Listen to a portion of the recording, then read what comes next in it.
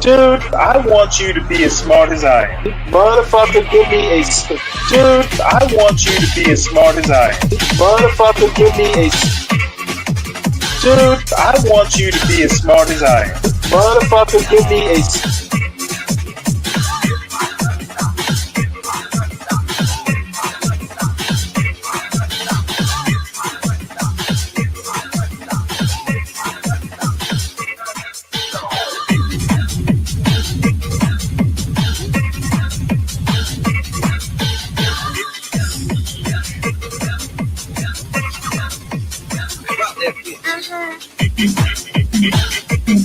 Dude, I want you to be as smart as I am. Motherfucker, give me a specific.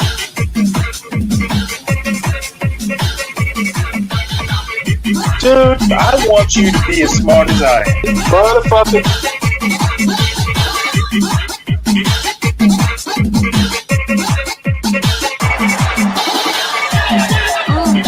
Come on out, you rapist!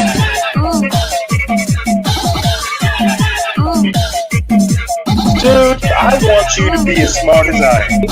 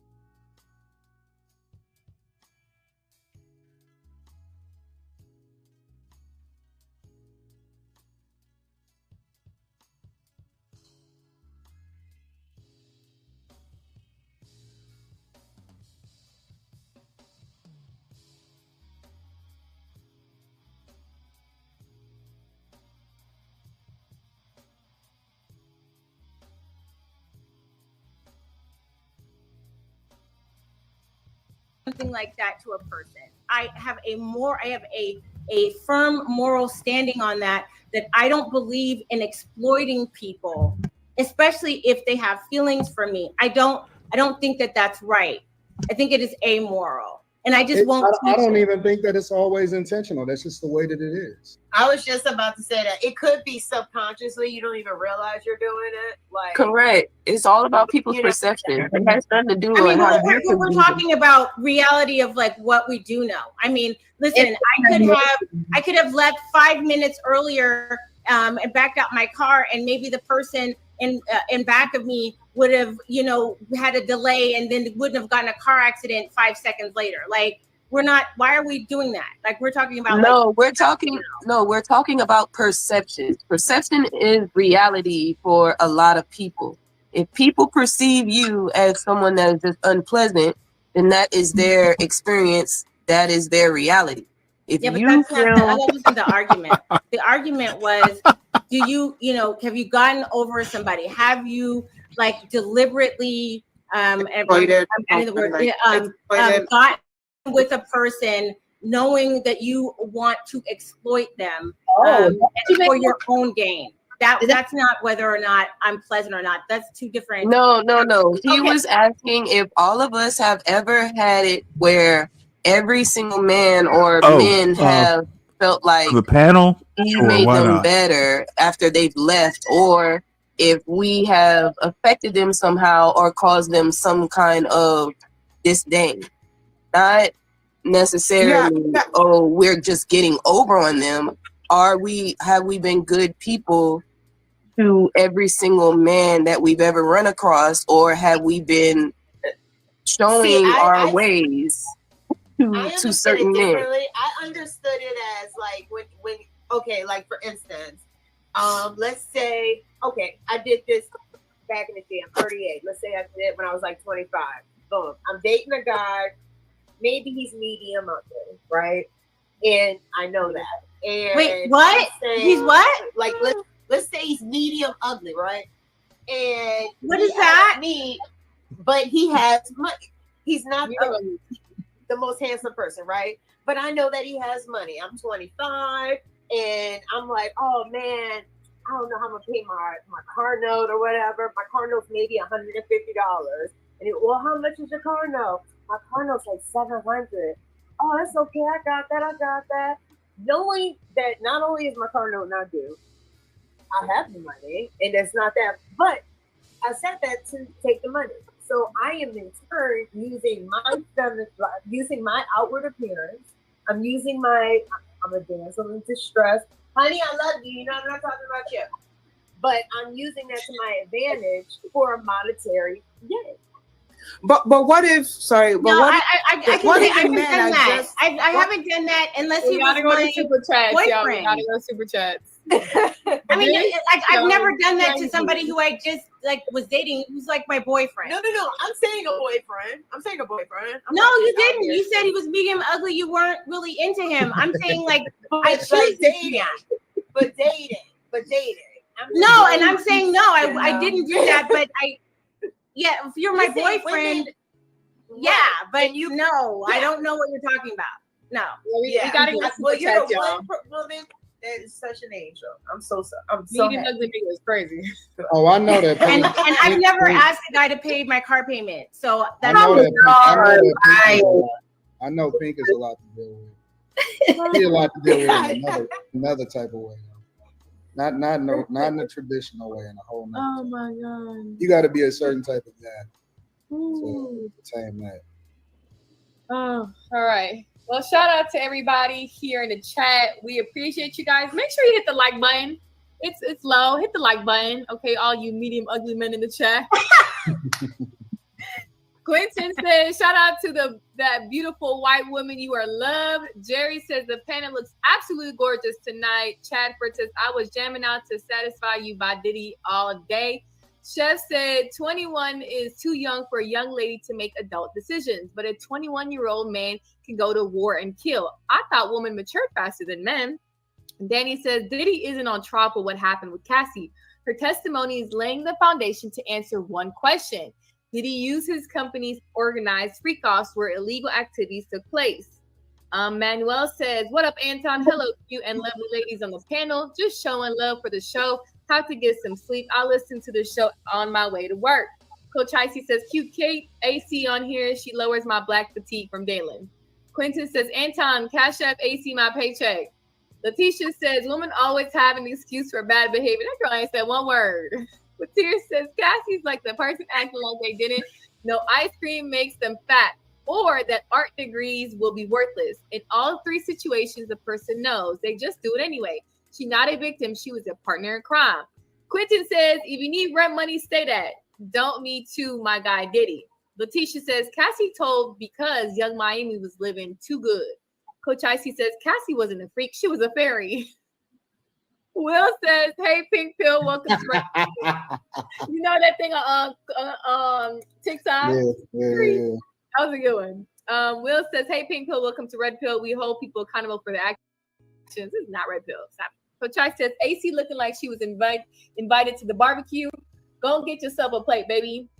Would Leslie Jones get the same sympathy Cassie getting? I don't know. Says, waiting for AC to start talking so that Jess can say she was talking with too much dip on her chest, while Daylin tell her no one care about her dog. Slow three. Johnny, y'all names be hard. Johnny Depp 2. Wait for the bed sheets to come out. Kalani says, y'all need to remember Cassie was exposed to ample amounts of drugs, and we all know that people who are extremely addicted will do some immoral things. Diddy was her connect for both drugs and money. Reese says, is that Chris Lynn? I was the white man's Karaz and the queen of divesting. Didn't know you was still on YouTube. I thought Tommy ran y'all off long time ago.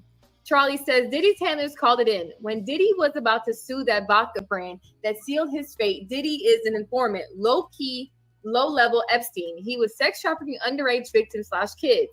Bieber was 14. C. Rob the Great says, most RICO cases involve other criminals testifying against their co-defendants. Chill. Son of the Sun says, Cassie created an entire fake flyer so she can go cheat on her then-boyfriend, Ryan Leslie, with Diddy. Marriage, Politics, and Sports says Cassie wanted to be famous, and she was willing to do anything to get it. I still don't see where the crime is just yet. Pete says, can someone please ask AC her thoughts?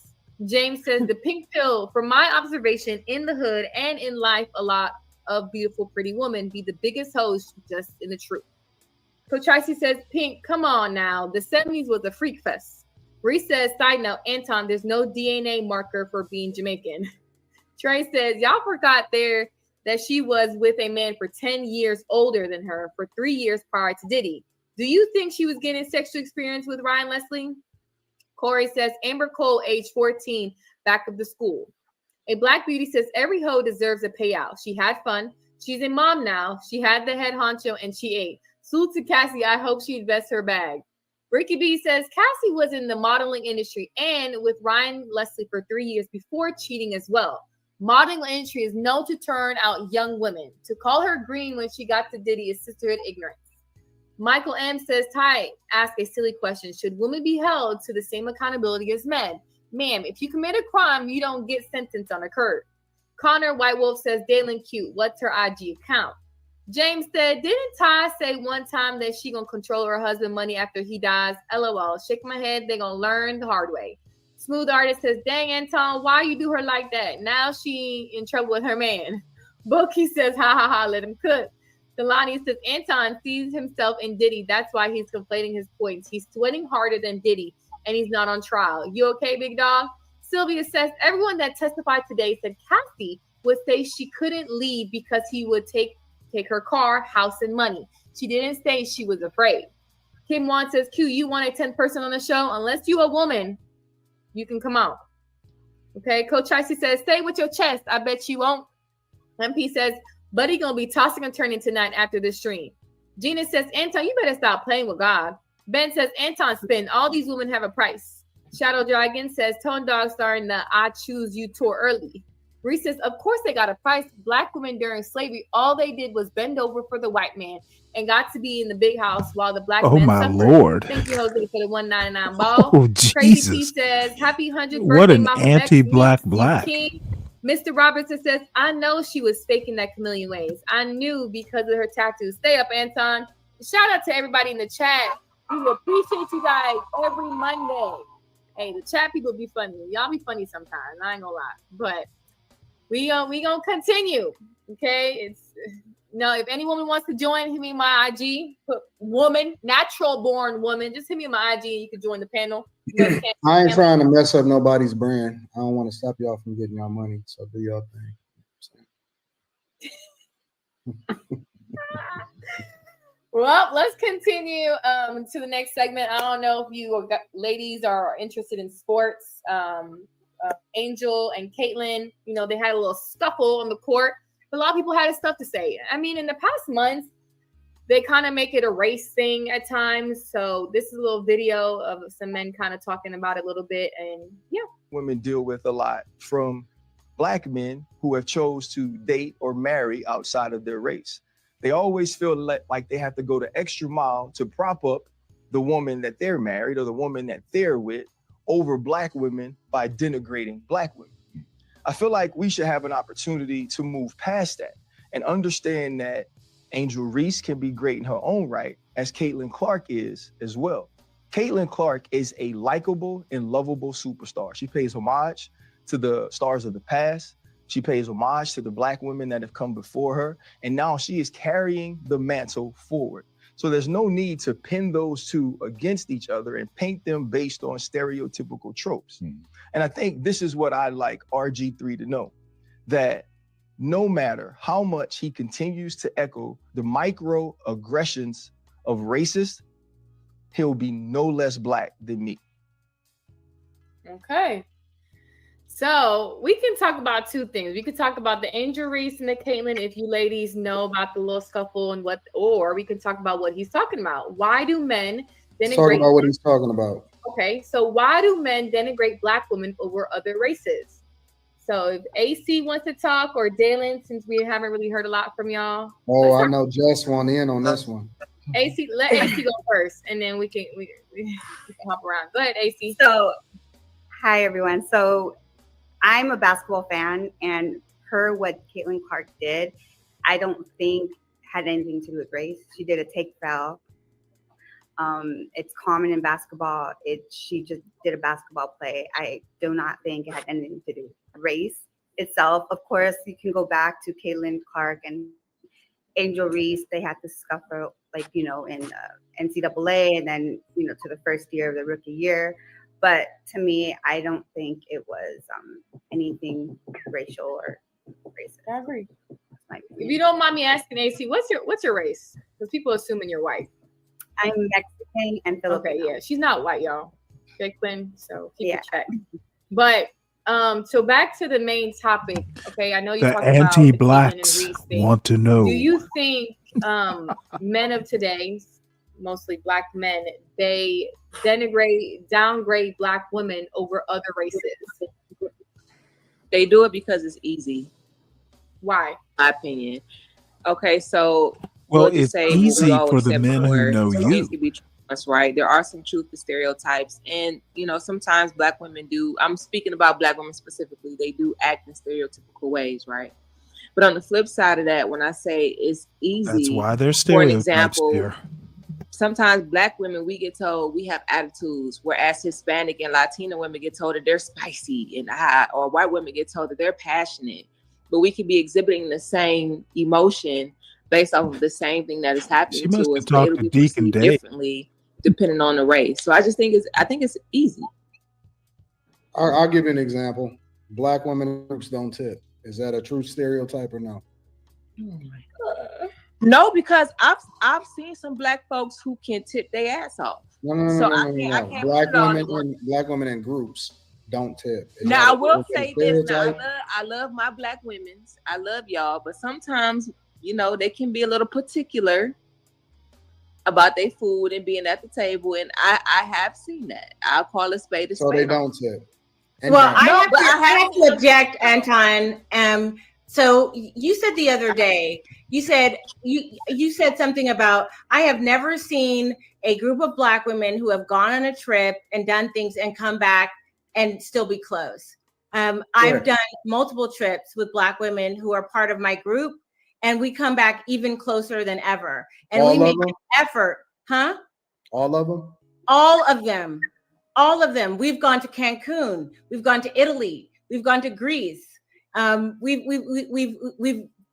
been out here doing things. We enjoy each other, but I think that there's a segment of black women that are largely ignored.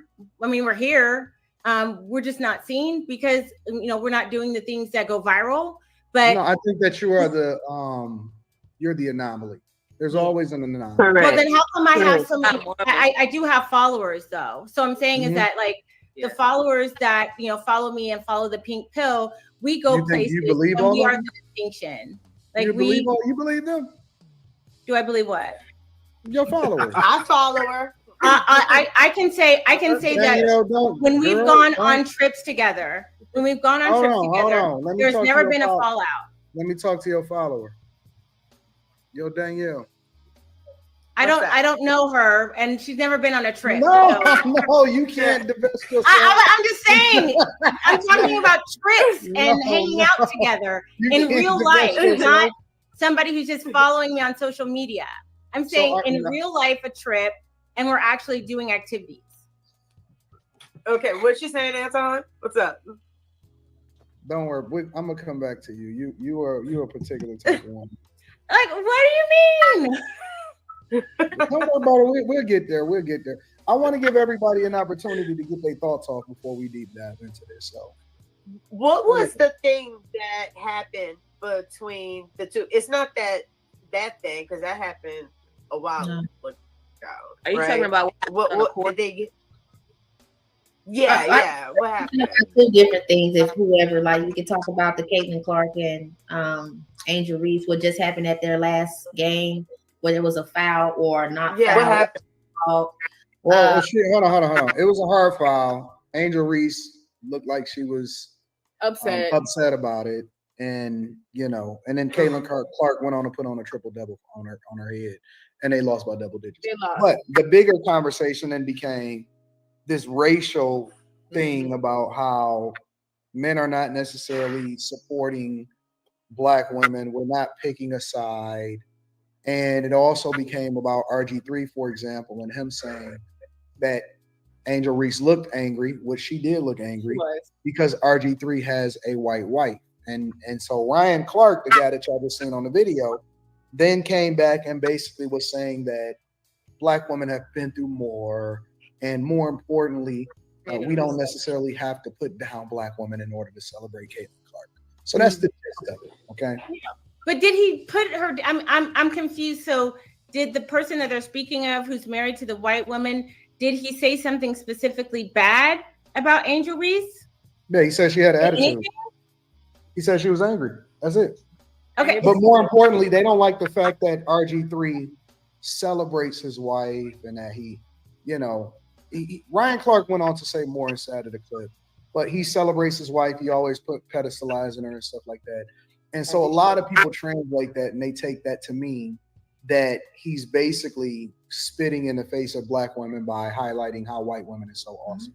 But did he say, wow, Angel Reese is so angry. I'm so grateful I have this white woman over here who never gets angry. Did he say that? No. But they've been making what is happening here? He just made an observation. But well, let me tell you what's happening.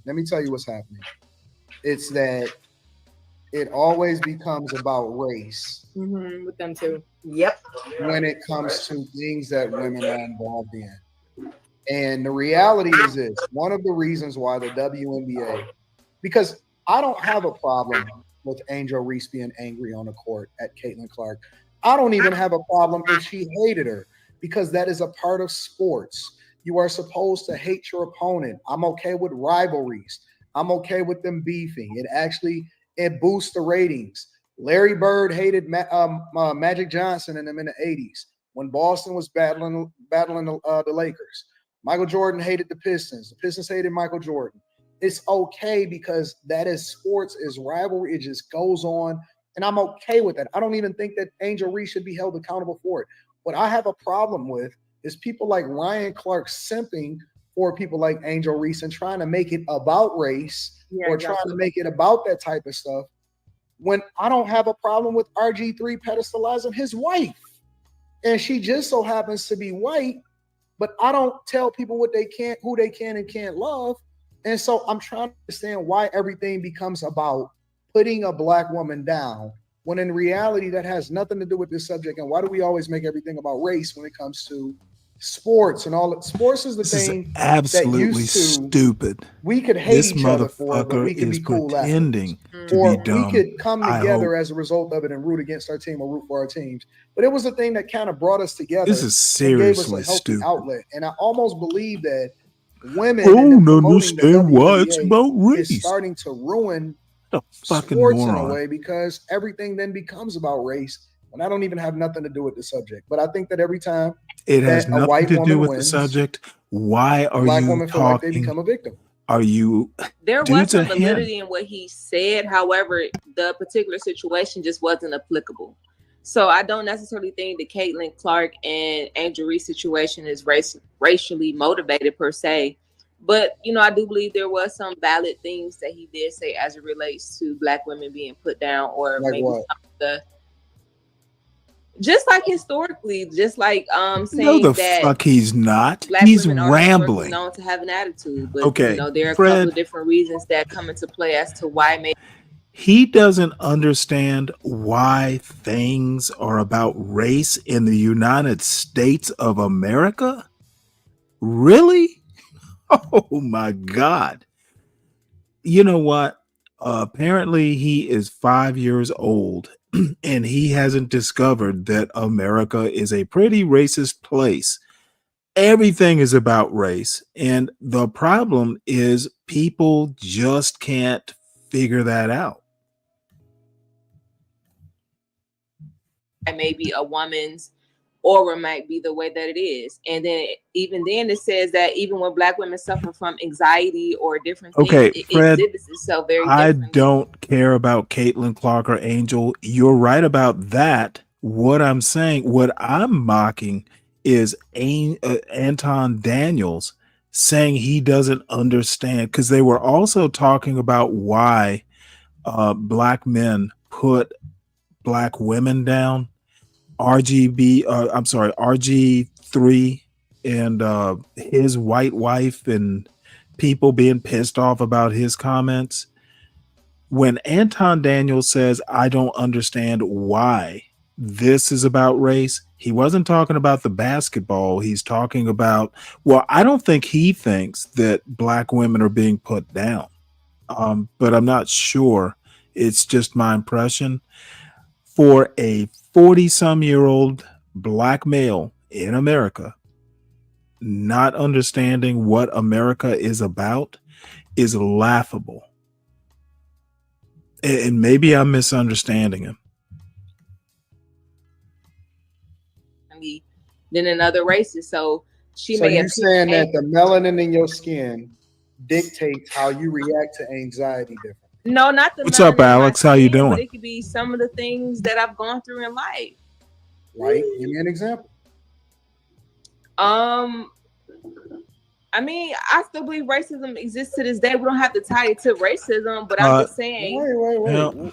Wait. Come on, you Fred, you're gonna have to forgive me because I've been sipping on some Bud Light. Did you know Bud Light is made with rice? Who knew? What I'm saying, and Kimmy, yeah, America's obsessed with race because it is a fundamentally racist country. America was founded on an economic system that literally used slave as its engine. The economic engine was slavery. The country was founded upon that economic engine.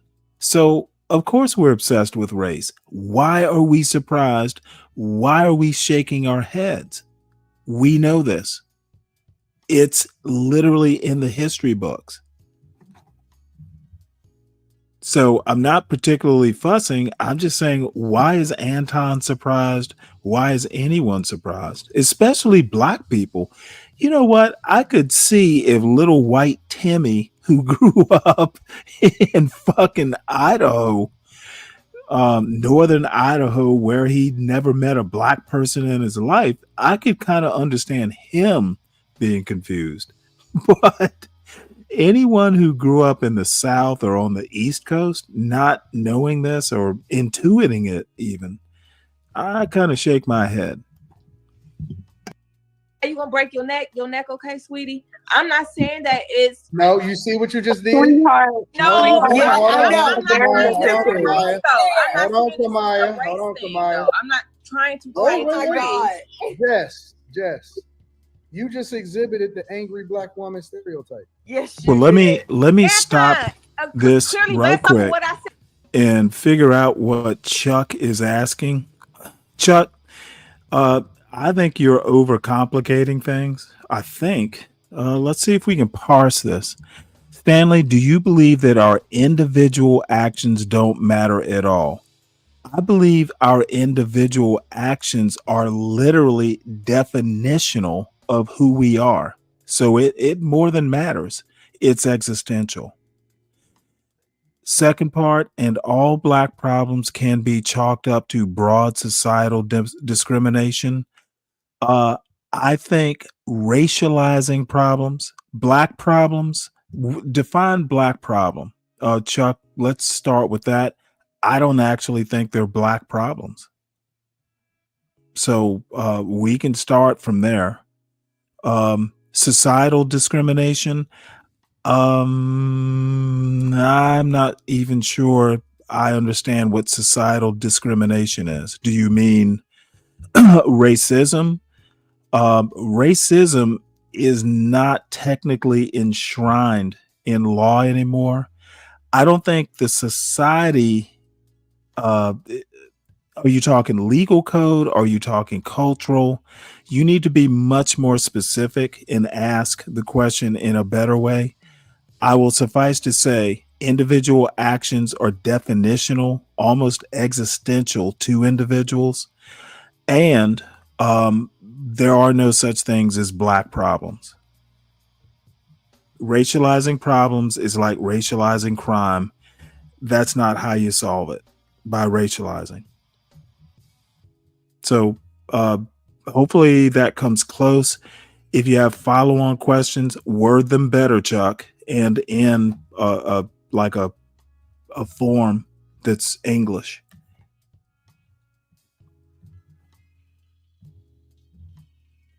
I said Kamaya was doing the snake in the background, so I wanted to make sure Shorty was good because Shorty was doing all of this. Yes, it was yes. me being Yes, honest, but I you wanted did to though. make sure that You person did. on live. You did what you did was the tiny clap back, like the pre. So the, her the, doing the, all you know of the this you is like okay, but I you're can't say trying love to is do your the neck okay. preventative.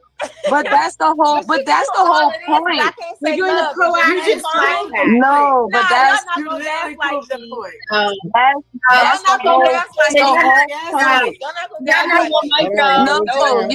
You're gaslighting yourself. That's the whole point. Love, you almost Nobody, snapped your whole neck. nobody because can you do disagree with me anything. and y'all gonna flip Nobody on me. can do anything without black women having something to say. And Why getting do you opinions always for have to have everything. some kind of remark?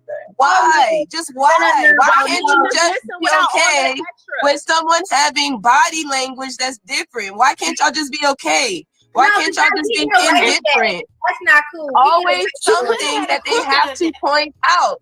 And it's always been like that. That is the problem. Very aggressive. That's the problem.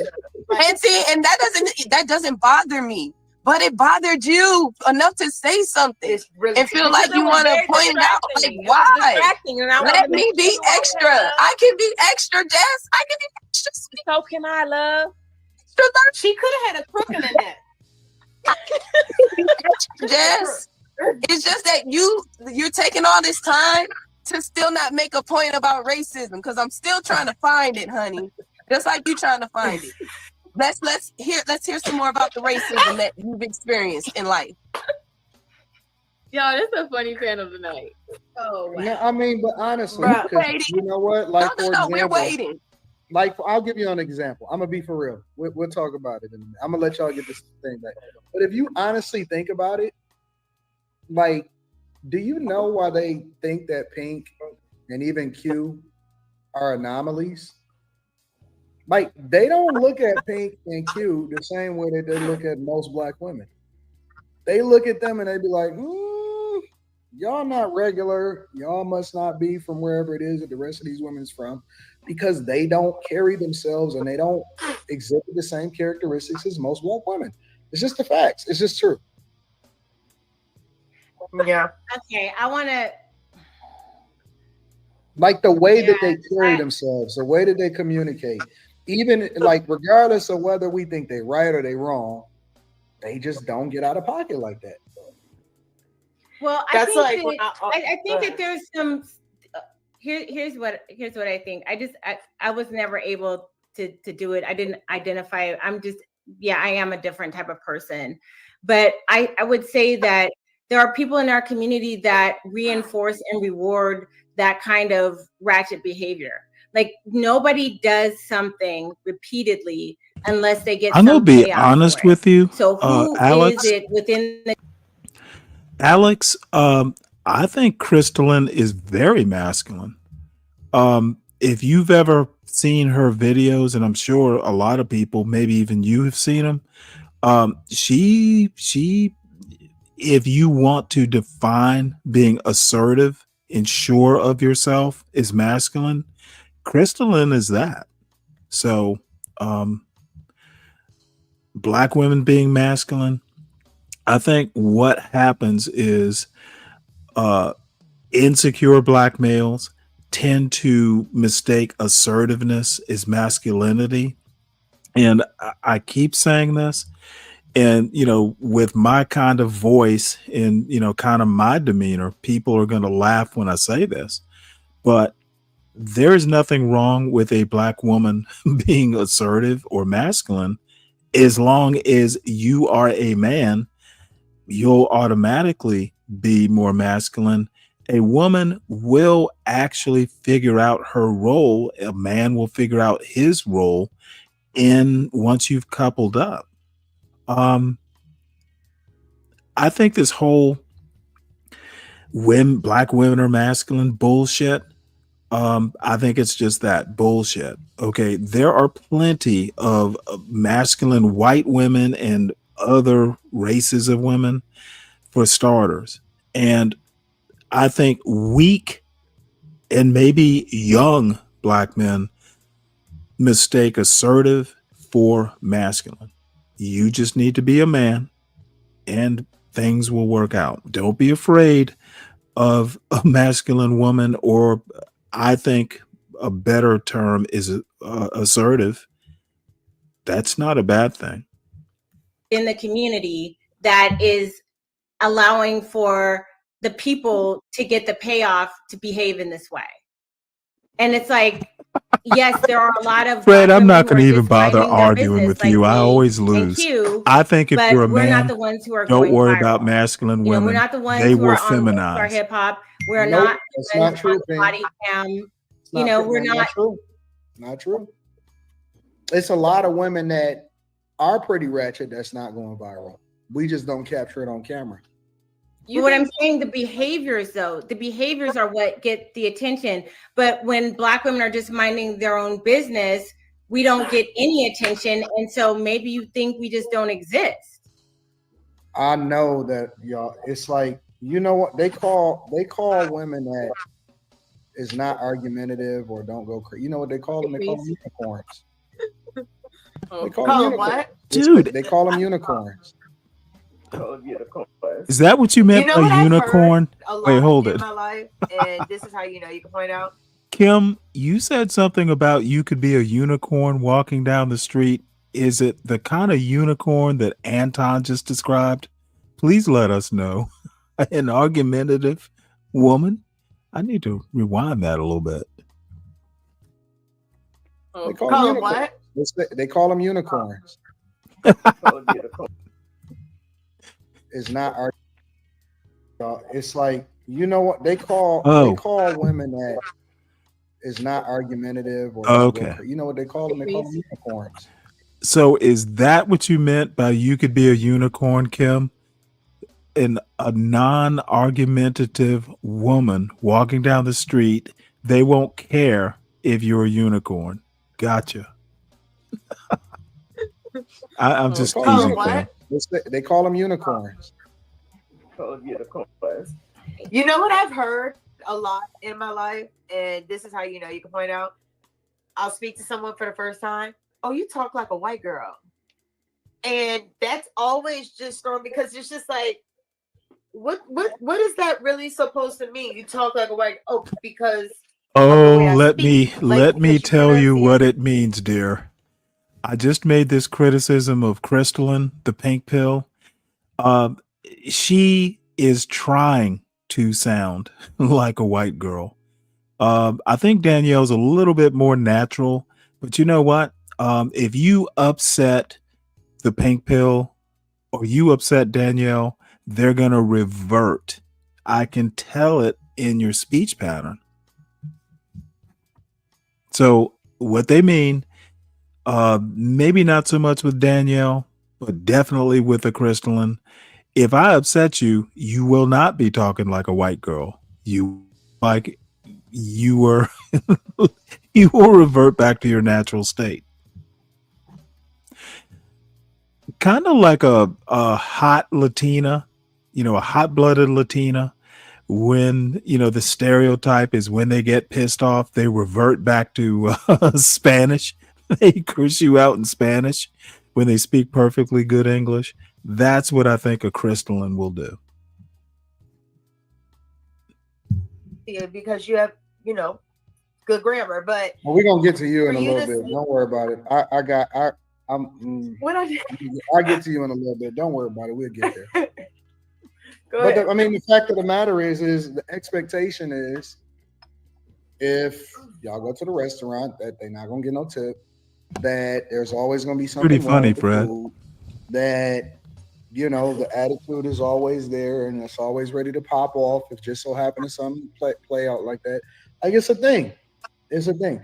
I think that y'all can be retrained. Like you can retrain yourself, or you have to want to be retrained though. Well, I would just. Oh, you just got to run into the right one. You just got to run into the right one. Honestly, the reason I don't tip is because it's not. I mean, I think it's just my reason, and I guess a lot of people that are like me, because I'm Nigerian. So, like, the reason I don't tip is because of my culture is different. Like, I grew up differently, so we don't do like. So it's kind of like rewarding people for what you're supposed to do. So why? You got a strong father in your life too. The way we think about it is you're supposed to bring the food if you're the server. Why would I tip you for doing what you're supposed to do? So that's how I think about it. I mean, if you do exceptional, You said you're Nigerian. Yeah. So if you got a strong father in your life. Yeah. But he wear open toe sandals too, don't he? Do he? Wait a minute. He got them open toe sandals, don't he? Yeah. Yeah. But is he? You live in America? Yeah. Okay, yeah, so he still got open toe sandals. They all wear them. Trust me. Hey, Caribbean men wear open Very, toes. very, very tough. Well, that's because he works in the rig. So when he comes home, he's put them open toe sandals on. Put them dogs on. Yeah. Well, I hope I'm not going to be offensive when I say this. It does make sense what you're saying. Why am I paying you for what you're supposed to do? But in this country, the reason why wait staff does get tipped, and also hotel staff, it's also good etiquette to tip them as well, is because they're grossly underpaid. And so it's a way to sort of compensate and reward them for going above and beyond with their service for you, because they are underpaid. But what do you term as? So it's like if you come to this country culturally, and it's actually, it's not even just like you can have whatever reason that you can have, but in our culture, in American culture, we tip, and it is considered good etiquette to tip, regardless of what you may rationalize. I'm not going to, because then deal with the consequences, and you're the reason why I can't go anywhere and get good service because you don't tip. But okay. That's fine. I work in the hospital and I don't get tips for doing my job. A good person. Yeah. So like, I mean, when I do my, I'm sorry, what'd you say? No, I was just, so you don't believe in tipping, right? I don't believe in tipping. I believe in being polite. I believe in saying thank you very much. I believe in being, nice, respectful. If you do a job, obviously I won't be rude to you or anything. I would obviously say thank you so much. I'll be very polite because I'm very polite. But I feel like why do you want me to pay you for what your employee is not paying you? Like, that's not my responsibility. Nigerians have a bride price, and you're supposed to give money to the bride. Yeah, they're giving money to people, not giving money. That's true. But if that's American culture, and this is when people travel, you got to learn their culture and kind of know how to move. That's like when Anton does those videos of those women going overseas and acting a fool, smoking, or getting locked up, is because you don't know their culture and you're not kind of assimilating to their culture or knowing what's disrespectful and not respectful. So if it's America's culture to, hey, you got to tip the waiters, that I think people that come to America, like, and you want to live in America with Americans, work with America, eat American food, I think maybe because I tip well. So it's like, well, let me say this too, Q. Let me say this. I do tip sometimes, but that's just. Are you in? Let me say this. I'm not. You know what I hate? You know what I hate when people say a lot of times, and she hasn't said this, so this isn't applicable to her. But just in general, I hate when people say, well, that's not what they do in other countries. That's bullshit. That is 100% bullshit. And I haven't been to a whole lot of countries outside of the United States of America, maybe 6 or 7, right? But like, for example, they'll say, well, that's not normal in Japanese culture. Bullshit. When I was over there, they very much appreciated, loved, and they didn't ask for it. That's like, a good callback, Lou. Really?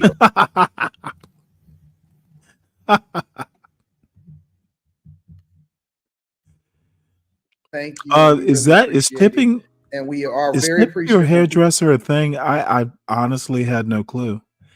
Okay, damn it. People come through and What they on actually earth do is this. going I here? was over in Going on here? Bucharest. It was the same thing, right? Oh, I see what it is. They do appreciate it. They love it, and they 100% will tell you that yes, it is, Damn something it. that they very much appreciate, and it helps them exponentially. But it doesn't necessarily mean that most people will do it there just because they cheat. That's the honest to God truth. So when people come over here and they say, "Oh no, this is not normal in other countries," that's bullshit. It's 100% bullshit. I don't go for that Okay. shit, and I know Well, I've never been people to is a lying to me hairdresser, but you do tip your barber, so that makes sense. And Well, not I even mean, just at the end of Are the you in day, America? not at the end even of the day, Is anybody you can in decide to America? do. Yeah, I'm sorry. Are you What'd you say? are you in America right now? Or are you Yeah. in Nigeria? They moved my dad here, so I mean, at the end of the day, I hear everything that everyone is saying. It's just not something that I think that I would ever understand, and Well, I don't. I motherfucker, mean, I don't you're think in that there's anything America good with that. now. Like I said, if I feel Let's like do as the I want to Americans tip, do. I will tip. If I don't feel That's like funny, I'm Fred. not going to tip, I'm not going to do I it. don't. Hold on. Let me just say this. Come on I now, have a Fred. question. Hold I want on. to Before know. you ask your question, I don't see nothing wrong with the fact that she's saying that she don't want to because it's not required, right? However, I don't have any problem when people see people like this coming and they say, I don't want to wait on them. I don't want to do this. I don't want to be a part of this or whatever. And I think that people shouldn't expect to be treated the same as other people that are more generous. That's all I'm saying. I agree. I I'm think that gonna when they ask. see y'all, I'm gonna just say this: when they see y'all coming, and this is the honest to God truth, when they see y'all coming, they be like, "Oh my God, here we go, Yeah. here we go. it's gonna be Here's another one." And so And I don't shouldn't don't have to feel suffer bad don't feel surface some type because of of way. it. Don't feel some type of way about being stereotyped, and I'm sure y'all don't care. I've But don't never feel been some type of way stereotyped about in my being life. I have so many black friends, black American friends, and they do tip. Oh, And I gotta sometimes they stop it don't. here. It's not like it's not every time. I love it. A Nigerian saying, "I have so many black friends." This is a special moment. Oh wow. It's like she's white. Sometimes they don't. Sometimes they do. Sometimes I tip more than them if I'm feeling extra generous. Sometimes they don't even tip at all. Like it's not like.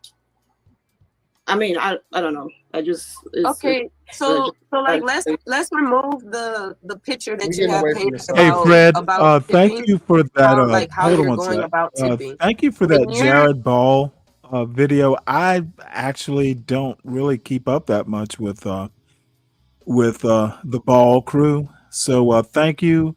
It really made my day seeing McWhorter trashed. Uh, it actually made my day. So have a good night, sir, and sleep well. That is Fred. My you know what? I might just have to call him my mentor in certain ways. When you're giving someone a gift, what is your intention on giving someone a gift? Like, why do you give people gifts? If they ask me for a gift, or if I'm just like giving them for. Really? That's interesting, Ben. I just give them Like, money. what would be a reason why you would Wow. give someone a present or a gift? Maybe to make them feel good or something. Okay, so let's do that right there. So that's pretty much what tipping would be for these people. It's not saying that, oh, we have to give them their wages, but it's to be generous and give to them because they were doing something nice for us, and it's just returning a nice favor to make someone feel good.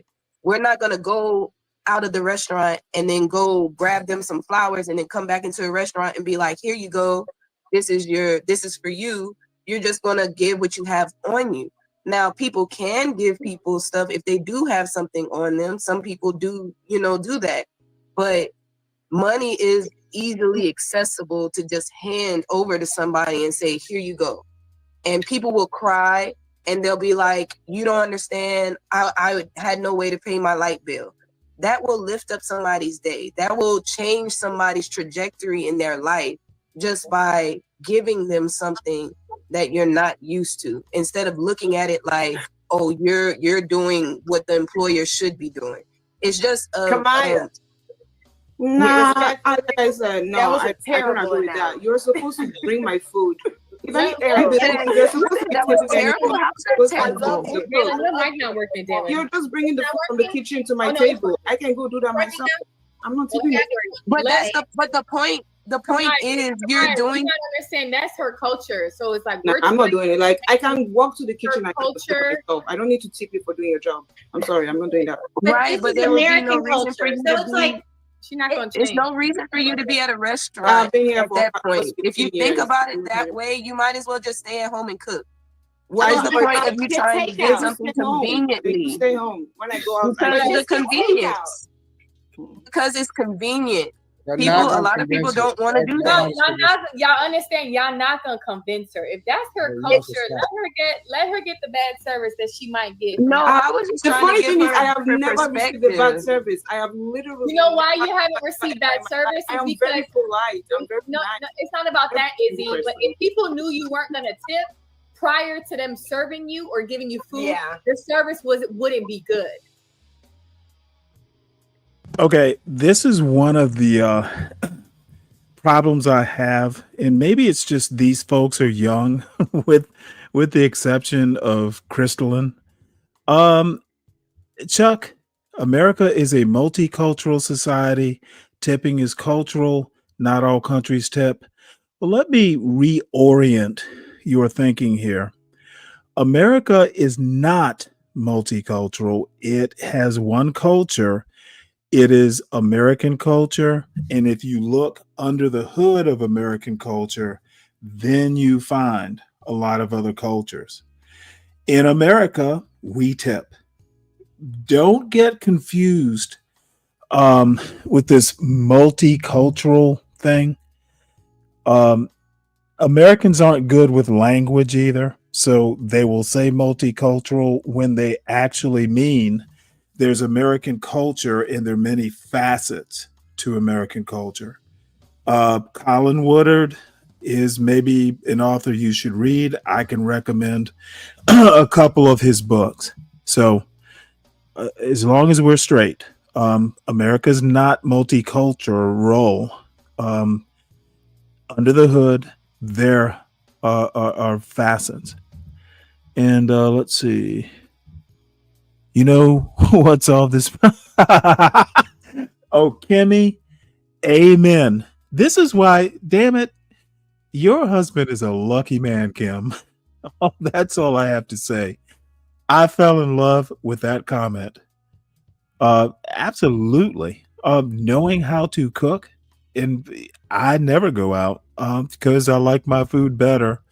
However, I will be going out when I go to Savannah week after next. I will explain that. And anyone who watched the show maybe a week ago where I talked about Black foodways, there is a restaurant that I kind of showed a video of that's like a fine dining restaurant owned by a Black lady from Brooklyn, I think. Anyway, I hope to be going there, and if I can score an interview with her, I certainly will. Anyway, let's see. I thought SKC was my mentor. Brian Nichols, I tend to have a lot of mentors. SKC is good with patience, and I will say he is mentoring me with patience because I simply have never had any. I've never had patience. I just never have. It's always been a character flaw. And then Fred is my mentor because Fred is the motherfucker who taught me, Stanley, you don't know anything. Well, you don't know everything. What you know is good, but you have many shortcomings. And he and another guy named Wolf a younger man um, from a hood in Richmond, Virginia. They pretty much taught me, Stanley, sometimes you're talking through your hat about shit you don't know. And boy, howdy. They were gentle mentors. They didn't beat me up too bad, but they did gloat. And I expect them to gloat. I would. All immigrants won't be fluent in American. That's called the assimilation process, Chuck. We don't expect perfection when you step ashore from the boat. You will learn. Maybe even third generation generally are like thoroughly Americanized. It's not a big deal if you don't tip. But you know what? Go to dinner with an American, they will guide you. So we're not expecting perfection, Chuck. And while I have this video stopped, I actually have a show that I will be going on in about 8 minutes. I'm going to try and stream it here because it's on YouTube. I'm going to try and stream it here. It'll last an hour. Then we can go back to this. It's going to be on Shiloh, whatever her last name is. And Charles, you guys, he's been on my panels before. He runs a show out of, I think it's Lagos, Nigeria. We talk American politics every Thursday around 6 p.m. Eastern.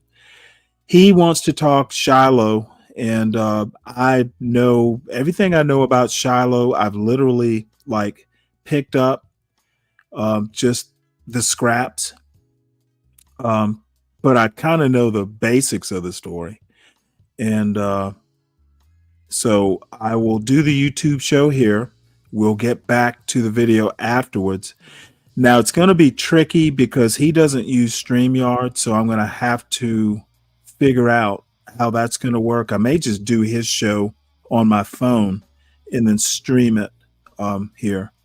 So I have 10 minutes to figure it out. We'll play this for another, well, shit. It's already 5:54. So let's see what we can do here. Now, I know it's going to be kind of annoying, but I'm having a good time on this show, but I had a commitment to Charles's show because it's a recurring weekly thing. So I think I can do both. Let's see if I am kind of greedy here. I bet I am. So the first thing I need to do is switch this back off of my earbuds. And while I'm doing this, I'll go ahead and play the video until I don't.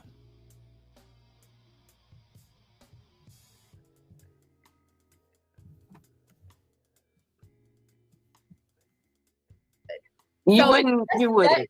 You know, like after we pay, I mean, I sit there and what? I don't get any like. Yeah, because they probably don't come back to the table because you guys already paid and they see that y'all guys don't tip.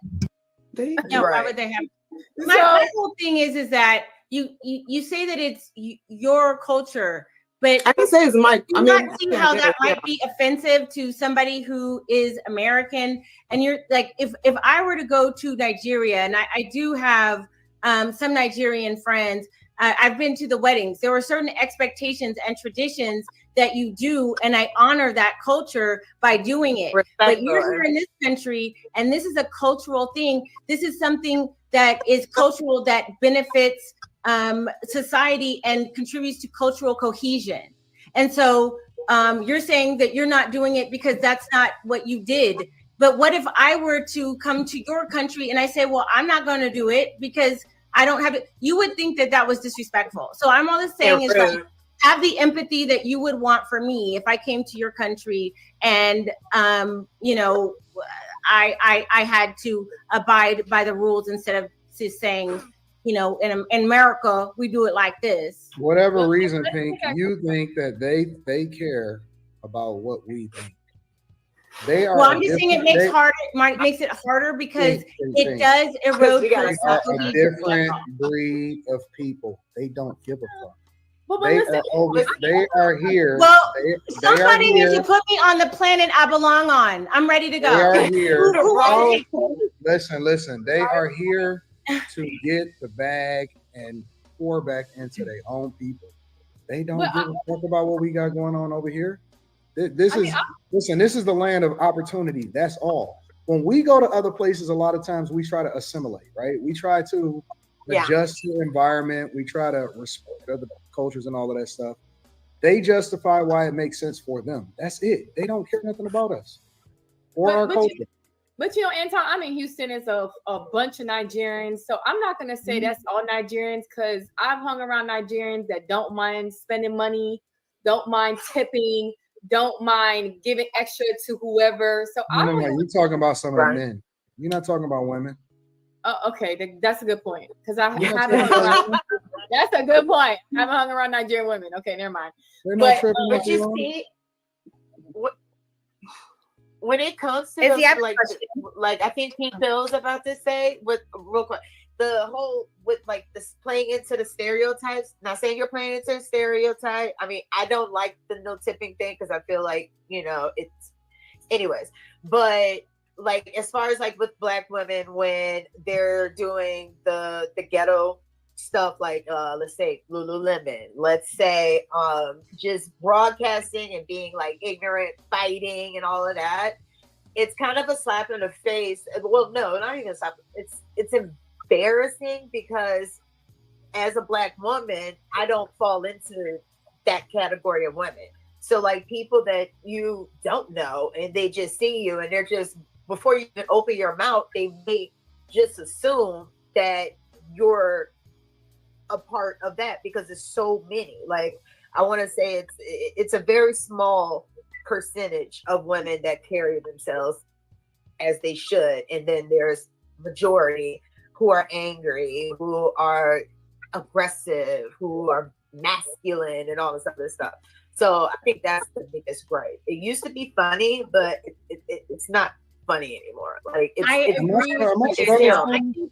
I think it started out being kind of like a mild ribbing. It's like, women, you can't live with them, you can't live without them. And then it started to be this thing where again, it's the rewards of doing something edgy, and then the algorithm also pushing you up and amplifying that. And so what it's going to do is it's going to encourage more of that behavior. And so what we're seeing is this proliferation of bad behavior. But at the same time, what I do see, and I actually, Anton did a thing about this. I did something on Black fatigue because I'm tired of seeing it. I am tired of seeing women who look like me, who are going into places and representing me. Because listen, whether we like it or not, we are 6.5% of the population. That is tiny. That's tiny, right?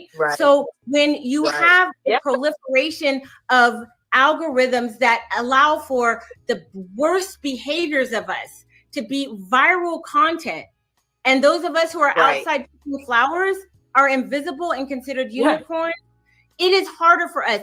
I don't even understand this in the way that we're so unapologetic about like how it makes it worse for all of us. I don't know. I mean, we're all kind of where we are.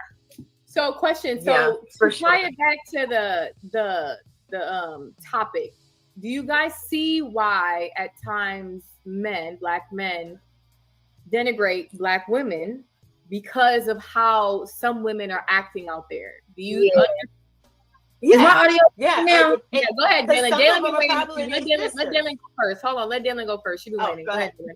Say it again, Q. So with what were you just talking about, right? We see how women are acting. We see how they move in the Lululemons, the ghetto-ness at the brunch and stuff. Do you see why men nowadays are being more vocal about how these Black women are and how they prefer other things? Do you get that now?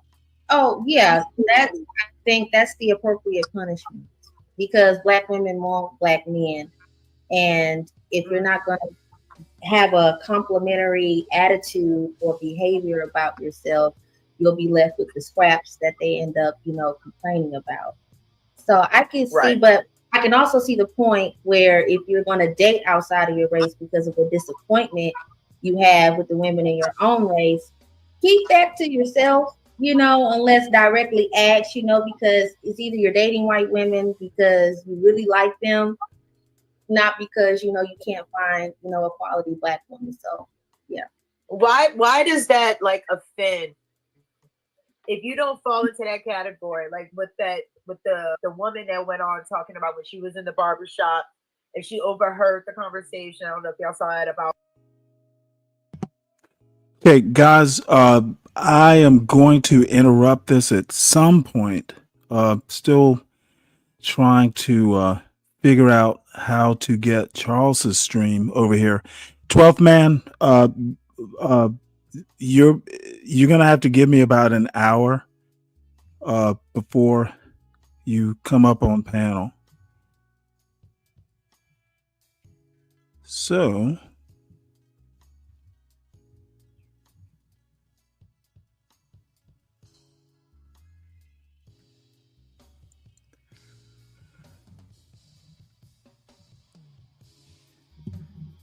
give me one sec. I'm about to be on this show one way or another. Not sure how just yet. He's switched from StreamYard to something called what is this called? What is this called?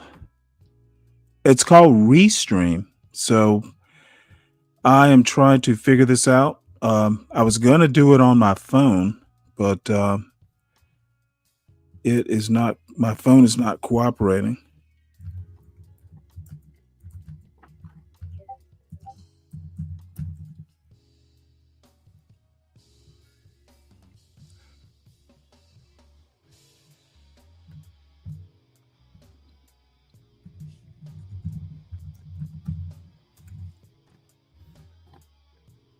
Oops.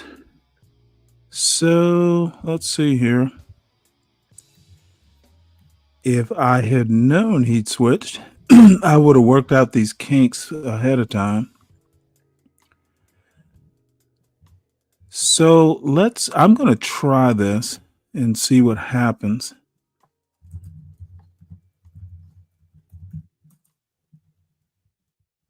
Oops.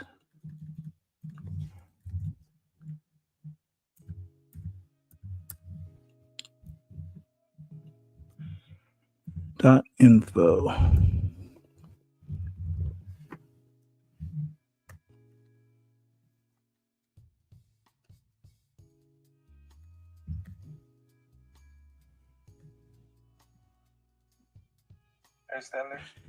Hey Charles, give me one sec. I'm trying to be all fancy here and simulcast.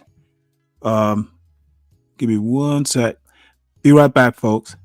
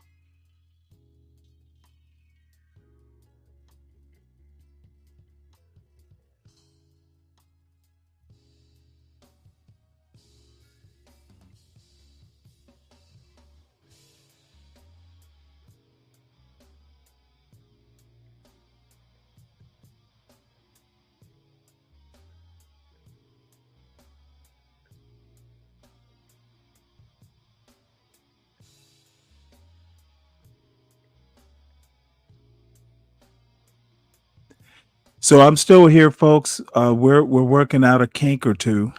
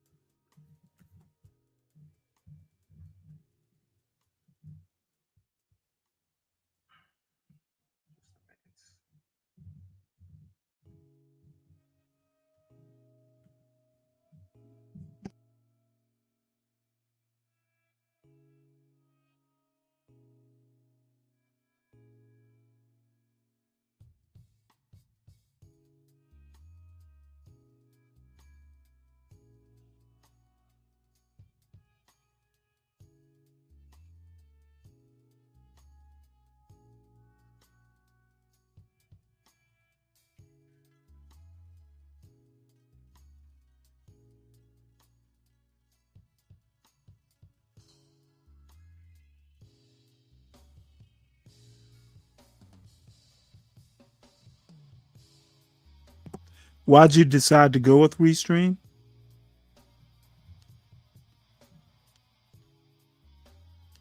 Why'd you decide to go with Restream?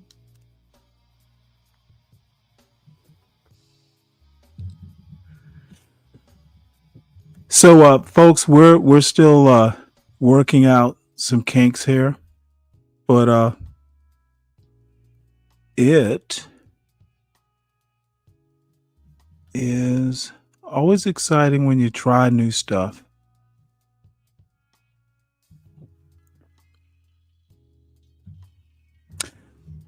Charles will be right back. So, you know what? Actually, if anyone actually wants to go up and hit the link, might as well. Could be worse.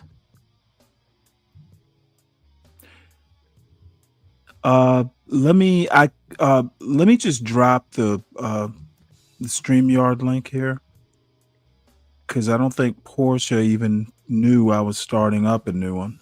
So a new stream. So here is the link.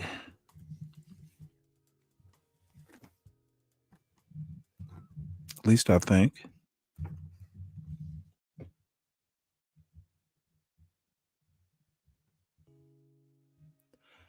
So there it is.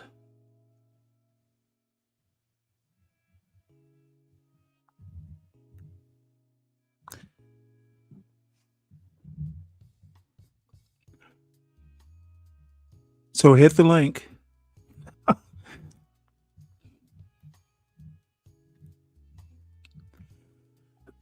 Hey, 12 man. Hey, Stanley. Pretty good show today.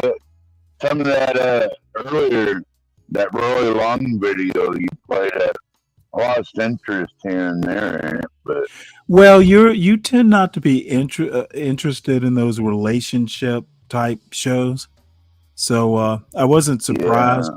But I'm kind of looking Well, at it because no, I'm just discovering I liked it Anton all right. It Daniels.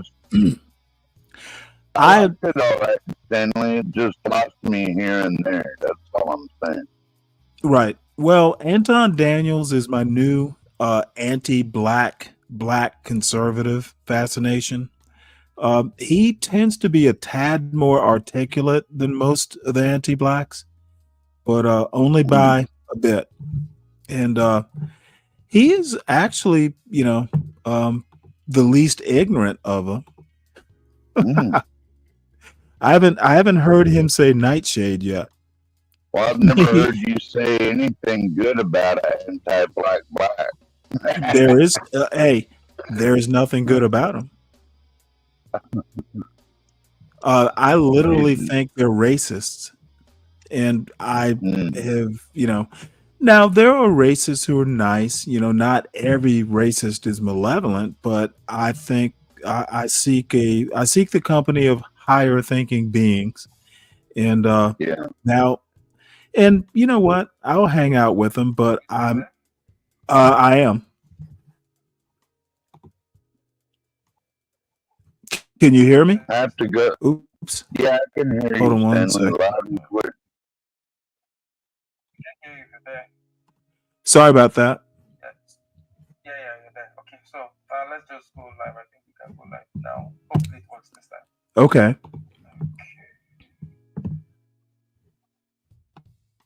And this channel you're talking to now, he's an African. Yeah. What did you Hey, say? hold 12th man, hold on. Okay.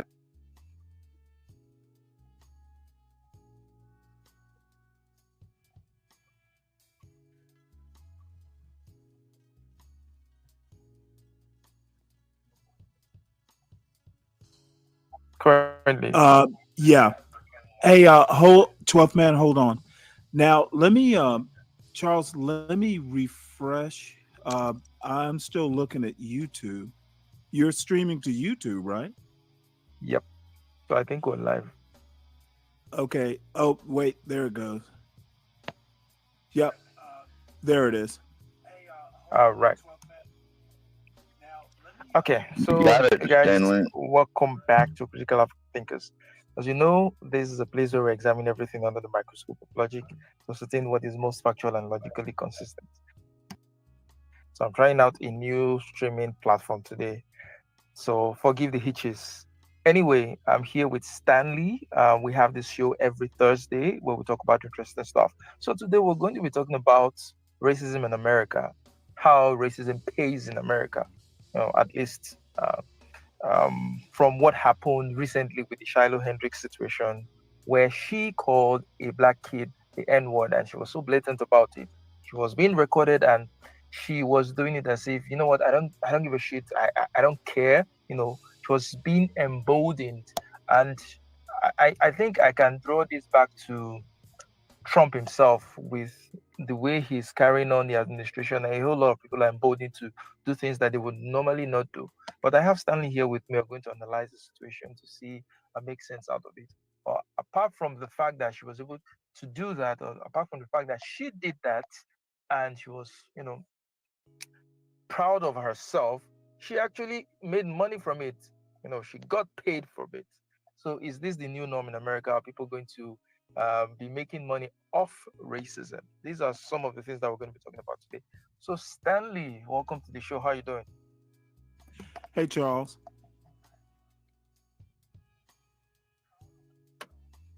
Yeah, how are you doing, Stanley? I'm doing pretty good. How are you? I'm good. I'm good. So let's talk about the situation. When that video first came out on Twitter, there were a lot of comments, a whole lot of comments by certain white people who were like, "Yeah, you go, go." We're tired of not being able to say the N word and so on and so forth. But do you know what has always struck me? What has always struck me? Can you remember that video of I don't know whether it was a skit or it actually happened. There was like a news anchor session. There was this black guy, and there was two white anchors, and one of the white anchors was saying that, oh, black rappers use the N word. They use it all the time. Why is it that we can't say it? And then the black anchor said, well, you can say it. Say it right now. Like, say it with me. I give you the permission.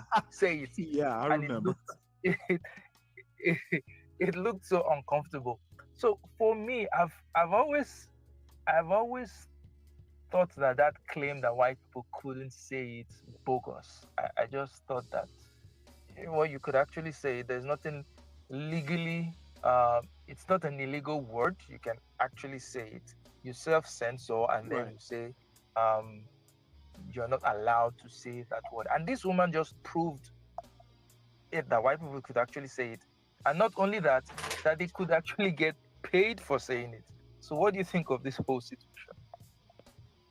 Well, I think that number one, calling a 5-year-old. Now, I've heard conflicting reports. I've heard he was 15 and 5 feet tall. I've heard 5-year-old. Uh, I've, you know, I don't think black people should say it, let alone white people. And I think that black people, it's an odd thing, and this is going to be totally weird. I think that there was a poison pill put into the 1964 civil rights bills and the consequent bills. I think I think black people being free to what was it, take back the N word. I think it has boomeranged. Um, there is a theory, and I happen to believe the theory, that white supremacy morphs. It will take on a shape to fit the modern times. And I think some of these, the hip hoppers and all those people, literally stepped into a trap of their own making in colonizing the word in a country with a First Amendment. Um, I think that Richard Pryor was prescient. In theory, he said he would never use the word again once he realized the ramifications. I think he had foresight. So Shiloh was inevitable. Like white people have been using the word for centuries. White people invented the word, at least, on American soil. So Shiloh was inevitable, and her getting rich off of the N word. There are people in my particular uh, uh, space who probably contributed. A lot of black people contributed to Shiloh. So a lot of I call us legacy black Americans supported her right to use the N word, um, reportedly on a 5-year-old who was stealing a juice box. So that's the level of white people using the N word and getting rich off of it. They are all Shiloh. Stanley, I think her white privilege was out of control myself. Why is that so? What's the reasoning behind supporting Well, her I using think that word? some of us are still stuck in, hey, we're going to take the word back. We're going to defang the word so it's just like it means nothing. Yeah, but it doesn't mean nothing. It's a slur. It's an insult. You can't just say an insult doesn't Well, mean. you know what? If you spell it right, it's not. Or say it right. If you spell it with the if A you and not the if ER, you then it don't becomes use something else. if you don't use the hard R, it's kind of like calling you cousin. Mm. But was that what she was doing in that situation? She was Yeah, doing it with an she animosity. It wasn't a term of she went endearment. she went friend of mine. That's what she meant. No, you know what? That it has come to a Shiloh. I there's nothing new under the sun. When a black person Do you calls me remember the movie years NIGGA, ago? It had I'd wear Warren it like a Beatty badge of and honor. what's her Thanks, name? brother. It was called Bullworth. And damn it, 12th man. beautiful black Can you woman, hold and your I comments cannot till remember the Mm-hmm. her end? name. But Sure. Sorry about that, there's a Stanley. movie called Bullworth, and in the end, 12th. Hold on one sec. 12th man. Can you hold your comments till the Yeah. end? So, there's a movie called Bullworth. White politician, older politician, Halle Berry. One of her first big movies, where she calls him Can you send him my the link N so word. he can join directly? Sure. Where do I find the link? Let him join. I sent it to you. Can you forward the one I sent to you? Oh, just the. Okay, sure, I can do that. Well, 12th man, you have been invited to join. I'm going to drop the link in the chat, and anyone else who wants to join, if Charles doesn't mind. So 12th man, hit the link if you want. You'll hit the other stream, and then you'll be free Okay. to comment. Well, Yeah, 12th I'm man, not sure you how have my been phone will invited do to on join. Restream, but I'm I'll going to give it a drop the shot. link in the Okay. chat, and anyone So, else who wants Charles, to it is join, done. If Charles doesn't mind. So 12th man, hit the link if you want. You'll hit the other stream. So, And then, Charles, basically, my okay. So, Charles, it is done.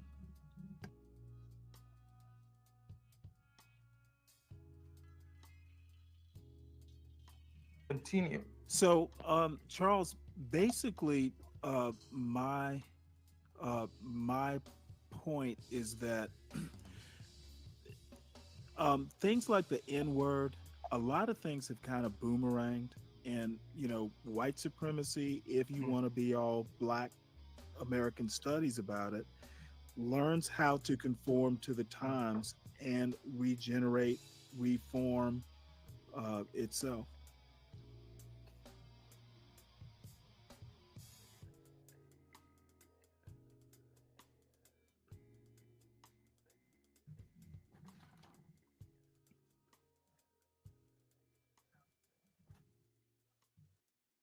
You still there, Charles? I'm here. Can you hear me? Yes. I'm sorry. I dropped the link in the other stream. Oh, there's 12th man. Yeah. He's Thanks for having me on, guys. He's one of our buddies. Welcome. It's good to have you. Good to see you here. So, 12th man, tell us, what do you think about the whole situation? What do you think about her using the word, the reaction to it? About what? Oh, the N word. Yeah. I don't like it in general, but like if another brother is gonna call me like the NIGGA, like not the hard R, then I kind of wear it as a badge and honor as a white boy, you know, to be called that by another brother. Oh, so you're white? Yes, sir. Okay. Stanley should have warned you before you let me up, maybe. Well, wait, hold it. Why would I warn him? I'm a colorblind kind of guy. Yeah, I am too. Yeah, so it doesn't matter whether you're white or black or we're all Well, human yeah, beings. Charles, it's kind of perfect because you kind of have a little bit of a cross section. He's American. Yep. Stanley is more American than me, that's by the way. Well, when did your ancestors get to America? I'm sorry. I said, when did your ancestors get to America? I think about 1756 or something like that. They came over to Rhode Island. That's a long time. Yeah. That's a long time. You both are just as American. So I wanted to just pick your thoughts, Stanley and Hoffman. Do you think that black people should still be outraged by the use of that word by white people? Do you think they should be, outraged? I'm sorry, was that question to me, Charles? Yeah, to both of you. You first and then Hoffman. Okay, can you repeat it? I'm sorry.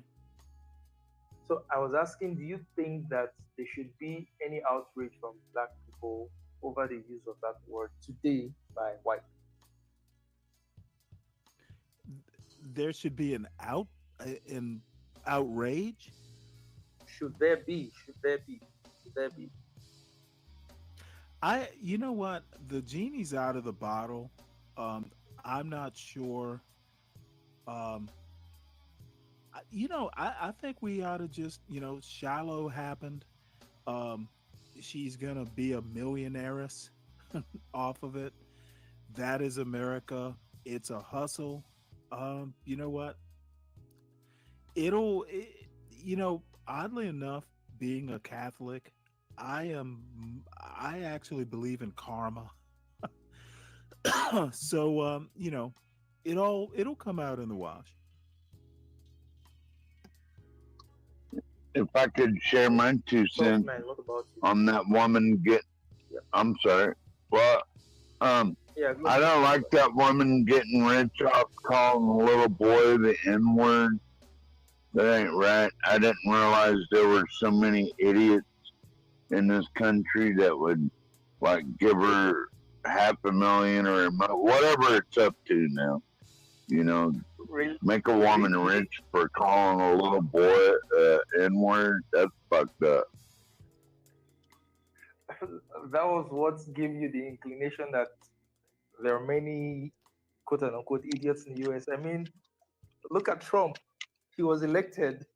That's an even bigger red flag than this woman. Yeah, but Trump doesn't run around calling people the N-word. He's the exact opposite. He does a whole lot. He does worse stuff. There's a guy in the John Galt chat who basically points out that NWA the rap group got rich off of the N word. And I think that Chuck doesn't get it. Shiloh is not a black rapper. Yeah, but I think the reason why this even got to the point where people start raising is because of the limited amount of outrage. I don't know, this is just me, but if I were that guy, and if I were that guy with who pulled out his camera, videoing and all, I wouldn't have reacted in that manner. I was like, okay, good, fair. I'd probably call you a racial slur myself, because my mouth is not closed. Give it back to you straight up. I wouldn't make it out to be an issue. Well, I think where that camera guy, I don't. Oddly enough, I haven't followed the story, but I maybe 12th Man, was the guy taking the camera pictures or footage of her. Was he a relative of the little boy? I don't know. I haven't dug that deep into it, Stanley. I just know that I'm appalled that so many idiots in America would give a white woman that much money for calling a little boy the N-word. That's just fucked up, man. I think the most surprising thing is, I don't know if you listen to Ock Nation or any of those anti-black shows. A lot of the people tracking it were black males specifically.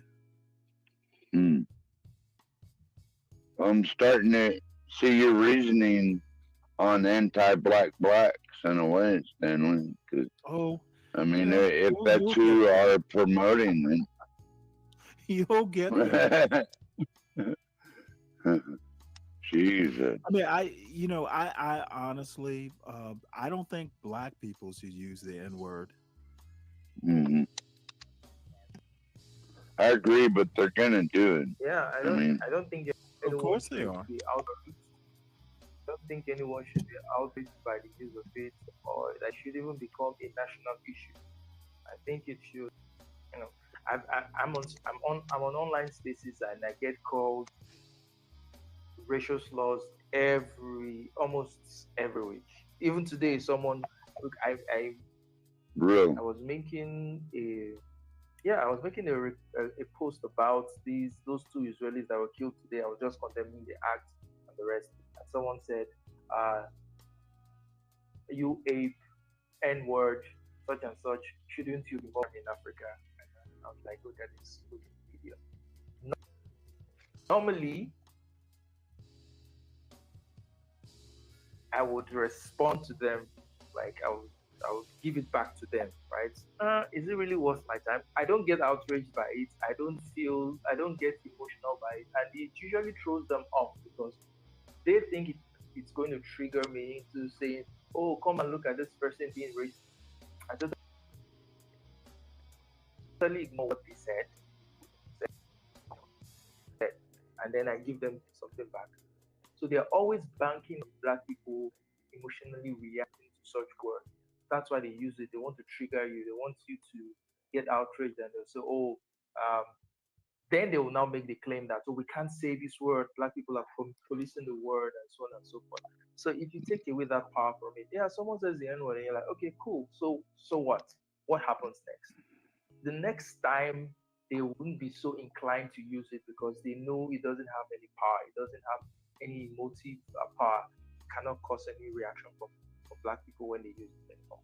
And I think that's a way to totally neutralize or neuter the word. Unfortunately, I think it's turned into a street slang, if you will. Like, as a white person, like, you can call me Mayo, you can call me Cracker or whatever, and it doesn't bother me. But it's different when you talk to black people and you're going to call them the N word because they have a lot of pain and history of white people calling people that word. I mean, Yeah, but so like, what does it materially do to you today if someone calls you that as a black person? What does it materially do to you? What damage does it do? What hurt does it cause? I may be speaking, I may be harsh, but what actual damage does it cause? I think it's more of a sensitive spot for black people, like I said, because of the history of slavery and all that. Like, nobody should be using the N word. If you look at it and look, no one should use that word. Like, because you're like bringing up, oh, we're gonna call each other what the white people called us for hundreds of years. It doesn't make sense. Well, really, to me. I actually have. I think once again, I'm going to blame parenting and the American education system. Bottom line is, black people should be the last of people in America being racist or using, the slang words. I think black people don't understand American history any more than white people do. So we're kind of all in the boat of ignorance here. Did we lose our host, Stanley? Yeah, he'll be back. Hopefully He's he'll be over. back. He's in Nigeria. So. All right, he's in Nigeria. Amazing. Yeah, he's Nigerian. I thought he was African over here. Yeah, he has a very unique take on American politics, and I've known him for years now. So he is very sharp about American politics, and sometimes out looking in is a good thing.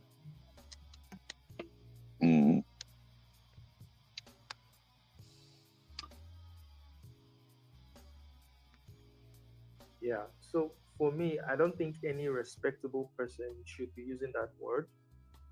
But when irresponsible people do use it, then it should be dismissed as irresponsible. Shouldn't be given any sort of recognition. Shouldn't be given any. There shouldn't be any reaction to it. You should just be like, okay, you're a dumb person, obviously, very stupid person for saying that. So go about your day, and that should be it. It shouldn't make the national news.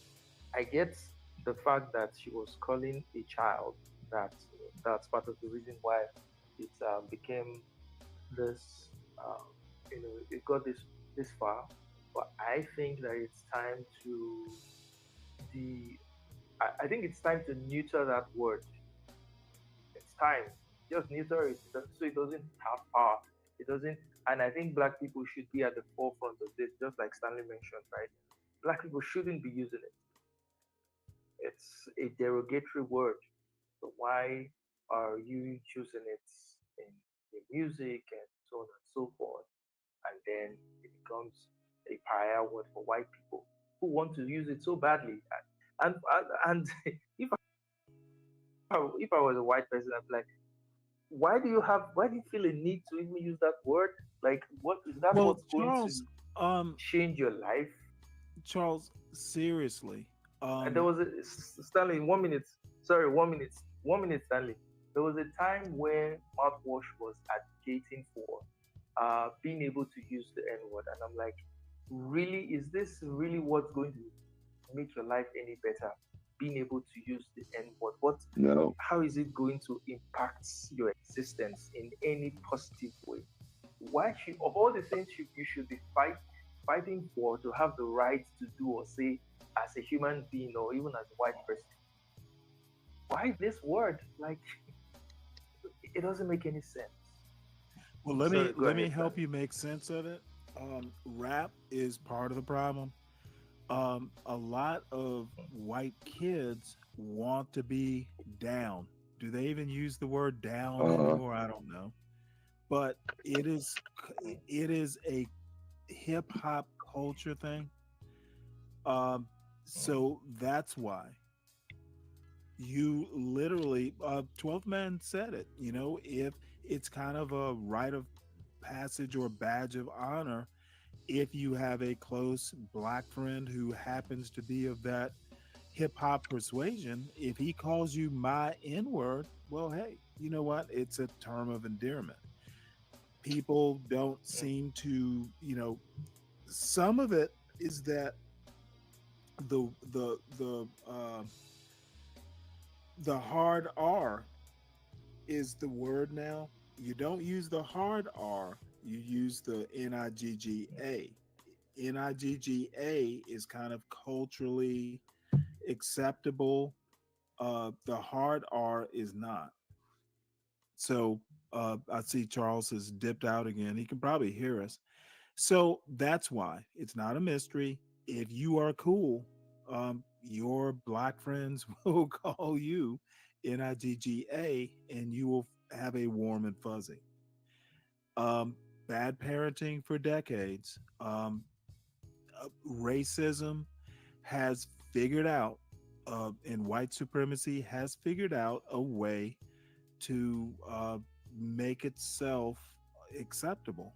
It has been doing this, and it almost sounds like white supremacy is a thing, but it's like market economics. The market is a concept, white supremacy is a concept, but it will make itself relevant in American culture as not a pejorative if you spell it right, but a term of endearment.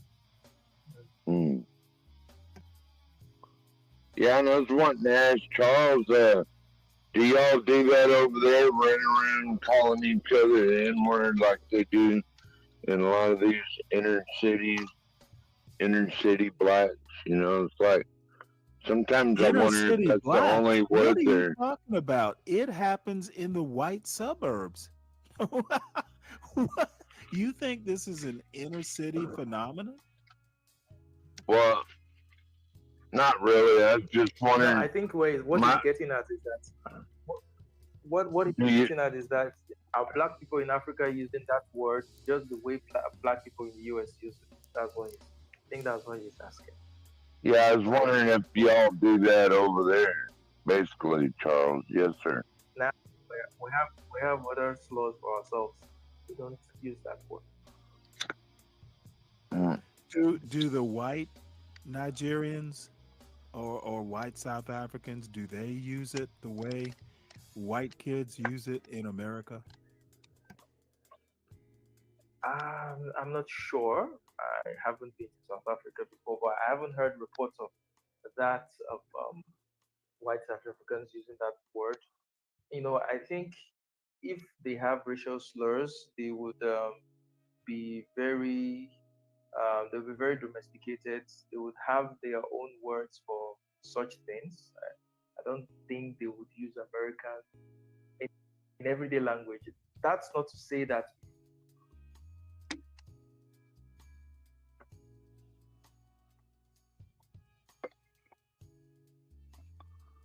Well, that's interesting that people can actual Africans don't call each other that word, but American blacks do. Actual Africans don't think they're black. They are Africans, or to be more, they are Nigerian or whatever the country is.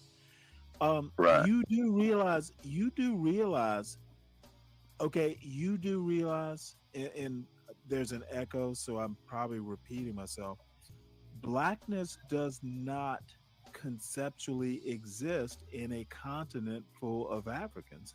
They don't think of themselves as right black in America. It's when I say it's social construct, I literally mean it is a social construct. Yeah, true. And many black people, many Africans will tell you that many Africans, when they immigrate to the US, they'll tell you that that's when they discovered that they were black. Because back in Africa, everyone is black, so it's not right. essential. It's not prime. It's your ethnicity that is primary, right? Which part of the country you come from, what language you speak, what food you eat, what dress you wear. Those are the things that are primary. And sure, there are stereotypes for every ethnic group, and those stereotypes can be thrown at your face, and people don't get offended by it. Though it's like normal banter. You can be talking with someone, and they just say something off color about your ethnic group, and everybody laughs about it, which in a way is a normalization of dysfunction, but it's just the way the society is set up. People don't really get offended. So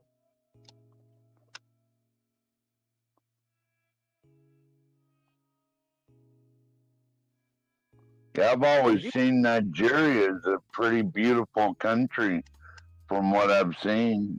I mean, they have a lot of traditional ways and everything. That's actually one of the African cities I wouldn't mind visiting one day. Or countries, I'm sorry. I call it a city. My bad.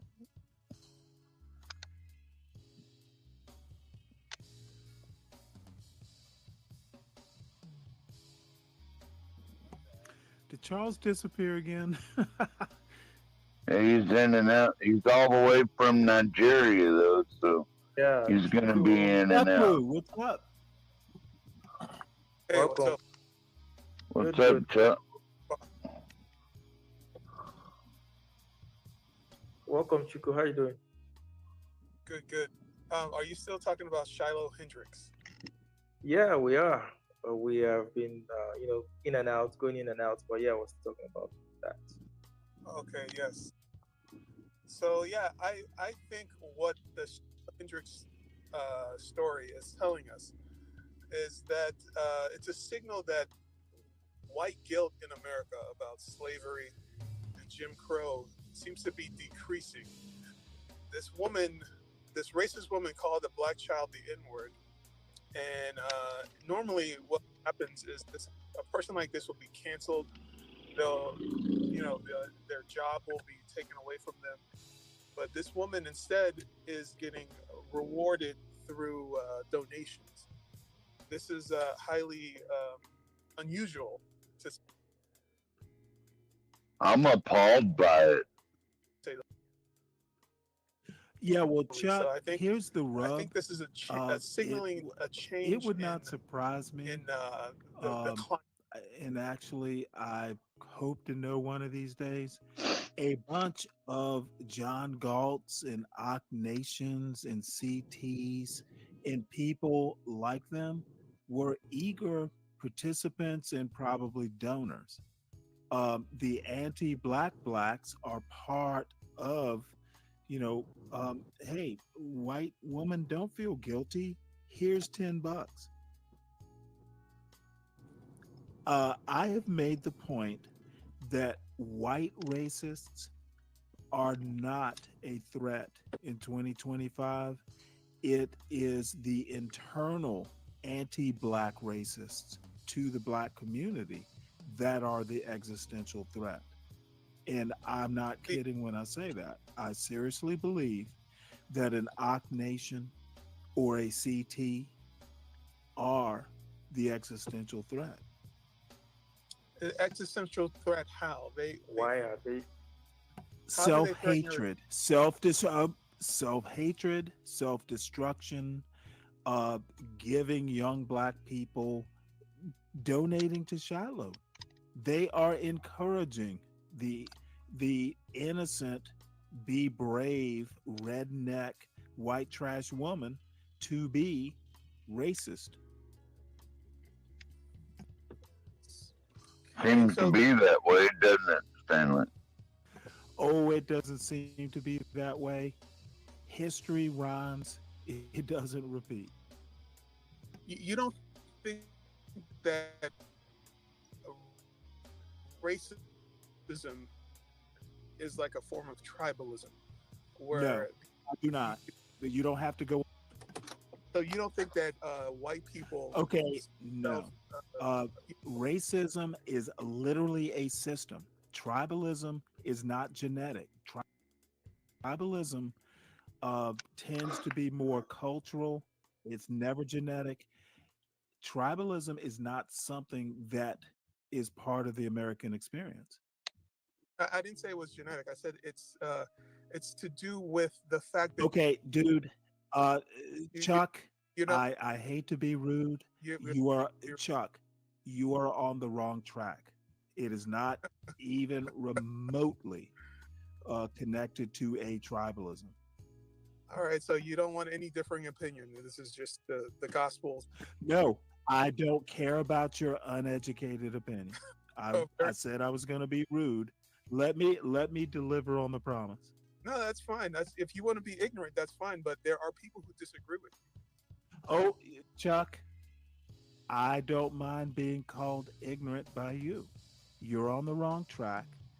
I actually know what I'm talking about. You think you do, but the fact that you're flummoxed by what's happening with Shiloh Hendricks is proof that you are on the wrong track. But I'll let you continue. You got this all figured out, so don't let anything surprise you. What do you think, Charles? Oops. And we lost both of them. But Nigeria is the long. Chuck's pissed off at me, and you know what? I have to manhandle the young. Puppies need to be shaken every now and again. Or have their nose rubbed in shit and thrown outside till they behave. And you know, I'm not going to say that I'm wrong, but I'm literally going to say that tribalism is not racism. I don't even know where he's getting that bullshit from. Tribalism, I think what he's trying to do is take an African concept and apply it to American history. There was a book by a lady called Isabel Wilkerson. It was called Caste, where she tried to compare American racism to caste in India. And I read the book actually, and it wasn't awfully convincing. There are a lot of parallels. However, caste is way more like caste in India, for instance, and other places is astronomically more complicated than race in America. And you would never think that, but there are thousands of castes in India, probably millions, because there's an argument, and this is, I know a guy, and Charles knows Anand as well. Literally, he knows a lot about India because he happens to be of Bengali extraction. Dude, you could make the argument, as Anand has, that every person has their own unique caste. So caste and race are not, there are some similarities, but they're not the same. Same thing with tribalism and racism. They are not the same. And if young Chuck would actually stop listening to the bullshit and actually do some reading, he would know this. I may be ignorant, but not that ignorant. There's some things I know.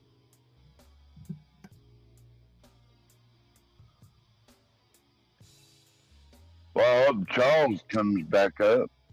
I found him pretty interesting, Stanley. No, Charles is actually occasionally brilliant. There he is. Yeah, back. Where is Chuku? Did he leave? Yeah. Stanley ran him off for his ignorance.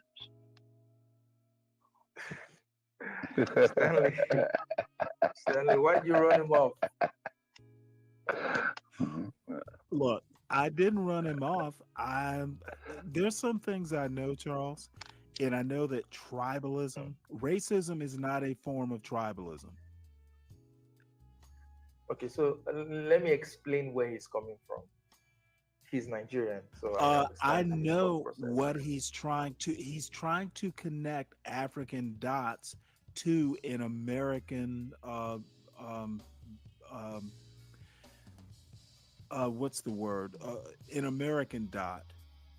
The two do not connect. He's not original in trying to make that connection. I was just talking about Isabel Wilkerson. Caste and race there's overlap, but it's very slight overlap. Africa is not tribalism in Africa is not racism in America. They are not. I argue they're not even similar. They're not. They're not the same thing exactly, but they have certain features that are yes. They have similar certain features. certain ways. Yeah. You can't superimpose one over the other, mainly because of history, mainly because of culture, and only But you can young draw the fools. parallels. So you can draw the parallels. When people bring this up, at times it's a way of wanting to minimize the impact of racism, which I think is the wrong way to use the analogy between racism and tribalism, right? But I do see and understand parallels because it's almost born from the same place where you want to discriminate against someone else because they are not like you, because they have a different culture, because they have different history, or they speak a different language. Those are features that are common. But the thing is, it's almost normalized, like it's a normal thing in Africa, and many Africans who are analyzing Western racism might want to take that same attitude to say, it's not such a big deal, shouldn't be such a big deal. Racism, tribalism, it's the same thing. But no, it is a big deal, and racism is a big deal. Shouldn't be trivialized. And I think that African attitudes towards tribalism should be changed as well. It is a big deal. It should not be normalized. The fact that it is normalized is a problem in itself, because that's one of the reasons why the continent is still, stuck, why it's not growing, because of that tribalistic nepotism.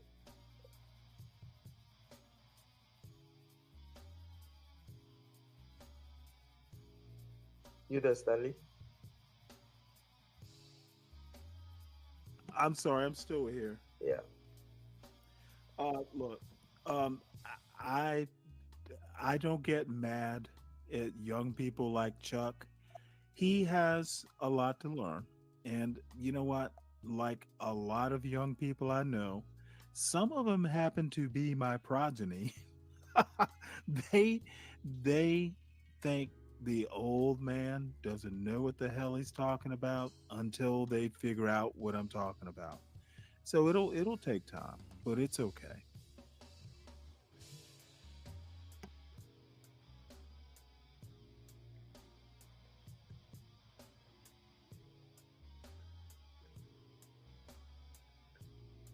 Yeah, I was trying to digest all that, Stanley, difference between tribalism and I guess American racism, because to me, like tribalism is like if you live on an Indian reservation or something, you're part of that tribe or whatever, and then like institutional racism are two totally different things, literally, like you like to Well, say, let me Stanley. help you out. And I tend to look at history, the older I've gotten, the more I tend to view politics, even sociology, through a historical lens. And you just cannot compare African history and American history. Two different histories, two different dynamics. In Africa is even more complicated. than the United States is. Mm. So I think it is reductionist to compare tribalism in Africa to racism in America. Tribalism in Africa is a whole different continent, and I think race in America is a lot more simple, even though it has complications. Comparing the two is juvenile. Well, we're humans. We're always going to compare things. I think they are born from the same place of othering. You want to other people that you think are not part of your group, right? So while they're not exactly the same thing,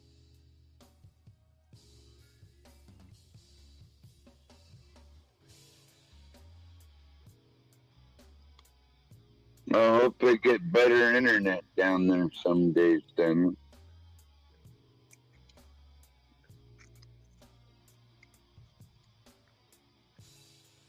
Oh, it's okay. Now he's also trying a new system. He usually uses StreamYard. Right. He's trying Restream. So there, I don't even know that it's an internet issue. Yeah, I see people. Literally.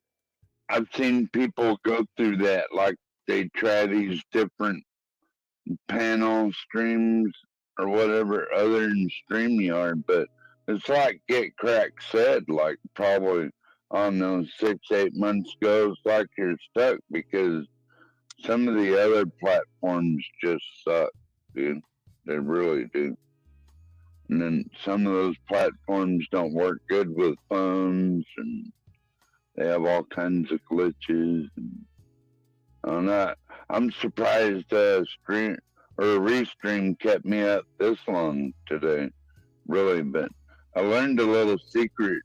If you're on a panel with Restream, then keep your phone upright and don't move it, and like don't turn it sideways or anything like that. And I think you're generally okay. But I tried following that rule like once or twice before, and it still kicked me off because I'm on a phone. Like Restream is set up for desktop, basically. But seems like they're getting better, doing all right today. Well, they're definitely more expensive. I I looked into the fee structure. Oh boy. Wow. StreamYard. This is what you get when you are a PhD. You get to be Charles.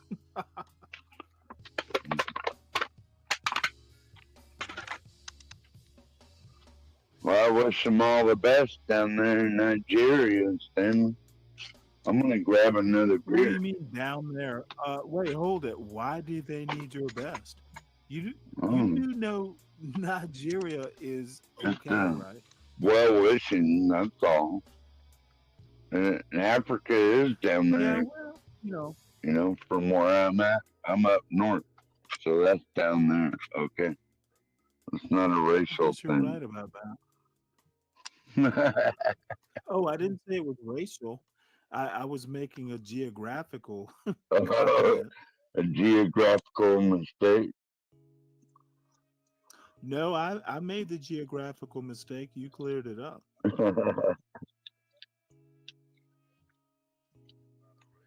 Yeah, almost. Well, we're going to give the professor.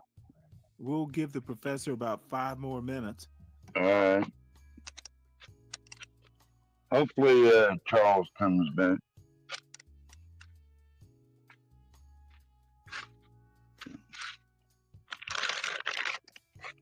Are you gonna continue on the other show after this one, Stanley? I was wondering if you might get more adventures. Yeah, there's one. Yeah, I was trying to use my laptop to come in, and it was seeing me as a guest, so I was even asking. Welcome back, Charles. Yeah.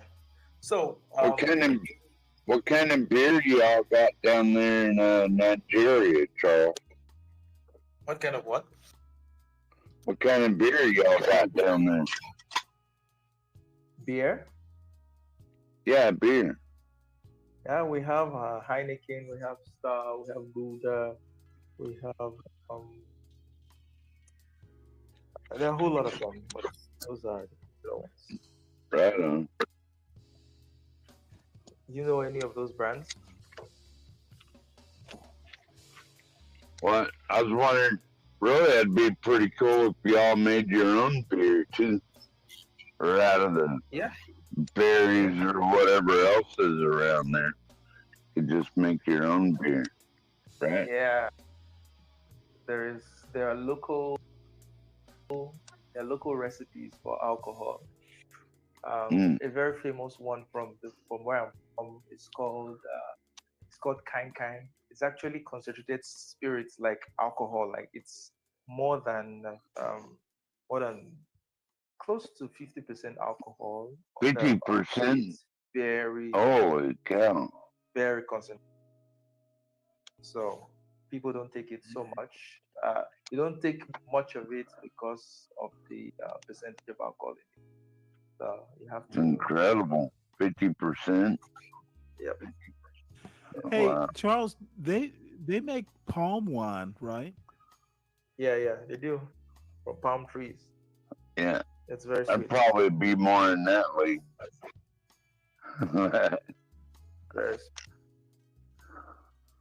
So, did you guys see what Trump did with the South African president? Essentially trying to. Oh yeah, I watched the whole hour and 4-minute interview. Whitehouse.gov has it online. So, what are your thoughts? I think that, and I don't know the president's name. I can't remember. Cyril but he Ramaphosa. did just fine. I think Trump tried to Zelensky him, and that man held his dignity. He stood firm. He did not get flustered, and I admire him for that. Yep. I would have walked out anyway, but I think he's a better man than myself. You know what? That black president of South Africa has, I have his soul. We commune. I'm not gonna let that white fool drive me out of the Oval Office. I'm gonna stay and I'm gonna see this through till the end. I loved it. It was childish. It was really childish because he literally did not have to explain himself to the US president. He did not have to explain what was going on in his country to the US president. Trump is not the leader of white people, right? For him to be asking him questions about white South Africans, it's silly. It's like the Cyril Ramaphosa asking Trump about black people, asking him to give an account of how black people are being treated in America. It's insane. Here's the most interesting thing. Trump he said literally there is proof of white genocide, and his proof was like some Coliseum video where there are black people talking about killing white people or something, and then but there were no bodies there. Talking about killing white people, while hugely offensive for a president of a country that has a First Amendment, you can talk about it all you want as long as there are no bodies.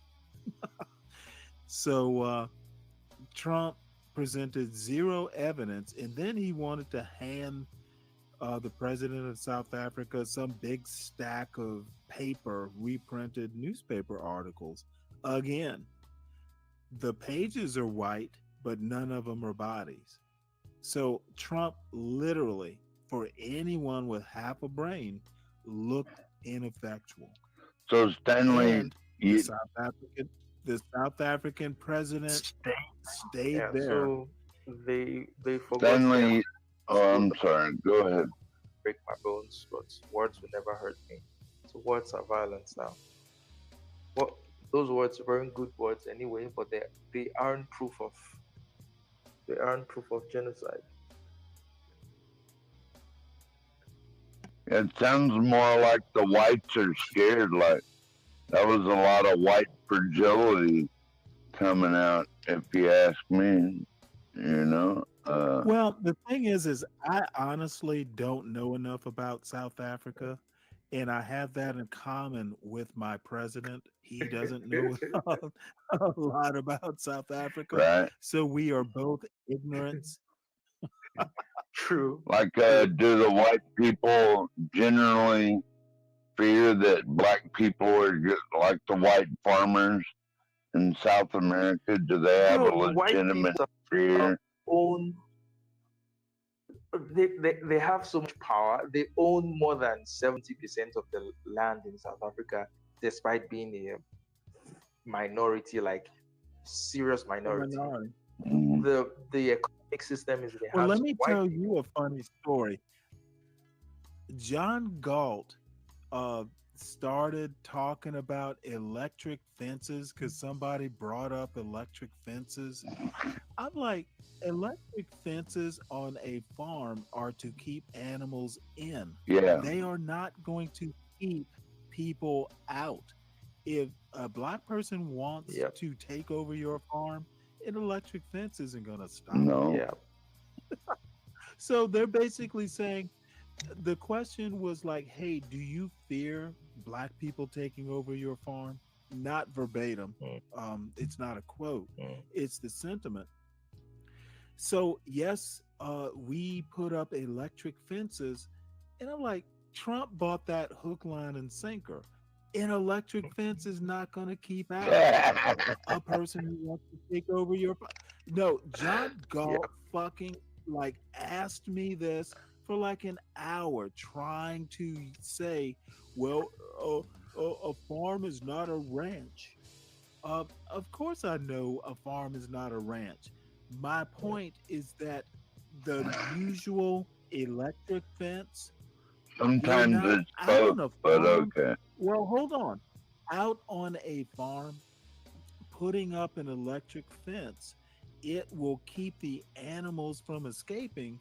Humans It know doesn't how even to work defeat. then, Stanley. I'm telling you. John Galt was going to use that as proof. He was going to, those white people are so scared. They're so scared they put up an electric fence. John Galt is Donald Trump. Motherfucker, an electric fence, even a high voltage, if you pumped, dude, where are you going to get Like a high waste of voltage energy. on a remote farm? I'm telling you, as someone who's worked on farms and ranches, like the cows are gonna get out. I mean, they'll break that barbed wire eventually, and that's why They you have to have someone like her. me to go along there and keep fixing the fences because they keep getting out or in. Like it doesn't change anything. Yeah. So hey, those cows have fur and determination. So Stanley, you have to understand that South Africa is a very crime-ridden country. So part of the concerns may just be that of crime. It's not necessarily targeting white. In fact, just as the president mentioned, more black people are victims of the crime in South Africa than white people. But it's a problem, right? But I think the other part of it, while some white people might be feeling antsy, is because of the land reforms program that the South African government is sort of introducing for land redistribution, because it doesn't make sense that a tiny minority, like really, really small percentage of the population owns more than 70% of the land, right? So I think that's gotten a lot of white farmers apprehensive, thinking what happened in Zimbabwe was going to happen in South Africa. But so far, there's been no indication that the Zimbabwe situation is going to replicate itself. I think the government is putting in place fair fair procedures for that land redistribution. And frankly, I'm not against land redistribution because how did the white people come to own almost all the land in South Africa? It wasn't by legal means anyway. So yeah, Colonization, basically. yeah, But that's not a good reason to kill them off or anything like that. Like all these white farmers, they had nothing to do with that. They're just their ancestors, basically, right? Am I wrong? Well, I get your argument. To be honest, uh, Charles, uh, Charles, I'm not sure how I to hope I add you. How wasn't do I over add you? talking them or nothing. No, you absolutely you weren't.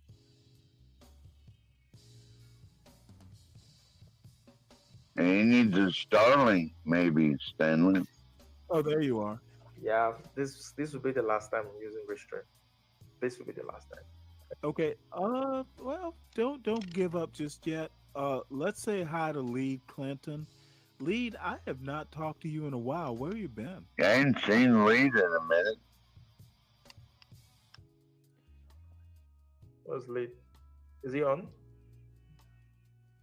He's in the chat. Okay, okay, is it coming up? Is it coming up to? Hit the link, Lead, if you want. I don't know. If you're learning it, so am I. Well, I'm learning more about South Africa, that's for sure. I mean, but I was going to ask Charles, do you think that the white farmers there now have a legitimate fear for their life? Like, do you think they would qualify for refugee status in the United States? Nope, I don't think so. I think, of course, that Yeah, no one's out there actively killing farmers, right? no, No one's doing that. no, not So not what's to the my big knowledge. fear about? It's overblown. Now, that's not to say that there are no you know there are no issues, right? That's not to say that there are no rhetoric, Right, right. such things, but it's actively happening that I'm not aware of. Yeah. So, So like you, I was do you saying, I think was saying that's the, I was saying the other. is that some white fragility? Like Time, the white folks are problem afraid of the black mostly, I folks, or think, why some of the so they can farmers are apprehensive just because of the land that the South yeah, African it's a government bunch is of putting in place, yeah, and that's a not bunch of fear mongering bullshit. Charles is what it's starting to sound like. Like there is no legitimate genocide or anything like that going on in South Africa. So it's all lies. A lot of this shit. Well, I'm gonna hasten caution. I just don't know enough about it. Maybe you do, 12th man. I'm not gonna doubt the fear. I'm not gonna doubt their story until I can prove it one way or the other. I'm not even willing to I'm just not willing to tell these people that they're wrong. However, we have a president who has infinite capabilities to verify, and he did not present proof in that white Well, in that no, Oval Office meeting. He simply did Charles not. just literally said that there's nothing like that happening down there. And yeah, there's some issues. There's some issues over here too, okay? But we're not running to another country. I'm just, eh, and Yeah. they Um, don't really have a legitimate fear, is what I'm hearing from Charles. Like, I am willing to defer to Charles. Yeah. Defer to me, please. Anyway, I think Well, that's a good thing for Africans, right, Charles? If the white people leave. well, I'm not, I'm not, I'm not thrilled either way. If they want to stay, it's their country. I mean, it's their country. They shouldn't have to leave. But if they want to leave, eh, I don't care either way. But it's just politics. People are trying to create exist. Right. It doesn't make any Create sense. a something that doesn't really exist. Yeah. Man, it makes me angry. They do that. I mean, why just 60? Why just 60 people? There are a lot of, there are millions of white people in South Africa. I'd have expected more of them to have taken up Trump's asylum offer, and it just shows you that. In fact, there was a time that some white South Africans were mocking Trump's offer because it didn't make any sense for them. Why would they leave their country to go live as refugees in the U.S. where they were, well off? They're doing well off in South Africa. There was no reason for them to leave their country. South Africa is still a very sort of segregated society in a way. The white people still live in the more affluent neighborhoods compared to the black people. The socioeconomic disparity between the whites and the blacks is still there. And might even say, if not even worse than in the US. So it's the black people who should be complaining about wanting to leave, not the whites privileged South Africans. It's just crazy. Trump is just looking for trouble where there is none. Yeah, that's why I like a lot of things Trump are doing, but some of this shit is bullshit. Like, I thought he probably should have had more respect for the president of South Africa, and I don't know why he gets people in there and then he treats them like a buffoon or something. Yeah, because I don't like that. I don't think Trump might have wanted to. In my opinion, the South African president wasn't being treated like a buffoon. Yeah. He came off, in my opinion, very classy, very poised. Yeah. I was impressed. Yeah. He did good. He actually did good.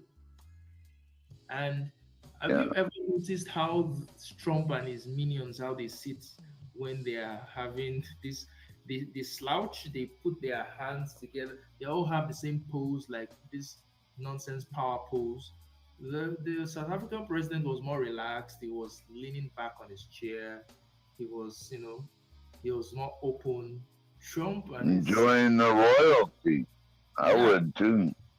Trump and his goons looked like the ones who were on the spot. You see how at least he showed up in a suit.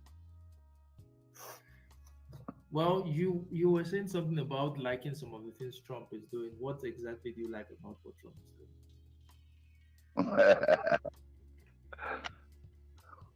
Well, I think Trump can be very childlike sometimes.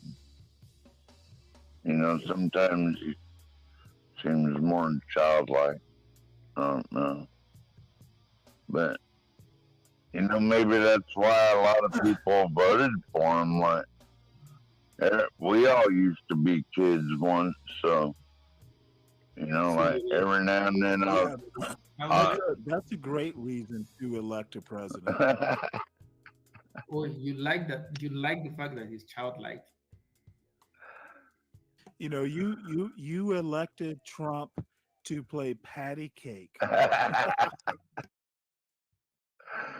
I liked him to get some reforms through and things like that, basically, and strong on immigration and getting rid of a lot of these,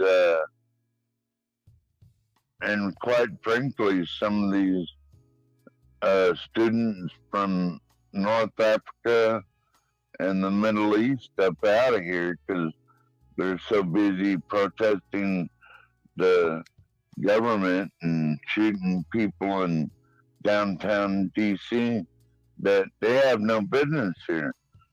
So let's ship them back to where they came from. They're here because of privilege. They're not here because we necessarily need them here. Okay? So And if you're going to come over here and take over college campuses and do all this kind of thing, then we're going to get you up out of here. Plain and simple. So you're saying that free speech doesn't exist in America. People don't have the right to say things protest what what they're not comfortable with. That's what you're saying. American citizens.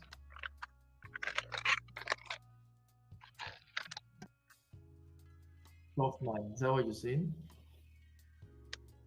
No, what was your question, Charles? I'm sorry, you were in and out a little bit.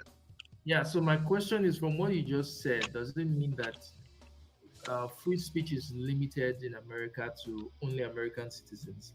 If you're not an American citizen, but you live in America? Not really, I mean, but if you're going to start fires and take over buildings and all this shit, then you got to go. Where are they doing that? You're here to learn. You're here to learn. Where are they You're doing here that? by permission. You're here just by permission. Right? If you want to go to school and learn, fine. I know there's lots of intelligent people that have the Islamic faith. I mean, they have inventions going back centuries, dude, really. And yeah, I love the Islamic people, the smart ones. But don't think you're going to come to the United States on some kind of student visa or something like that, and then take over buildings and shout all that garbage and take over college campuses and all that shit. Which campuses, 12 man, which buildings and what campuses did they take over? Harvard and all over Columbia. Like, they've literally locked people in rooms on the campus and assault and make Jewish people in fear for their life. They do it all the time and get away with it. Not anymore. Not anymore. So you believe that these protests are not being done by U.S. citizens? They are being done. Some of them. I don't care as long as they're not breaking the law. But if they're breaking the law, then they're going to be associated with the same people that are starting the fires and taking over buildings and shit like that. But you're just making all these claims. There is no evidence that they have taken over any. What do you mean? Starting up. It's documented, man. It's mainstream news, bro. You can't deny that's been going on. There's video evidence. They've been part of protests, right? They've been part of protests against what's happening in Palestine, but taking over buildings, it's, right. Taking over libraries buildings, in fires, particular. That's so true. They like to take over the library section. It's the one they always go after. Anyway, let's not have this debate right now. I think, Stanley, I think this would be a good place to actually bring this show to a close. We'll talk. That's one thing I like about Trump is he's getting the troublemakers up out of here. A lot of them. Okay. He should, if he wants to get troublemakers out of America, he should look at the January 6th coup plotters. Those were. Well, I'd welcome you, Charles, as long as you're just here to learn and like kind of become an American, like try to be like us and stuff like that. Don't bring your stuff from where you left over here and try to institute your politics from the place you left. Be is like you, 12 man. we all aspire.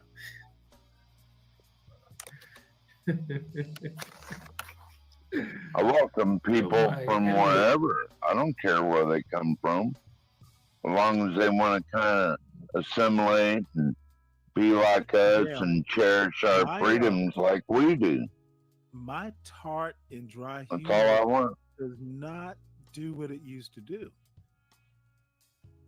So Charles, take carry on.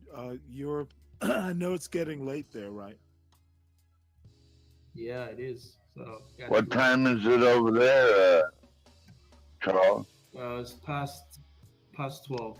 Oh, past 12. midnight over there. Eh? Yeah, Yeah. and Charles is a family man. He has literally humored we weak and sometimes tawdry Americans.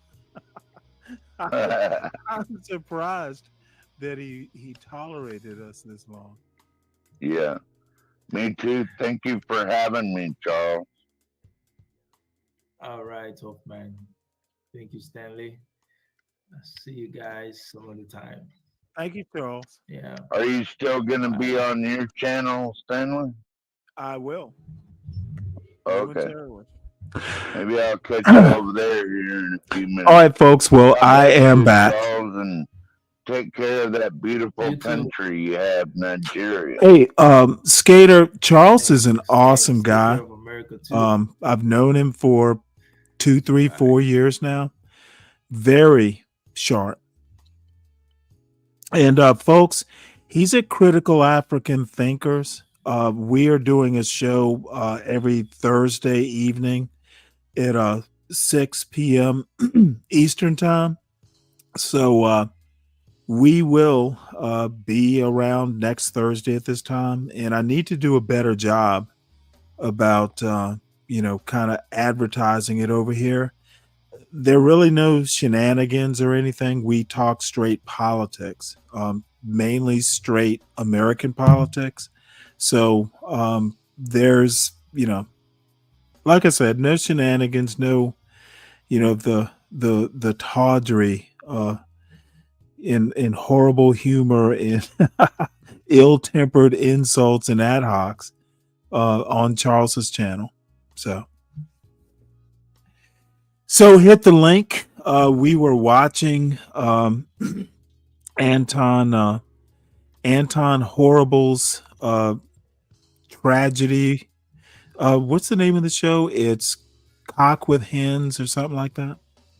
So we can get back to it, and I'm I've been sucking down some Bud Light, so I'm a little loopy, and this will not go on forever, the stream, but it was a special stream because I needed to see these lovely ladies take care of a bad cock named Anton.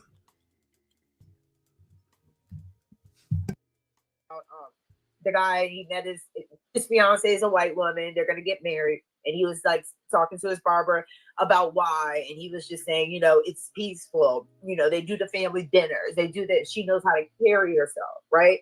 Why, if you don't fall into the category of the one, because he was talking about women that are in his family that act that way. It's not pertaining to you. If you don't fall into that category, why are we so upset? And then also, why are you so upset when it is the majority of everything you say?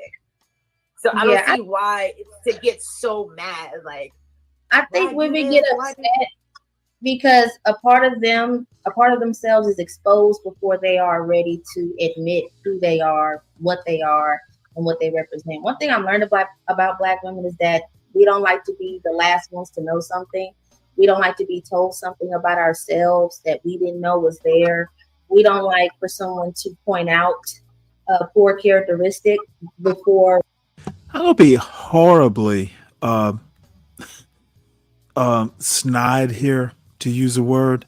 One thing she learned about Black women, didn't you have a mother? Now, I'm assuming she is ADOS, like a legacy Black American.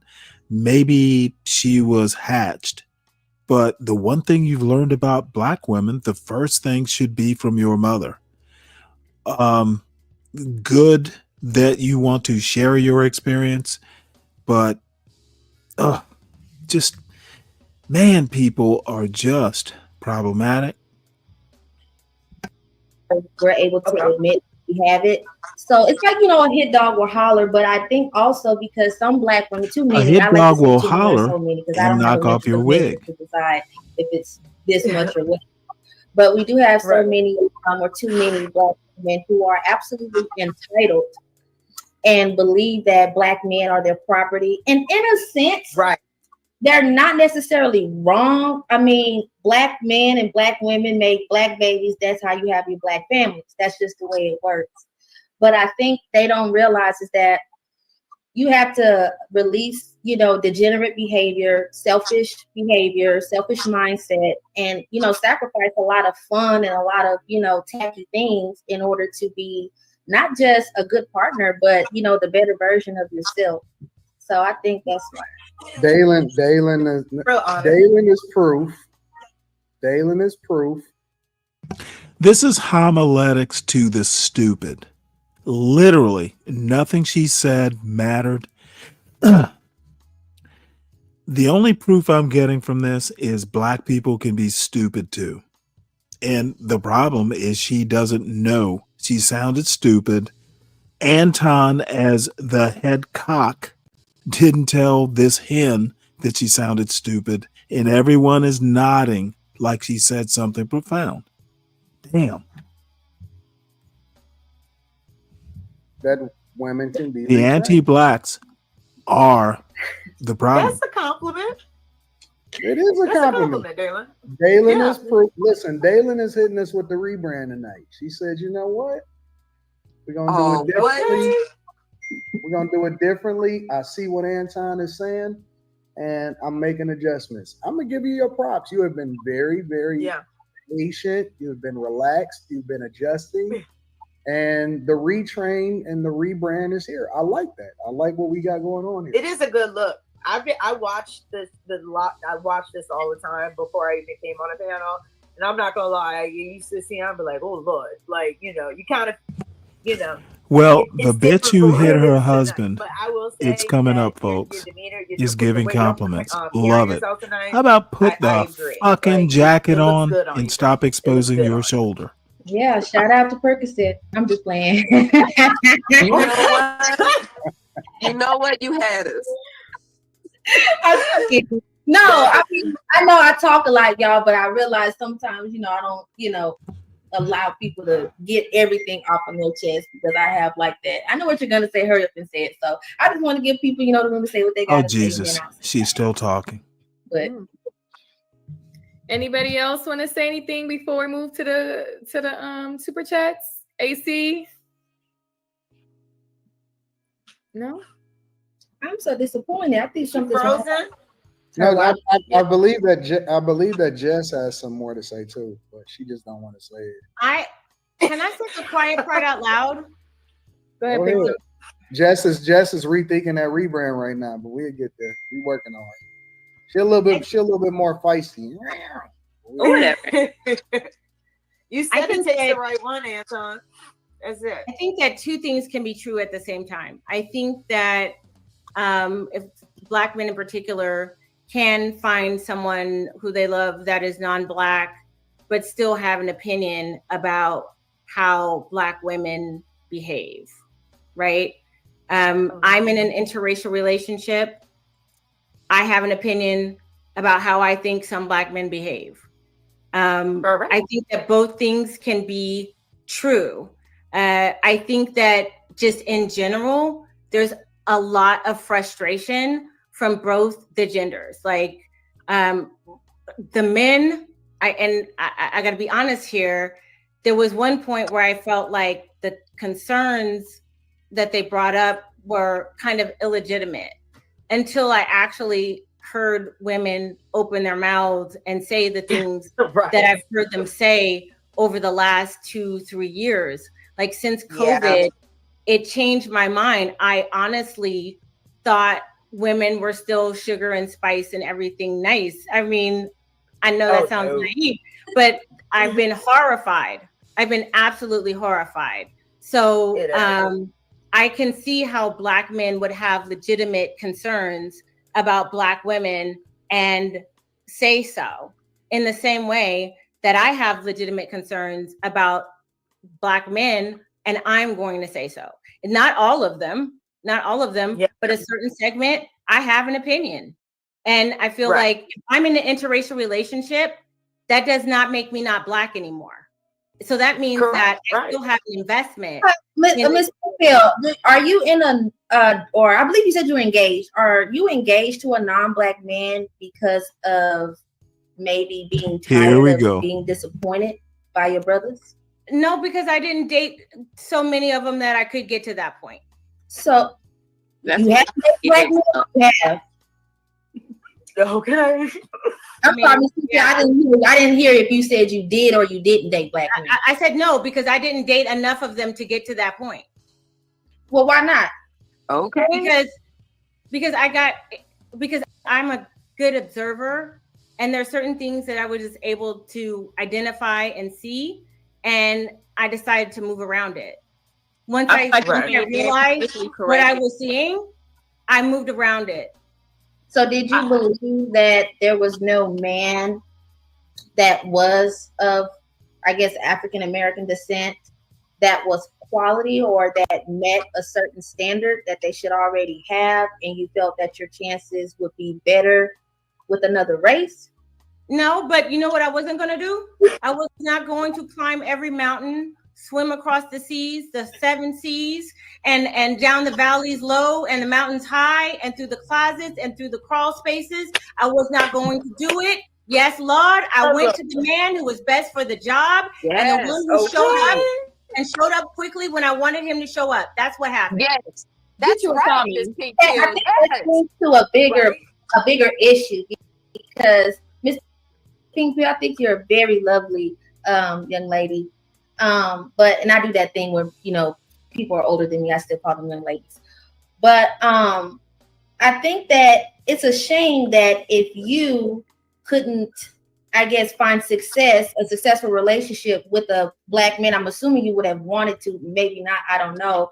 Maybe that's speaking to, we have too many Black men that aren't up to par. So it's not just, we have degenerate women, but we have too many hoodlums. We have too many Negroes and not enough Black men who take, things seriously. Because sometimes Black women won't admit it, but they absolutely date non-Black men because they do believe that they have a better chance of finding someone that has structure, stability, that can articulate themselves, that can have quality conversations, and that can carry themselves good. They think that they have a better chance. I gave you a compliment, and now you're driving the boat.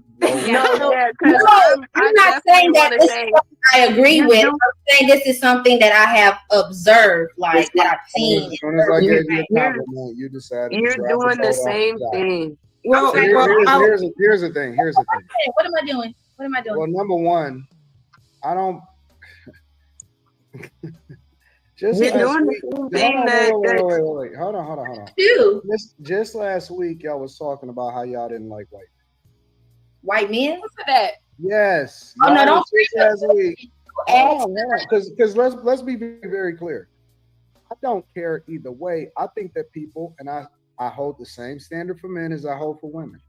I don't care if they got a preference for dating outside. I think you should go where you appreciate it, and not where you tolerate it. So if you want to date a white guy, I'm gonna give you the same level of grace, or it don't matter who you date. I'm gonna give you the same level of grace that I give Black men that say that they want to date white women, and they shouldn't be held accountable for that. They shouldn't catch L's or have people criticizing them for their preferences. Now, with that being said, right, the other side of this conversation is y'all last week was just talking about how y'all ain't feeling white men. I don't think that's what you asked us. I think you asked us has a white man. Y'all doing the 2 snaps and a snapback and all of this stuff, right? And celebrating her. But y'all was just talking about how y'all don't fuck with white men because y'all can't get with them. Because first of all, they not masculine enough, and they only got money to offer, and all of this shit. Lord have mercy, they ain't seen my man. Okay. Y'all, I ain't going. I can't go by what you got going on. I'm going by what I heard them say last week. In mass, y'all said that y'all didn't fuck with white men. I heard that. I saw that. You asked us. I did see that too, ladies. I did. I watched. Marriage. That's what you asked us as Yeah, a I white watched it too. code. No, we went through a whole exercise where y'all was saying, I dated a white man and I didn't like it. And white man approached me and I didn't like it. They just ain't got it. They ain't got the Only one panelist said that. The rest of us gave. No, one panelist deep dove. No, and matter of fact, it was two panelists that deep dove. It was the one with the afro. Okay. Yeah. She did. And then the other one that was getting offended when I started holding her accountable. So it was two women that gave their experiences. All of y'all was on the same page. Said and y'all was talking about how you didn't really fuck with white men. Are you here to sing the praises of Anton Daniels? No. I'm here to say I agree with the lady. If she don't want to keep fishing in the same pond, it's up to her. Oh shit, you were listening to him? Interesting. Unfortunately, this is what you do to people against their will. I'm a fan of Stanley, but I gotta separate this bull because Stanley likes to listen to women if they make sense or not. Hey, So it don't you matter. know what? See, here's the deal. I know when to listen. Look, you're married. You know how that husband level selective hearing works. Oh my God, I didn't know it before I got married. Well, I don't want to say that. You're breaking up a little bit. Men have trained men. You can argue that they're just trained. You know, you even know when to say, "Oh yeah, I heard you," and you can even repeat if it's a very short sentence because you kind of hear it. You kind of hear it. Yeah, it's like background. You can't repeat a paragraph, but you can repeat the last sentence. Absolutely. I'm not gonna lie. My wife trained me to barely listen. That, if anything, everything else I taught her something. Yeah, but I agree with you. I agree with the lady. I don't think you should have to keep trying, and nor do you have to explain yourself. When people do Now, say which that, lady? You know who Pink Pill is, right? yeah, Crystal and Carrington, yeah. Okay. Was that Crystal and Carrington talking? Because I wasn't really looking. I'm still busy doing stuff. You know what? She is age appropriate, but I don't know. I've made jokes about her just an hour ago. She struggles to speak like she speaks. I haven't found a reason not to. No, she's actually, I do actually like her, and I'm sure she can take a joke. Little girl here, second from the right. I find her kind of attractive for some reason, probably because she's kind of hood. But I'm still struggling to find. I'm sorry. Opposites attracting, like you're not hood, but you like a hood chick. Oh, I told. You remember me telling you about the hood chick I dated for like 6 months. Now she was a Savannah hood chick. That's explaining a lot about the gun pop girl. You got into it as soon as she hit the panel. Oh no, you know what? Ended up fawning all Now, over. the wonderful thing is we both knew because she had like 5 kids. She had her tubes tied. That was part of the attraction. I could just fuck and not worry about it. But we met between all 5 taking a nap. I get it. Yeah. Look, you know what? I'm not above being, a man. And you know what? We met. It's a long story how I met her, but I had friends who actually worked for me. Back in the day, people used to work for me, and I had a major operation, and you know what? I was off work for 6 months. And, towards that fifth month, I was feeling okay and was ambulatory. And they were like, well, hey, Savannah has a weird phenomenon down on Bull Street. Sunday nights after church, there is literally, it's kind of a party night.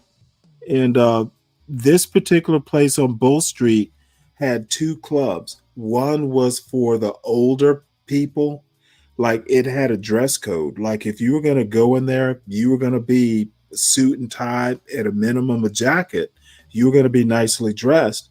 And across the street was the more casual, younger crowd. So anyway, I can go there and hang out with my friends. Fuck, I'm not a dancer, never was. But yeah, I drink a couple gin and tonics and be perfectly fine. It was hood. But I would show up there in a fucking Izod shirt and a pair of khaki pants, and people knew me. So, they didn't get freaked out that some Carlton showed up at the club. Fuck, I knew people there. Some of them I'd known since I was like in first grade. I've always been me. Anyway, this hood chick, she was fucking super smart. And that's what I liked about her. We started bullshitting around at a table, drinking gin and tonics. And you know what? She was awesome. And anyway, so yeah, my favorite hood. It's kind of rare. So I see the novelty there. Dude, you know what? She was actually well healed. She wasn't a gum popper, oddly enough. No, dude. I kid you not. I was maybe 30, 31. She had like 5 kids. I used to go over there and hang out with the kids. I fucking used to cook over there. I loved it. Her kids were awesome. And they knew the score. Hey, you know what? It's mom's boyfriend. He's a cool guy. Oh, okay, he was boyfriend. Okay. What did you think I was going to be? Well, I was hoping that you wasn't just hanging out, part-time babysitting or whatever. You was getting something out of it. Well, what do you think I was getting out of it? I understand now. You made that very clear. Look, she could fuck. And she was, we had, no, don't be laughing. We knew what the relationship was.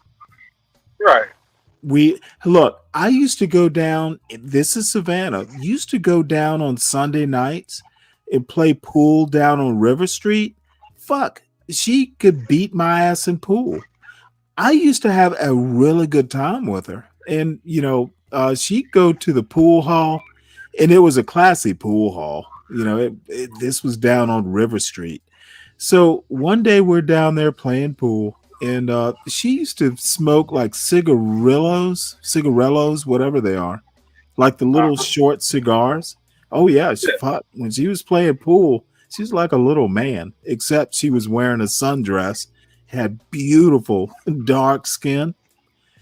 So I'm kind of reminiscing, but what I'm trying to tell you is, if you are good looking and you are smart, you know what? I will date you. She was brilliant. I fucking loved hanging out with her. And it after 6 months, it was like, well, I was the nerd, she was the hood chick. There was a fascination. We really had a good time. And that was that. It fizzled out. That's usually how it goes. That's the normal timeline, about 6 months. She was really good looking too. She met my sister, and I don't usually let. And my sister was like, "Damn, she's really pretty."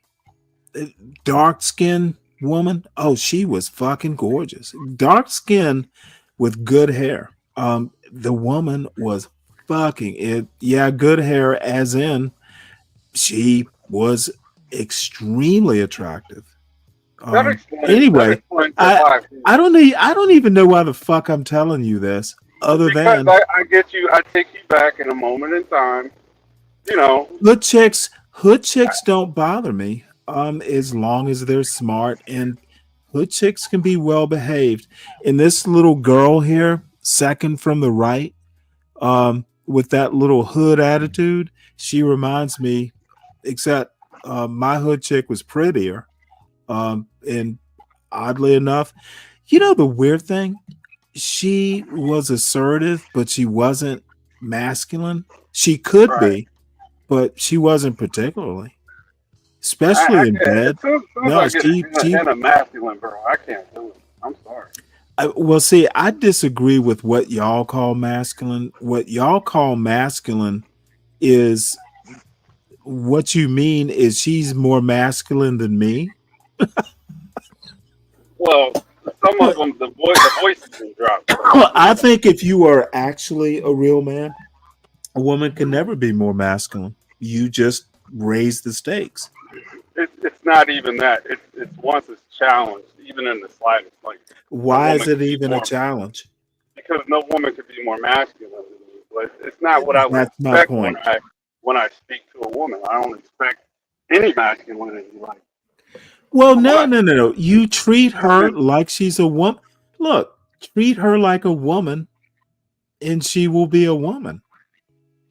You need more examples of today. No, dude, I literally told you a hood chick.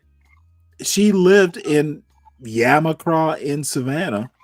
Um, she she could be aggressive, but Right. not if you treated her like a woman and you were a man. Look, she she knew how to take care of herself. She had 5 kids, her tubes were tied. She was a welfare mother. However, you know what? Treat a lady like a lady, she will be a lady. And this fucking, oh, she's masculine and I'm scared of her. Fuck that. If she looks good and she looks like a woman, if you like her, fuck whether she's masculine or not, treat her like a woman. She will be a woman. And you think I'm being naive or stuff? No, not at all. I'm Not at all. I'm just good on. it's I'm good on trying my that. experience. It's my experience. Now, it could be that things have changed. It's been 20 years since I fucking met my wife. However, I'm looking at the women on this panel and none of them seem that masculine. Even No, Kristen. what I'm telling you is that if I don't like Rocky Road ice cream, I'm not gonna keep eating it because I want ice cream. I can try a different flavor, especially not Rocky Road. You know. The only one who seems masculine on this panel is that little girl wearing the hat. She could lose the hat The one at the bottom in the bottom left. on the right hand side. Oh, okay, on the right. Okay. Yeah, she kind of looks Far like right. And then little fake hood chick here wanting to, she looks like, I bet she has a fucking, she, she has a fucking pistol right next to her. yeah. Her However, profile does look like a what do you call that? A mugshot, kind of. I think she's kind of cute, actually. Yeah, she And that's reminds how you we of got on the whole thing. A little bad hood chick, as long as she's good looking, they can be tamed. they're fun, but like you said, like I said, 6 months ran its course. Yeah, absolutely. Get in, get And out. you have to, hey, that's the other thing. Look, if you know this is going nowhere, have fun with it. You'll know when it's over. Don't be getting all in love. I don't think that's ever happened to me. Most of the time, you can Not tell. you. No, I'm It's oh general yeah, advice. yeah, you can tell when there's so much mounted against them being your perfect girl, but you'll still go because you ain't got nothing else to do. Yeah, 6 months. That's that. she's in the season. Well, the nice thing is she wasn't getting stars in her eyes. We knew what it was, and it was literally just, I am fascinated with you, hood chick. I'm wondering why a black man wears a yellow Izod shirt to a fucking club, a black club. Why are you wearing khakis and topsiders, you fucking nerd? Did she rip you out of your Izod shirt with her hood? Oh, you know what? You know what? After I got home from the club, I called her. I got her number and everything. And you know what? She knew I was going to call her. The woman was sexy as a motherfucker. She could fuck. And she was adventurous. She had 5 kids to prove it. Huh? To prove it. She wasn't that freaky, but you know, there was some Kama Sutra moments. No. Oh. She was encouraging. Look. She was it was good. As a matter of fact, I probably haven't had as many women as you have, or many of the people, but most of the women I've dated for any length of time have been substantive. Nah, I'm a long-term relationship type of guy. I am too. That's why I haven't had many, 6 months. Generally relationships would last at least 6 months. And to be honest, my wife was definitely the longest. Probably before my wife, maybe a year. See, we got this thing in the north because you only got pretty much like your winter doesn't really get. It's not like a winter here. If you want to compare, we got 4 seasons, all 4 of them. So around here, literally, women go in the heat during the 2 seasons. One is fall, the other. Yeah, I've heard cuffing season. Oh yeah, we got that. We got that. I've heard about it. You can go to a store and just make eye contact. It's easy. Really? During these 2 seasons, and it'll last until the weather breaks. Summer and winter. Well, makes life simple. It kind of does, but you always got the wild cards, the ones who always flip it in the middle, and then you got to go look at it. But it wasn't really my speed. I like the long term. Oh shit, Slick Rick. It got even better than that. When I say Kama Sutra moments, I literally mean it. But you know what? Hey, every young man of substance should have. Look, don't be a hoe, but there is nothing wrong with dating women. And there's now, don't be fucking.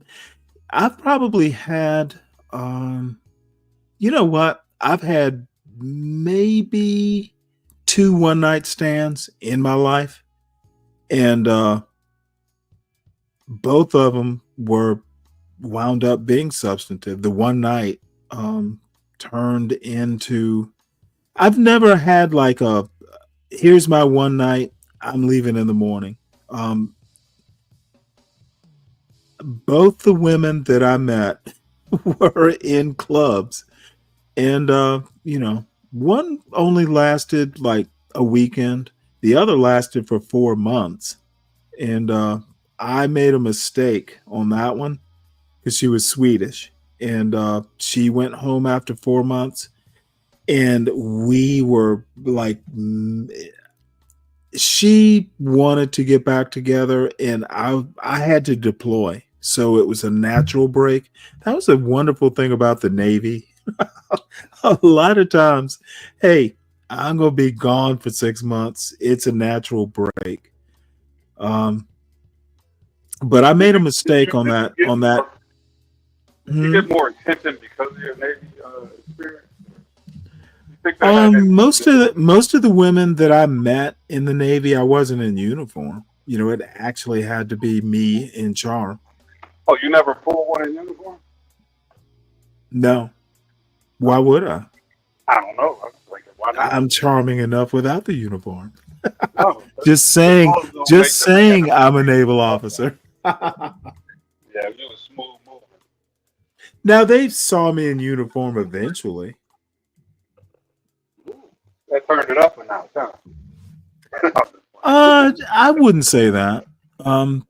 But the first, believe it or not, that woman I met on a beautiful Newport, Rhode Island night at an open air bar, I was literally lit enough that I just fucking out of the blue, just like she and her friends were walking down the street and I was in a good mood. So I just go and I hook her arm and go, hey.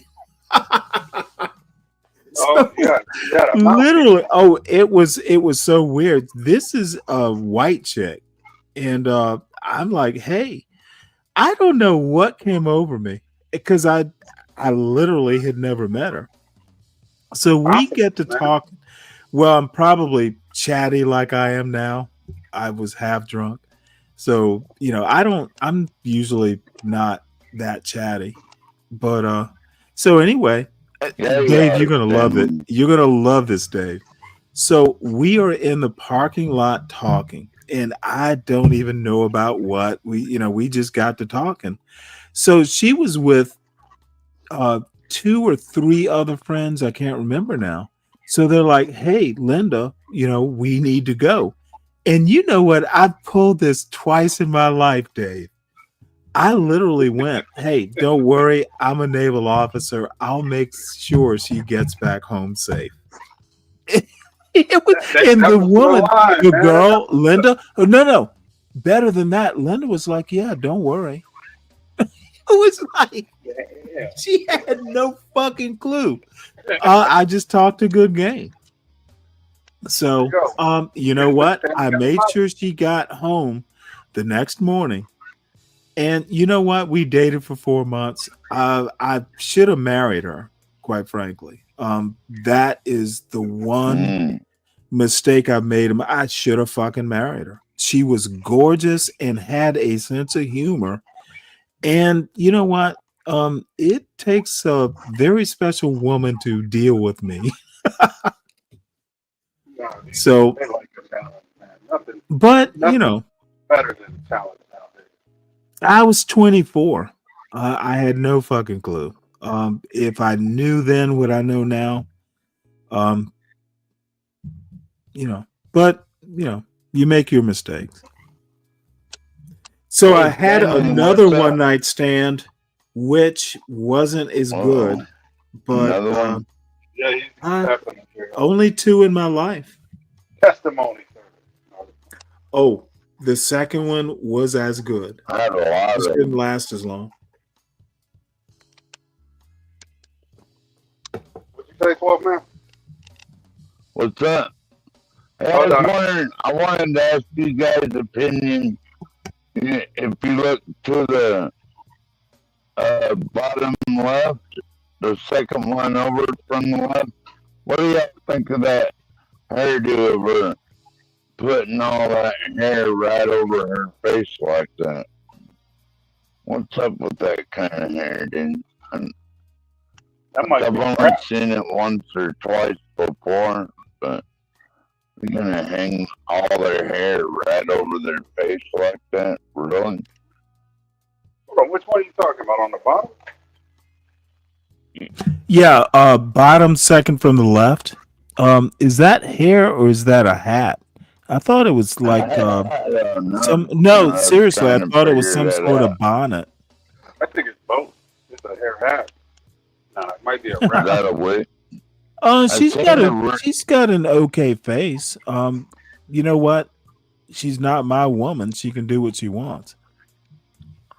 She, I seen her reposition it once during today's adventures, Stanley. She was like putting it up, making sure it's all right and center, and hanging over her face. I just, I don't get why people do. What's that? Was it sliding off Fort Manor? Yeah, I was sliding off there for a second. Well, I'm going to be very blunt, and I'm going to claim that I'm fairly, drunk in saying this. Women do, and y'all, this is not a red pill submission. Women often don't know what they look like. They will like, ooh, this looks cute.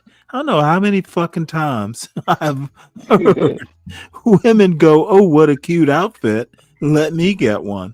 And I'm like, do you even know what you look like? Do you know your body?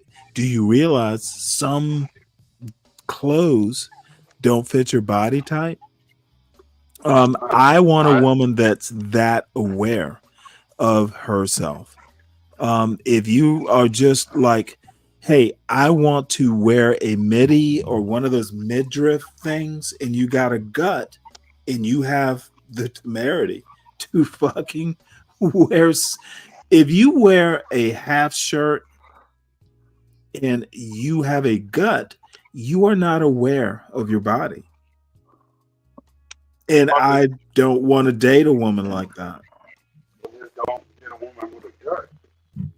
If you are a woman and you a dark-skinned woman and you get a green ink tattoo on your dark body, I don't want to date you because you have no sense of yourself. Why the fuck would you get a tattoo if you have dark skin?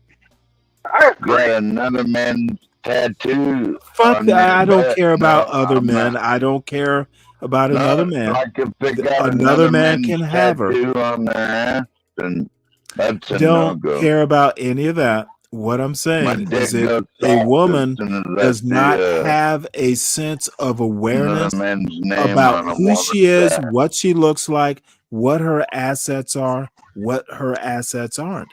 Because I've met plenty of dark-skinned women that were just gorgeous, but they didn't have tattoos. If you have a tattoo, we won't even get to, we'll shake hands, say hi, but that's it. Same, Stanley. God, I just damn, wonder why. you're hitting on something right there. I don't understand the logic. Okay, let me keep it to myself because it's Well, I sound don't think there's logic when it comes to women's fashion. No, it's not. But the whole tattoo thing, it does boil down to colors conversation, and it's a fair critique. Well, I mean, I don't think anyone should get tattoos unless you are a Pacific Islander and it's cultural. I don't. Tattoos I agree with you. for the sake of I it's know cute. some Samoans. But I was thinking that woman looked like she's walking around with a big microphone sticking out of her head. Like one of those big fluffy microphones sticking up out of her head. I mean, what's up with that?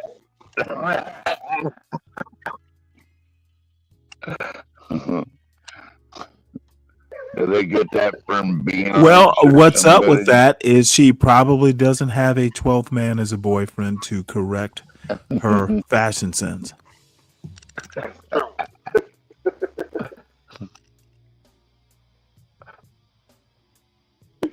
What do you think, Stanley? Would you go out with a woman dressed like she got a big fluffy microphone sticking out of her head, or what? Well, I'm assuming that's not her normal hairstyle. This is just, hey, I'm on YouTube. It is one big curler, or the equivalent. Apparently, she does not understand how she looks.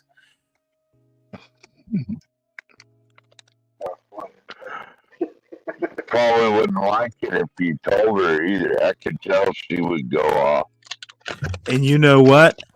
That would make me tell her and laugh after I said it. I'll be underestimating 12 man. Oh, always tell people what they don't want to hear for maximum. Hey, the truth is fun. That's why I rarely lie. The truth is fun. And then you snicker afterwards just for maximum. That's the knife twist. Oh yes, I heard. I heard. Oh man, I can't even talk about it. I don't want to do it. Never mind. Yeah. Yeah, I think she's cute too. And I'm not so worried about the top of her head. It can always be corrected. Dude, do you know how many times I've told women, and my mother, I've literally told my wife, you're not going out like that, are you? If you are, you're going by yourself. I have You know done that. what? One of the nastiest jokes I ever heard, Stanley, was, you know, why white men prefer a flathead woman? That way they could set their beer on top while they go to work. Right.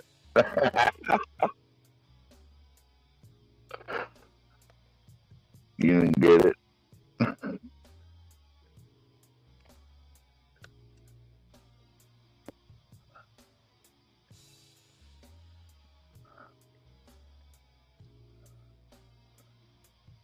I guess that one fell flat. Well, sorry, I had to go grab a beer off my girlfriend's butt.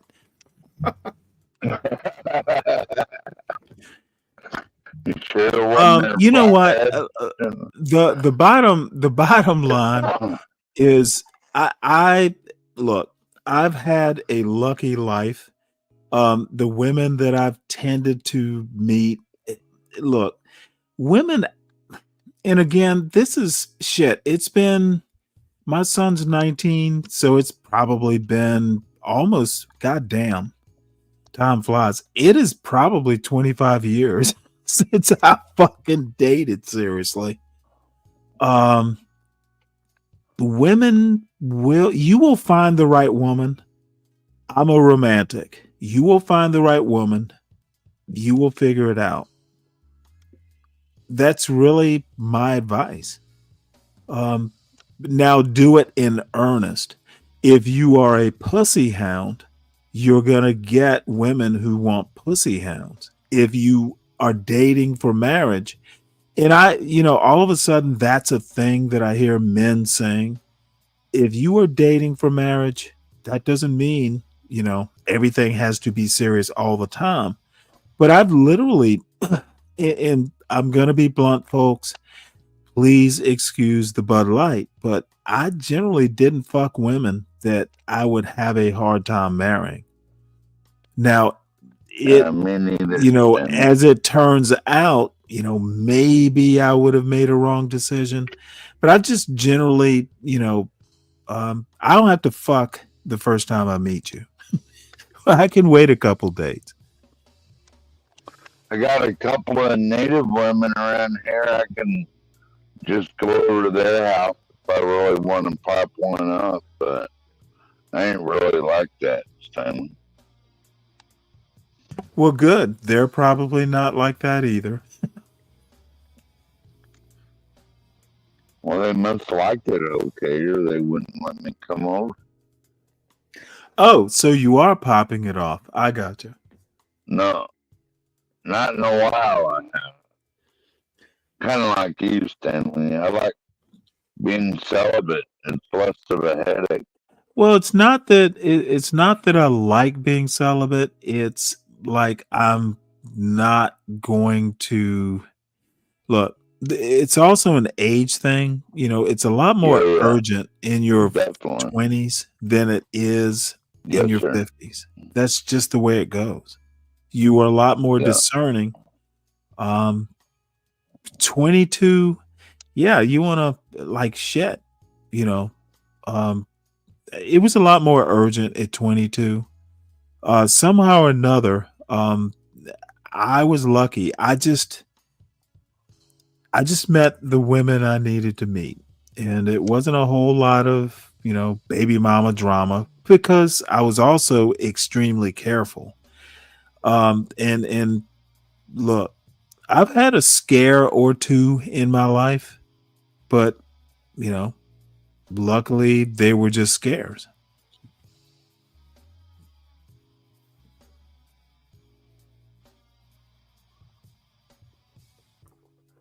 Well, apparently Dave, how is your son? I haven't asked about your baby son.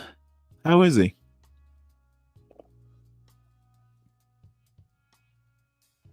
My bad. He's Oh, don't worry about it.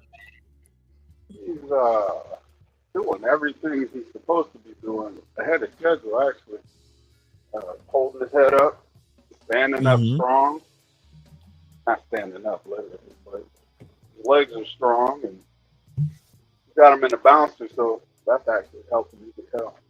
But, yeah, the boy is on track, and he's big as all Well, hell. River of Hate, he and his wife are expecting.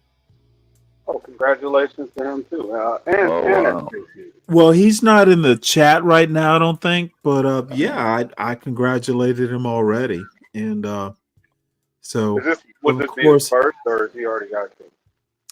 you know what, I didn't ask, but I'm pretty sure it's his first because he is stealing his spine. But no, you know what? I basically like I fucking what? Honestly, I kind of maybe got off light. I loved maybe it was golden storybook until first grade. You got a In lot of first grade wasn't bad, but it was, he was the first time they get around kids, they change. And Oh yeah. kindergarten is a change. First grade is another change, one that's fairly quick. Middle school is a change. High school is a change. And I'm learning now college is a change. So, luckily, you got to be prepared because there will be change. And it won't be bad, it'll just be different. And you have to be a smart parent. You have to figure out, like, I pretty much know who my son is, but honestly, he was a different person slightly, but still significantly when he went to school in August. Uh, it, on May 2nd, he was a slightly but significantly changed person. He was more assertive, but he still needs some fine tuning. And luckily, It'll happen. I am used to dealing with kids his age. Motherfucker, you can't be kind. Um, so he'll be okay. And there's I know this nothing was really one particularly thing. wrong. One thing that really, really, really, really, I can attribute her academic success. One thing that brought her along very Oh, that's far. right. Tell us about your daughter. When she was 2, I believe, she went to a monastery school. And You're muffled, you babe. could tell the significance. Now this is headphones. Hold on. Give me a second. Okay.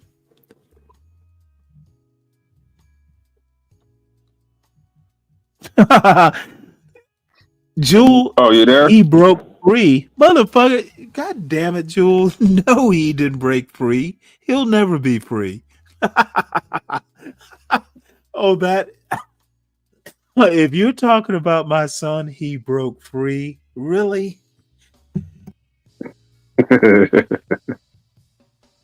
No, what really helped my daughter was the monastery school.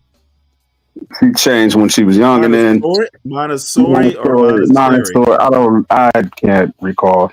I can't. When I open my mouth and it come out, that's what it is. But that I realized when she went there, she made significant progress. And then the Catholic preschool, and that was a whole nother change. I mean, she went from having full blown adult conversations from a mumble. I mean, and by the time she went to school, she was bored. Like that was boring to her. So I attribute Yeah. her academic success was from such a great start. Right. I don't know. I the Benedictines and the Franciscans were my educators. But Hey, it don't stop. You had a love for reading.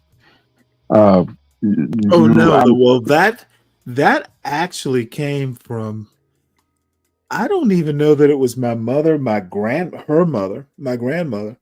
Um dude, um my grandmother had a whole playhouse. Well, a playroom. Like a playroom. Um and it was full of Charlie Brown books. Like I have an unabiding love for Peanuts comics. Look, I'm not talking a couple. There was like a whole fucking bookshelf.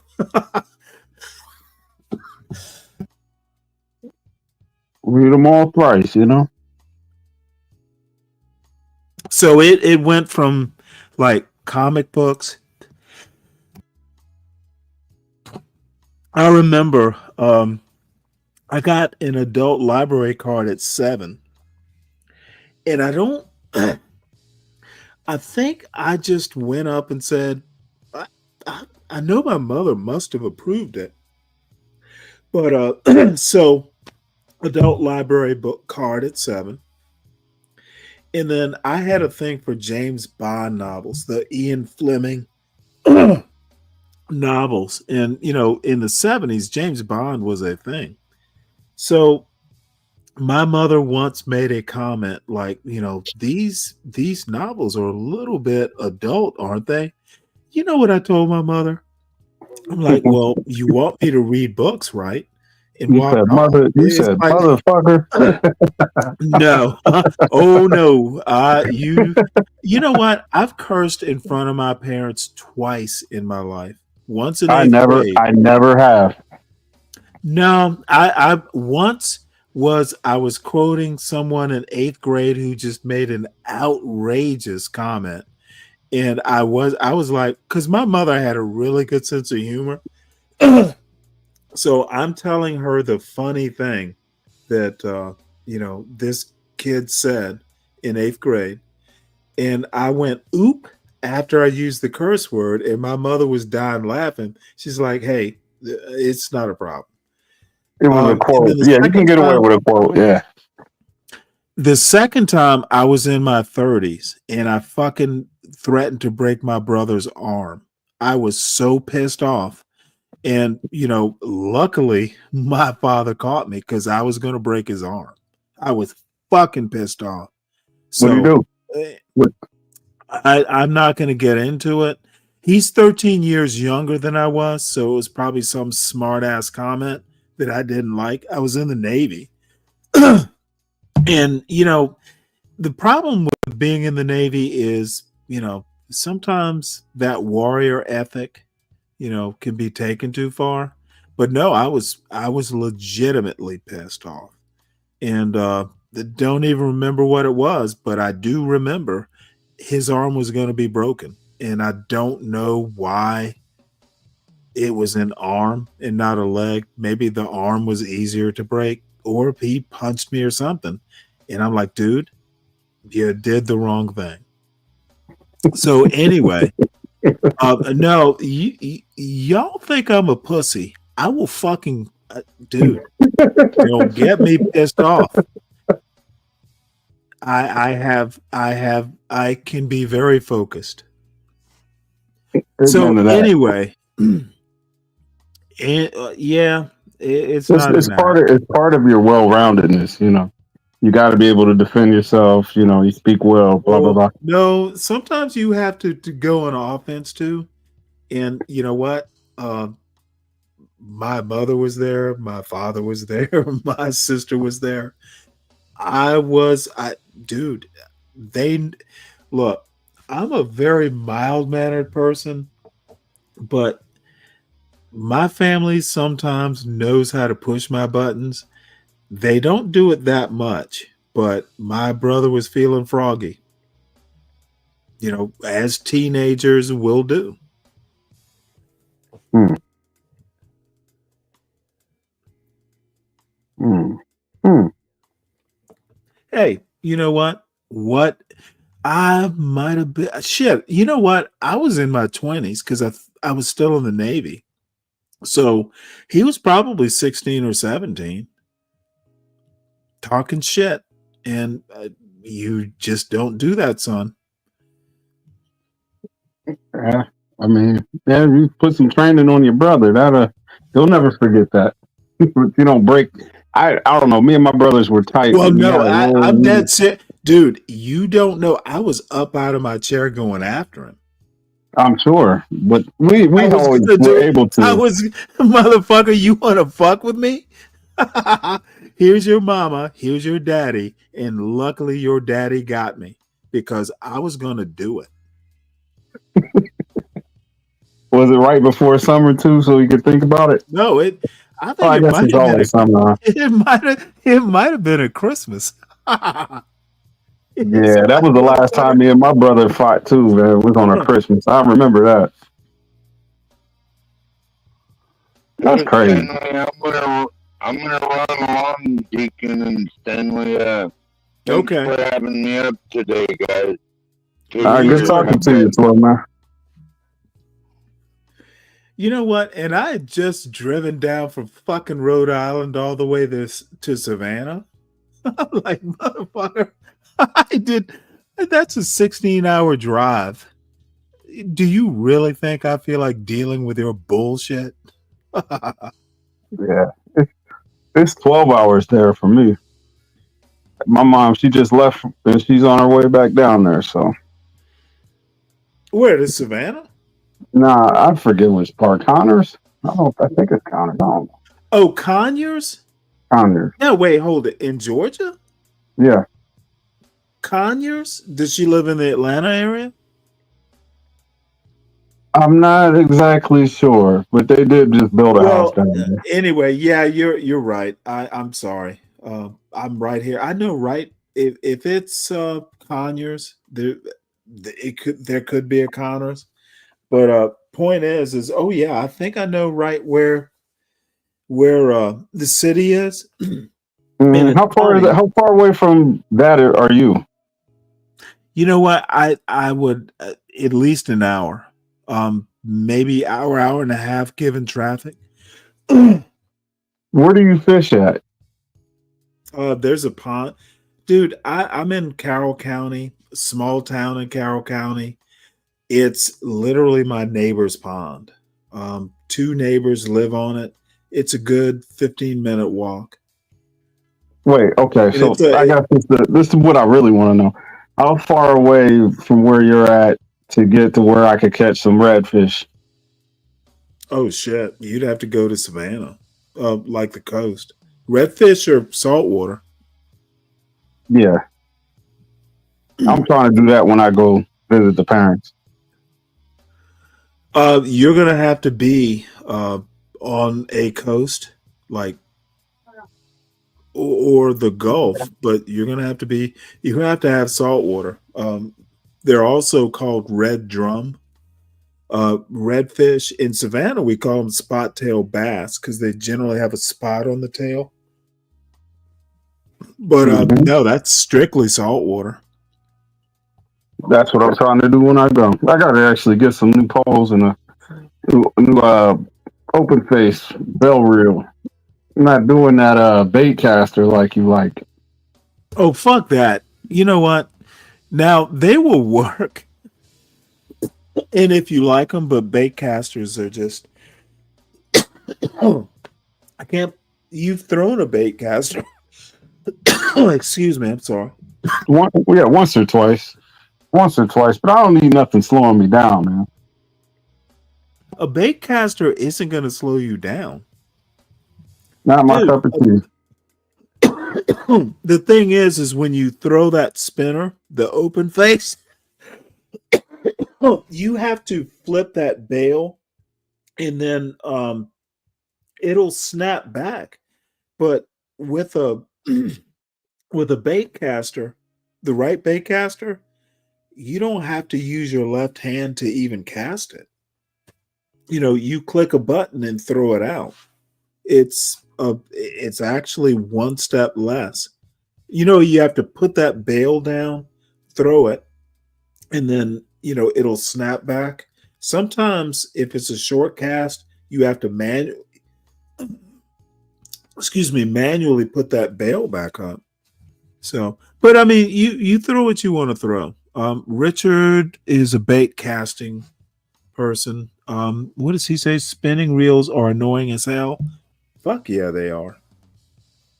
It's what you're The only comfortable time with. I can think of that I don't mind a spinning reel, and I've never been deep sea fishing, but that would be the only time, and I would still want a bait caster.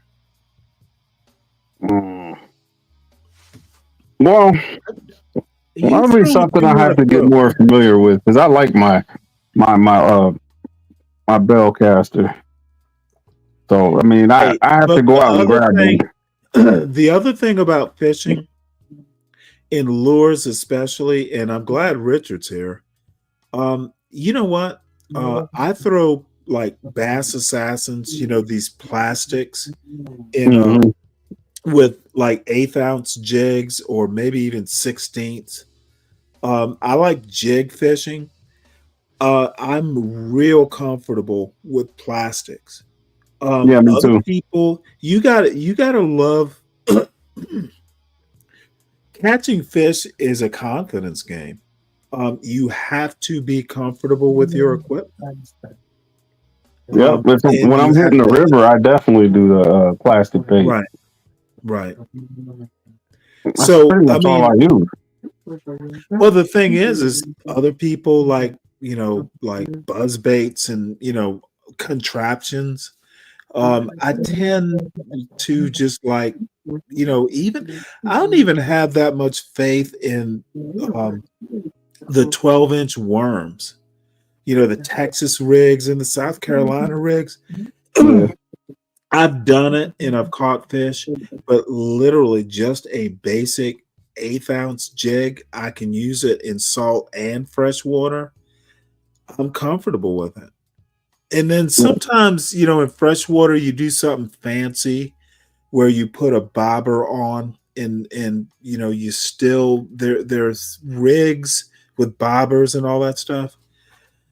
But I will always be able to do like a 1/16 or an 1/8 jig head, single hook. Silver spoons or spoons in general, I'm real comfortable with. With treble hooks, like treble hooks are better for largemouth bass. So Not for me, man. I don't. Well, if you got a crankbait or something like that, but if you're bobbering, you're doing that because you want to fish slow or fish at a right, certain yeah. depth. That's it. Well, you can do cast and retrieve with bobbers. Not a fan. It can be done though. I've seen it done. I've caught fish. Not my favorite rig though. Yeah, like if you're in a river and the river's fast or something like that. Oh sure. no! You can't use a bobber. No, you're No, right. yeah, you're right because I normally don't. I normally wouldn't do that. Well, the other thing, and fly fishing, I have not done it in this pond, but top water like poppers on fly. I haven't done that, and that is going to be my next challenge. Fucking, um, and I have not, dude. Hey, Richard. By the way, because I'm, you have to forgive me. I've been drinking, and my mind is all over the place. It's that Bud Light. Savannah has a saltwater fly fishing guide service, so you can fucking go out and do inshore saltwater with a fly rod. And I have a 9-weight. It's like maybe 9 feet, 8. I think it's 9 feet. I haven't used it in years. It's a Reddington. It's a Reddington outfit, so it's not super expensive. But it's a 9-weight, and motherfucker, you can either do like bass, but you can also do inshore with it. I would almost say I'm not gonna say it. Flats fishing, like the flats, in a Florida environment. Not sure I could do that, but I know I can do inshore. And I'm taking that motherfucker to Savannah. And not sure if I'm going to be able to do the guide service, but fuck yeah, I've never caught a saltwater fish on a fly, and that's poppers on this little pond with like a 7-weight, 5. I think it's a 5-weight, 7-weight, something in that range. 9-weight, fucking, I'm doing saltwater. Yeah, it'll be a learning experience. I will officially be a white man when I catch like a tarpon on fly. It'll be complete. Your transformation will be complete. I will be I will be transracial. Fuck golf. Fuck golf. I fly fish on my flats. I've done that trinity. A bonefish, a tarpon. And what's the other one, Richard? I can't remember. I gotta catch him on fly though. I have not been saltwater fishing yet. I'm looking forward to it.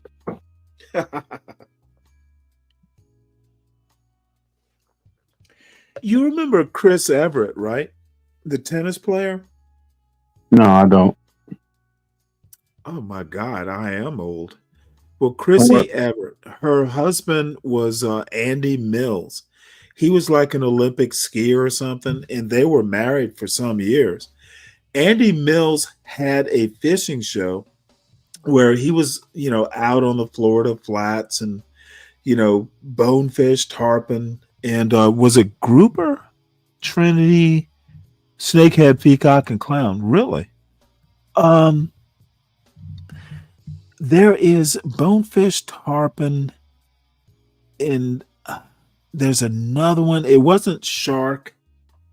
It was another difficult fish. Bonefish and tarpon are kind of hard. I'll remember it eventually, but I will be transracial when I motherfucking. No, I haven't. Hey Stanley, your good buddy the Crow, he's officially a white man. You're lagging. You know what? Crow was up here today when John was on. We were, Oh, I didn't see it. I missed it. You know what? That motherfucker thought that, and I made this comment actually. He thought that John Galt on the panel, he was going to be protected. No, motherfucker, I flushed his ass. Like, dude. Oh, no. Motherfucker, I don't give a fuck. If it says Stanley versus the world, I don't give a fuck. It is John's channel. How long did he last? How long did he make it up here before you he was here quite some time. Because I was getting along. Was y'all getting along? No. God. I just had to teach him how to behave on my panel. That Lord in the fucking Chitlin Circuit Act. Does not work. Both of you do this thing where y'all just flush people. Like you don't. They're like useful for other situations, but y'all Look, flush I them out, literally, hey, and the magic never happens. Both of you, you got like this. I literally told him what my expectations were. See, like this, what you're reviewing right now would have been great to get a guy like Hood Conservative up here, but you two got history where y'all can't stand each other. Even though your last couple panel appearances, Hold on. Hood has the history. I have nothing against Hood. no, what you're reviewing is something that he's an expert in. But then I don't think the only thing I think Hood Conservative, and this is with all due respect, male grievance. I think someone hurt him and he has been limping along ever since. I think he's multifaceted. There's more to him than that. I think that's what you witnessed maybe when you went over there, but he doesn't just talk about male grievance. He's excellent in that category. He also has his own political view, which I know you disagree with.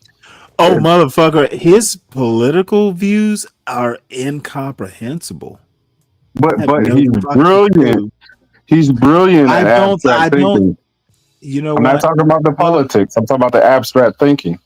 You can take a scenario and explode it. Let me tell you, he might be good at it. I'm better, and I know more. Abstract thinking, dude. You go and you fucking be abstract, but even your abstractions have to be grounded in something other people can comprehend. I say, like, I could tell somebody my final thought on something, but the road to getting there is the part that they're missing, and I can't bring them down the same road. I'm gonna be blunt. It's good that he's good at abstract thinking. He thinks nothing that's worth my time to consume.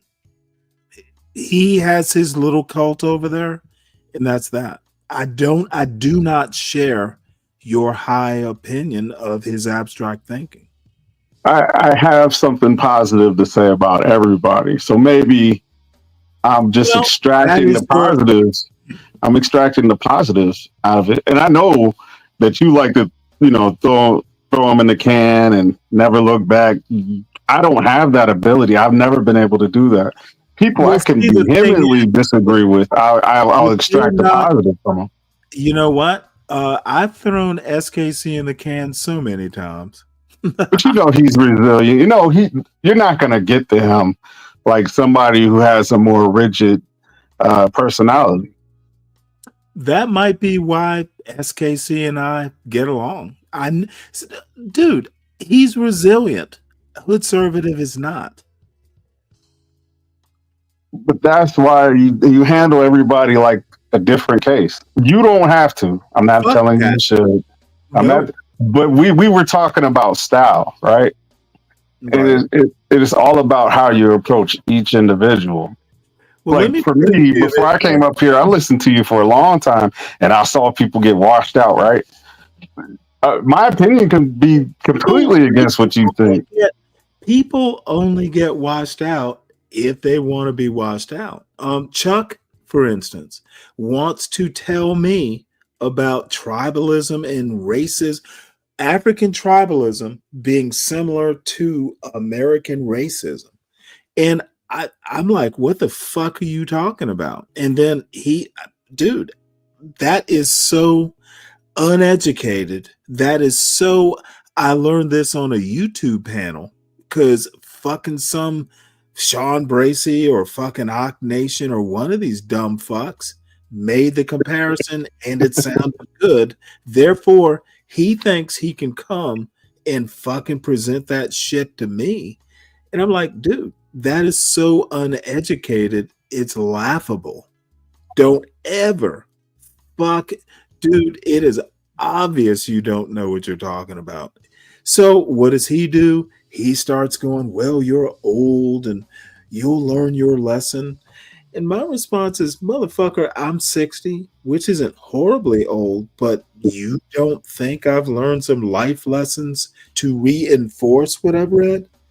Motherfucker, if you think that everything I know is from a book, you would Nah, be there's mistaken. that's foolish. Not you, but someone like a Chuck Wu. Dude, Yeah. here's the deal. That's why I'm adamant. You take some book knowledge and you add some experience, like life experience. I call it, and it's not an original term, be a Renaissance man. That is what I insist my son be. Motherfucker, if you think everything you need to know is in a book, I didn't raise you right. And my parents were the same way.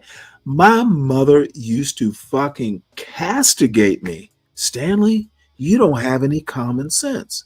Your nose is always in a book. Motherfucker, you don't think my parents used to criticize me for fucking my nose is always in a book? They used to get pissed off. Motherfucker, your nose is always in a book. Man, that's a good. I've never been accused of that. Look, you know I was what? just an outside kid. That's all. It's just different. That's all. Now, and hey, here's the kicker. My mother was an English teacher. And Yeah. my nose is it when the English teachers are saying a mother and an English teacher is telling her son, your nose is always in a book, you got to take notice.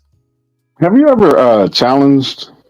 I don't want to say it like that because no, we don't want to, come at our parents that way. But have you ever challenged your mom? And Absolutely. that, Oh, respectfully, but it was yeah, always oh, kind of passive aggressive. Like she used to go, well, I'd write an English paper or something like that, and she was always like, well, I'm an English teacher, I can always like proofread your papers. Oh, and I'm sure I know I pissed her off because she said she was pissed off. Why would I need you? I know how to write. And that was, she never checked my English papers. Why? I'm smart. I know how to write.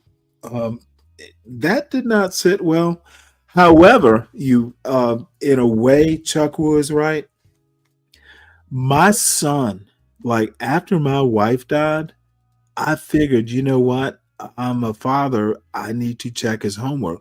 Oh, my son was like, what the he, at 6 or 7, actually he was 7 or 8.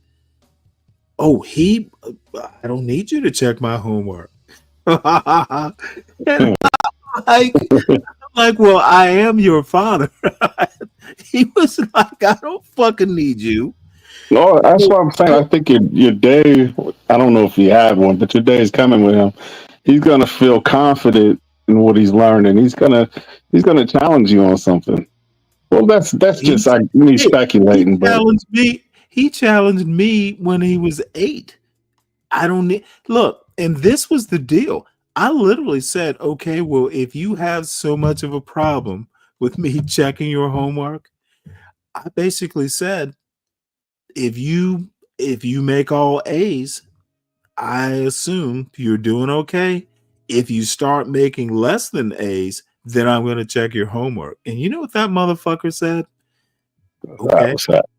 And the first B he ever made was in band class in high school. I think it was his freshman year of high school.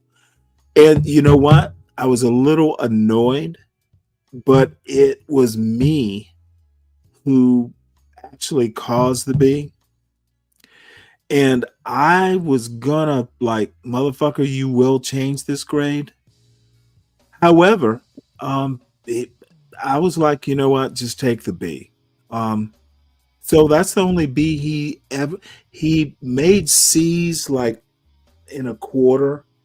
His final grades, with the exception of that B in band, and we ate it because I didn't like the teacher. For starters, the motherfucker was an asshole, And even I was like, you know what? I'm not going to get mad at the B. I think he's an asshole too. Right. However, that's the only B he ever made as a final grade. Dude made all A's for 12 years and one B in band. And I was like, you know what? Daddy approves. Right. No harm there. Daddy doesn't want to go to bat because daddy thinks your band teacher's an asshole. And I just, you know what? I might lose this battle because his little principles, I was literally going to take this to the Board of Education. That's how pissed off I was. However, he got his first choice in college. 1B isn't going to kill him. Motherfucker never made a C because C's are failing. B's barely acceptable. How do you get a B in band if you show up every day? Like, you know what? It was a symphony thing, and he had a tuxedo, and the pants needed altering. And that dropped his grade? Well, no, hold on. Oh, okay, my bad. Well, it basically did. I said, hey, you know what? These pants are black. They're black just like the rest of your costume. And they were dress pants, but they weren't a perfect black match. So he got dinged for it at the symphony. They did like a winter symphony and a spring symphony. And apparently, the grade wasn't high enough. It was like a low A. And this ding took it down to like an 88. And it was all my fault because I was busy and forgot to take his pants to be altered. And I offered the substitute. So I called the teacher and said, hey, look, this is all my fault. I made the decision. He didn't. But the dude was like, well, no, it is what it is. So I called his boss, and who is a vice principal. And I'm like, your band teacher's an asshole. I didn't say that, but I intimated it. And you know what? That vice principal, he was kind of supporting the teacher. And I was going to go to the principal and then up to the board if I had to. Mm-hmm. And I talked to my sister. She's the one who talked me down. She's a retired teacher. And my sister is literally my best friend. She has always been my best friend. Yeah, I was married. Yeah, I have parents, but my sister understands me.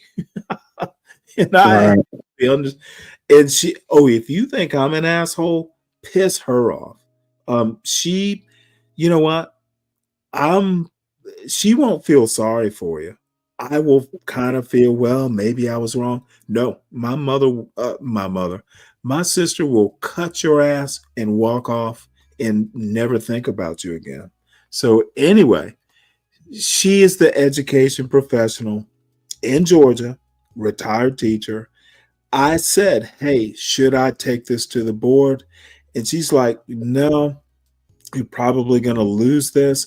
Or if you do this, you're going to hurt my son.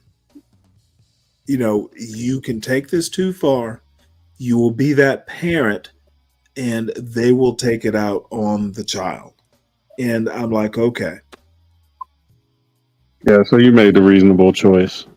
I was going to do it, but you know what? When I think, well, goddamn, I'm going to war, I do call my sister, and I know it's weird. She happens to be a black woman, folks. And, however, I fucking call her because she understands me. I don't know. She just understands. Like, yeah, this motherfucker will go to war. And I do agree with you. Like, just showing up to that class, that's the band teacher giving you a B for some slacks that weren't the right color. That's kind of a dick move. No, they were black, but they weren't the Or match. whatever, they weren't the whatever's going on. But that's a dick move to drop a grade for something like that. That's clearly not the child's fault. Goes, what can I do to fix it? You I can't. don't do anything. And yeah, you know what? He should have had 100. Reading. Now this was a reading music, and my son had like a 90, and this was enough to drop him to an 88, which is a B. 90 would be an A, 88 is a B, and I was like, what can I do? And I made that decision, and I fucked it up, and I told the teacher that it really was not him taking shortcuts. It was a parental decision. Now, see, the other odd thing, had we been in Virginia, Virginia is really weird. Parents rule in Virginia. They will, if that had been in Virginia, and I said, hey, look, I as a parent made a bad decision, don't ding the child, it would have been fine. Right. Georgia, believe this or not, Georgia is a little bit more gung-ho. You would never think that, but Virginia's more pro, like, hey, if your parent fucks up, we're not going to hurt the child. And I'm sure with reason. Well, I've never been to I don't know. I could have been raised in the South, but thank God we came this way. Hey, I would never live in Ohio. I think the South is awesome. Well, you never drove in snow, have you? Dude, I fucking lived in Northern Virginia in the Blue Ridge Mountains. I have not only driven in snow, I've had to dig a Jeep out of snow. One time, we literally, the most snow I've ever seen was 4 feet. We had 2 feet on a Friday.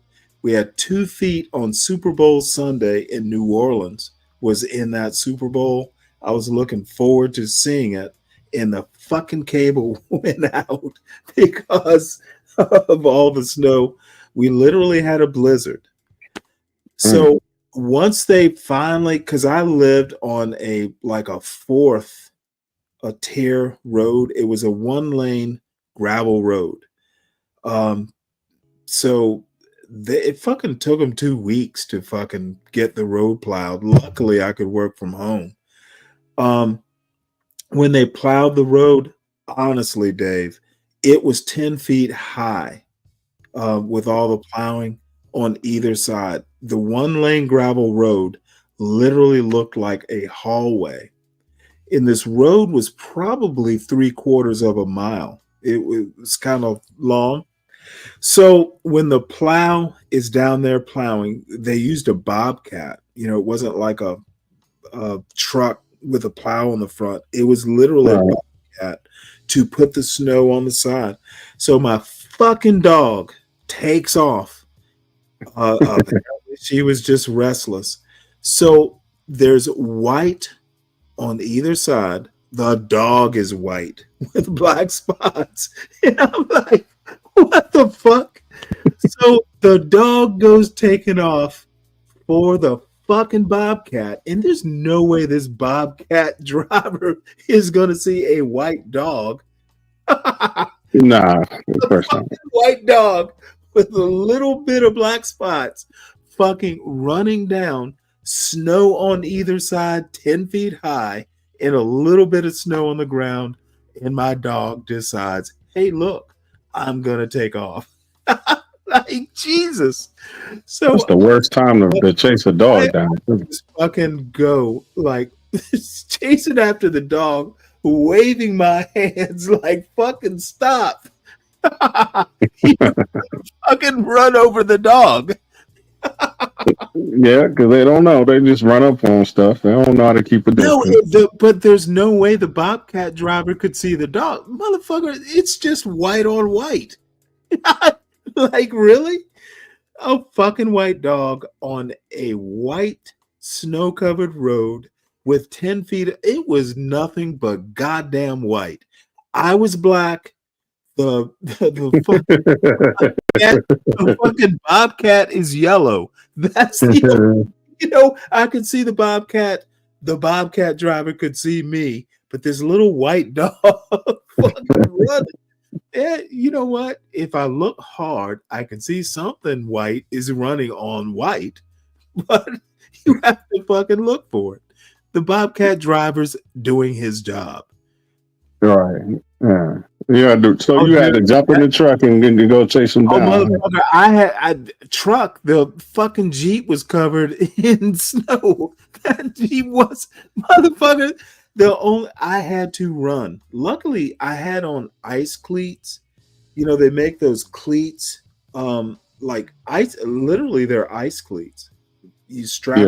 them on, so you can run in ice and snow, and even that's not like 100%, but you'll have some traction.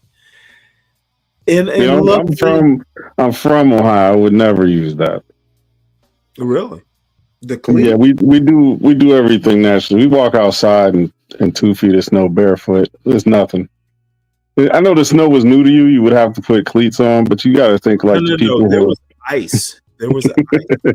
I'm teasing. I'm clearly teasing, but yeah, I'm not wearing snow cleats. Hey, you know what? I'm a pussy. I grew up in Savannah, Georgia. Fucking first time I ever shoveled snow, I was like 21 in Rhode Island at OCS. Yeah. There were 8 inches of snow, and they hand me a snow shovel. And luckily, I did not ask that chief, "What am I supposed to do with this?" I just figured it out. Man, you're lucky because that's something you got to train for. To shovel snow, there's people that died out there shoveling snow, heart attacks. If you're not I was like 21. I back wasn't gonna problems die. do spur from your youth, though. Shoveling snow gets heavy. But go ahead, my bad. I didn't mean to cut you off No, for that. I'm done with the old man stories, but oh, that fucking dog. And the thing is, the reason I was even that worried is the dog was my son's dog in name only. That dog, it was a female pit bull terrier kind of mix, and she was my wife's dog. That you know what? I don't know what it was. It was like female to female. A dog and my wife versus me and my son. So Right. Yeah. it was 2-on-2. But no, that dog and my wife, it was like, God damn. The dog, now she never snapped or anything. And after my wife died, she became my dog. Because dogs have a thing. Like if you buy a dog for a child, they know who the adults are. They never bond with the child. They bond with one of the adults. And yeah, they'll humor the child. But yeah, I know who feeds me on time, and it's not the child. So yeah, my wife and this dog, they were a pair. So, it's like, well, you know what? If this dog dies, my wife will never forgive me. Yep. You better get your ass up the street with your snow cleats. Yep. Dude, the dog, I had to change the door fucking handles because we had these handle doors, they weren't knobs, they were levers. And the dog knew how to push if the door was open, the dog knew how to open the door with the lever handles. So I had to replace the lever handles with door knobs because she couldn't, she didn't know how to open a knob. So I didn't know this. So I'm down in the basement working. I was working from home that day, and I usually worked in the basement where it was quiet. So I'm down there, So my wife comes down to the basement and goes, "Hey, I'm going to the grocery store," or something like that. And I'm like, "Well, okay." I like, okay, well, make sure, you don't let the dog out. So, motherfucker, so I didn't know this because we'd only had the dog for a week or two. I hear the door open after my wife is fucking like outside. I heard her leave and then I heard the door open again. So I'm like, what? Yeah, man. That there was Spidey There senses is in it. no, there is no way this dog knows how to do this. So I fucking go up the stairs quickly because I'm like, I know this dog didn't just do what I think. So I open the door and look out, and this fucking dog is chasing after my wife's car. It's driving up the gravel road, and this fucking dog is doing chase. I'm like, holy shit. My wife cannot see this dog in the rearview mirror because it's shorter than the car. So I go out and I go, Ellie, at the top of my lungs, and it freezes her. So I'm like, come here, dog. Now, this is my wife's dog. We'd had the dog for 2 weeks. This dog knows I exist and I'm an adult. So the dog stops. My wife doesn't even know. So the dog fucking decides, like, hey, I'm going to fuck with this guy. So she goes into the neighbor's yard. I'm like, come here, come here. So the dog decides to take the leisurely route. I had to fucking go and get this dog. And every time I would get near it, it would look at me and run a little farther. Yeah, my terrier does that crap. Like, motherfucker, do you know I have work to do and your ass is out here clowning? So Yeah, man. I had to go in and like get a hot dog or something just to lure her. And my son's at school, my wife is off, and I'm trying to work, and this goddamn dog. But those are dude.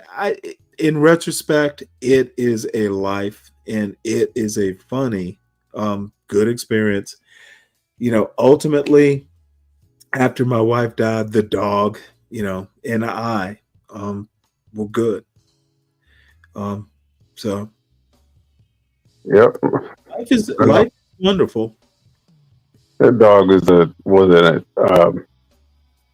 was like an extension of your wife, My mom went through that. My grandfather bought her a dog, and when it passed away, she was heartbroken. So we had to go buy her another one. Expensive. Well, one day I went walking into the bedroom and my wife is sleeping on her side and the fucking dog is on her shoulder. Like, you know how Snoopy in the cartoons kind of sleeps on top of the doghouse? Yeah. This is how this dog was sleeping on my wife's shoulder. I'm like, this is defying gravity. My wife is on her side and the dog is sleeping splayed over her shoulder. I'm like, how does this work? So I didn't even bother. I should have taken a picture. But no, this dog they had a special relationship. That's beautiful. It's a beautiful thing. Yeah, well, and you know what? I was also down in the basement. My wife and my son used to go to these dog adoption days at PetSmart. And I knew they were doing it, but I'd already told them we don't need a dog. It's really just, let's not do it. So one day my son, he was 5 years old. They go to pet adoption day, and this motherfucker, I'm again working in the middle of some crisis or another. So he comes down with a picture of the dog and he goes, Daddy, can I have her? And I looked at him. I looked at the picture. I'm thinking of my wife, and I'm like, you know what? I've already lost. This motherfucker, his mother didn't. This motherfucker came all the way down the stairs into the basement to ask me this. And how am I going to tell him no? 5 years old, been asking for a dog for years. He's got a fucking picture. Yeah, okay. And that's how the dog came to be.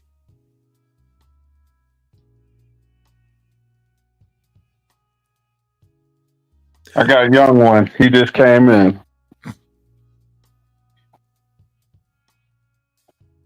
Yeah, them kids and them dogs. And that motherfucker, you know what? He like I it was literally like, well, if we get a dog, you have to take some responsibility. That lasted about 2 weeks.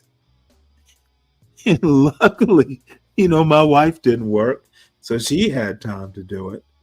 But I'm not going to think about it now because I will be pissed. That motherfucker, it's like parents, if your young child, if you are a young parent and you believe the hype, if your kid tells you, yes, daddy, yes, mama, I'll take care of the dog, they're lying. They will lose.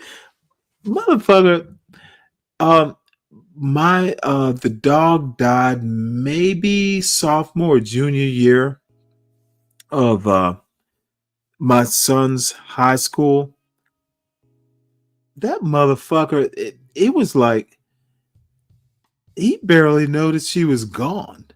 It was like he didn't shed a tear. I'm like, really? You're the one who asked for this dog into our lives, and you're just going to be callous about it? Ugh, these kids are fucking beasts. That's why my daughter got a 14-year-old cat. Still, to this day. They are heartless. Yeah, she don't feed that cat.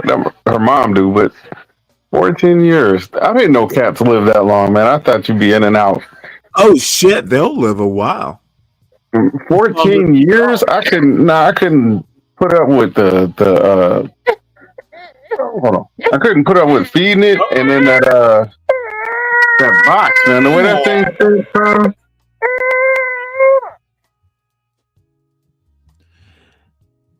He didn't call you a motherfucker, did he?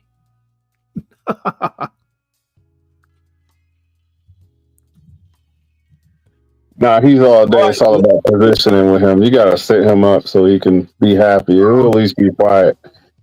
I told you the story the first time. My son couldn't have been a week old. The first time I had to keep him, my wife was like, "No, I guess I'll." I'm like, "No, don't worry about it. My brother's 13 years younger. I've kept babies before, and I was a little nervous, but it's like, nah, you need to go. He'll be okay. It'll just be for a couple hours." I was nervous as a motherfucker. Look, you know what? But this is what fathers do. Now, it was kind of weird because he was breastfeeding at the time. So, there was breast milk in a bottle and all that. So, I literally had to hold this child like at an odd angle to simulate a breast. And I probably, he was cosplaying mom, huh? you know what? God damn it! I was nervous as a motherfucker, dude. He was my son, and he's a week old. You cannot fail, or you will be rightly hung. So I turn him a little bit on the side, and I'm leaning back a little bit, and I'm putting that bottle right up at breast angle. And he, dude, you will. You fell for all that, didn't you? Hey, my wife came home.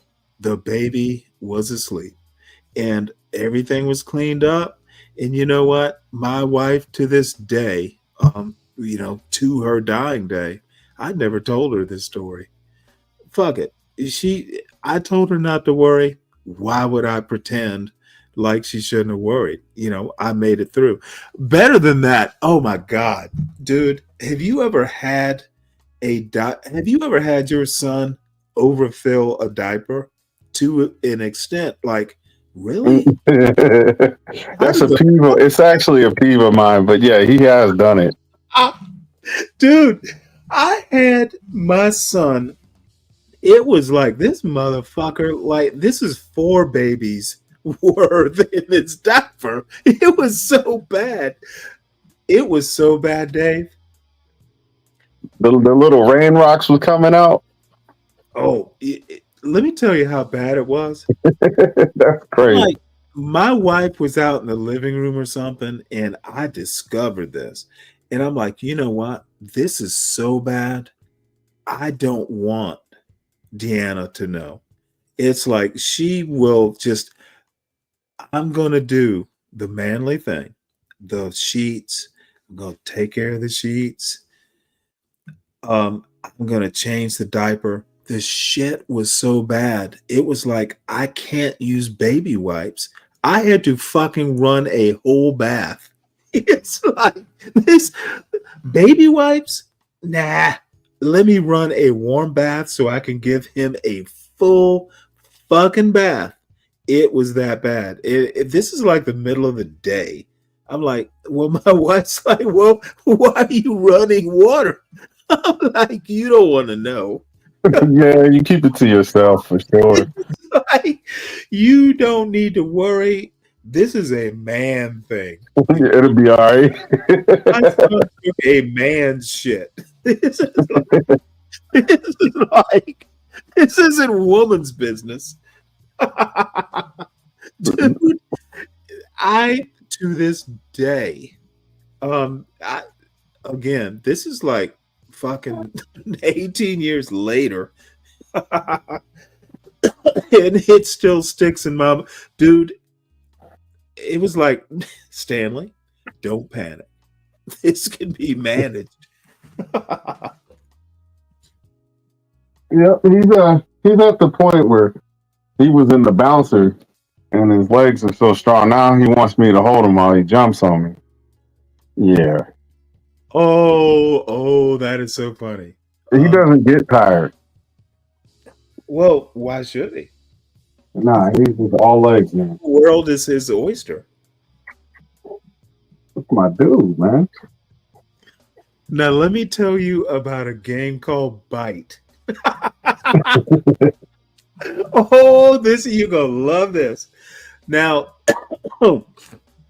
my wife, for a little while, worked, and she would do an overnight shift.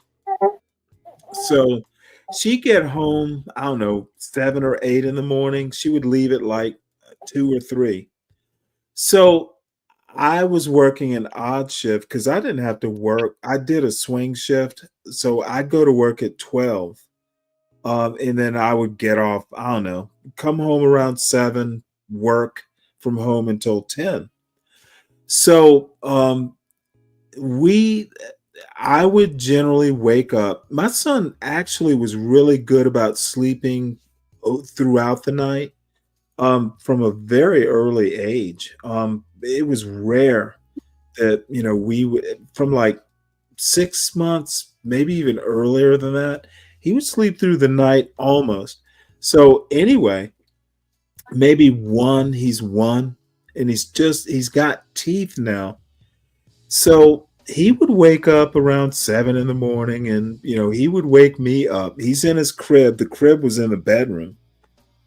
So, I'd hear him, rattling around. So I'd wake up. So I would take him from the crib, bring him over to the bed, and, we would kind of snooze. So we got into the habit of, dad, he wants to crawl around daddy and roughhouse.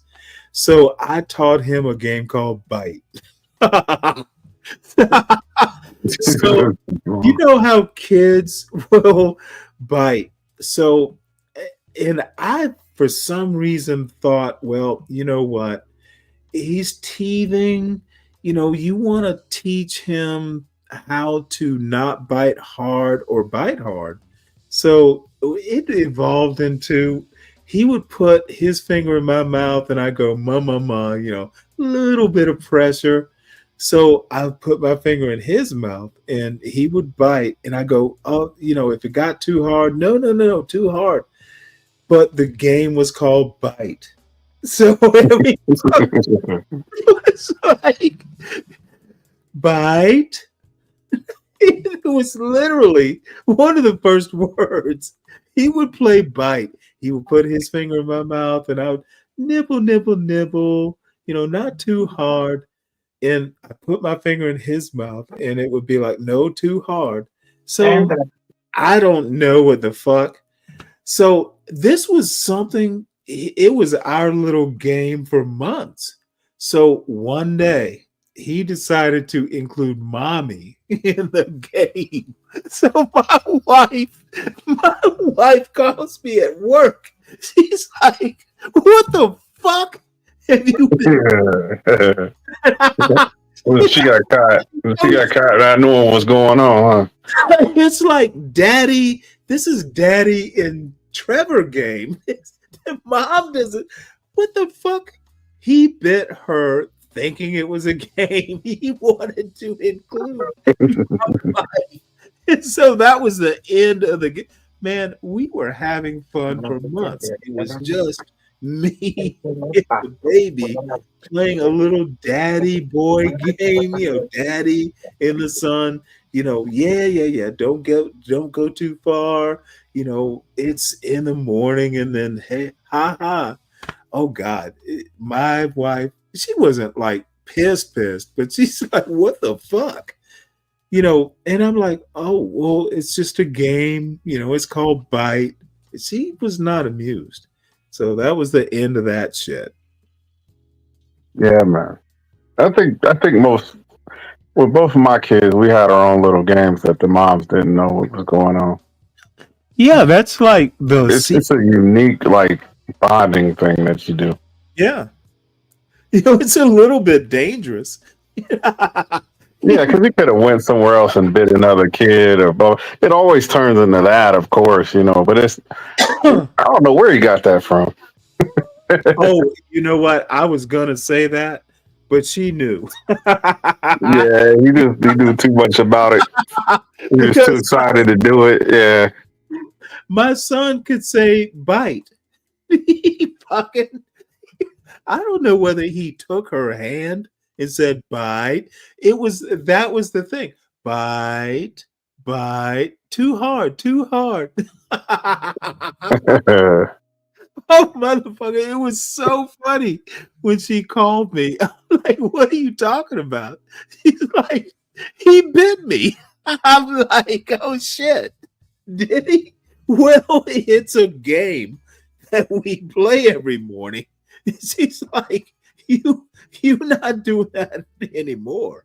I bet you he was so excited to introduce mom to the game. He just didn't know she wasn't a player. What's up, Snake? I didn't even ask. It's like that shit was over. I don't know what she did to him. I don't know what she said to him, but we did not play the next morning. Bite was over. It was a wrap. It was a fucking wrap. And oh, you know what?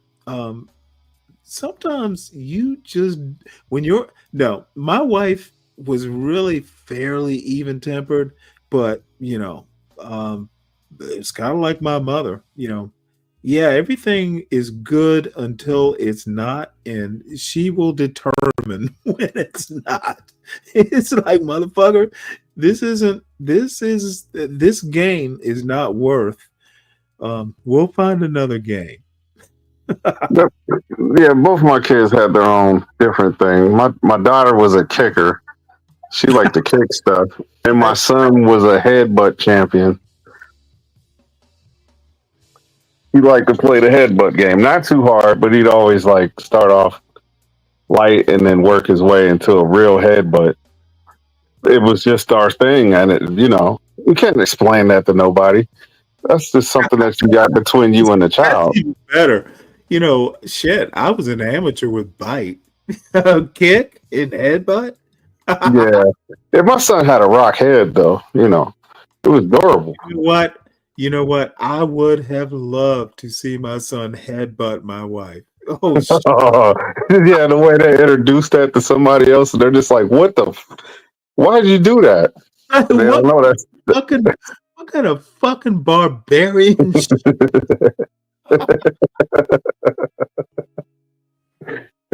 Because you headbutt so hard to the point where you could almost smell your blood in your head out. It's weird. It's weird. It's like, oh shit, he caused a fucking contusion. Or they hit you in the nose and you catch a nosebleed. But it's got to be sanctioned. It's got to be like, okay, I'll show you where we got a target. Just aim right here. All right, cool. My turn. It's gotta. Oh shit! Did you say it's got to be sanctioned? Yeah, it's got to be in a controlled environment. You can't just go headbutting people, bro. We're playing. It's just me and you. Like a little goat. Have you ever seen? They will just fucking walk up and headbutt you.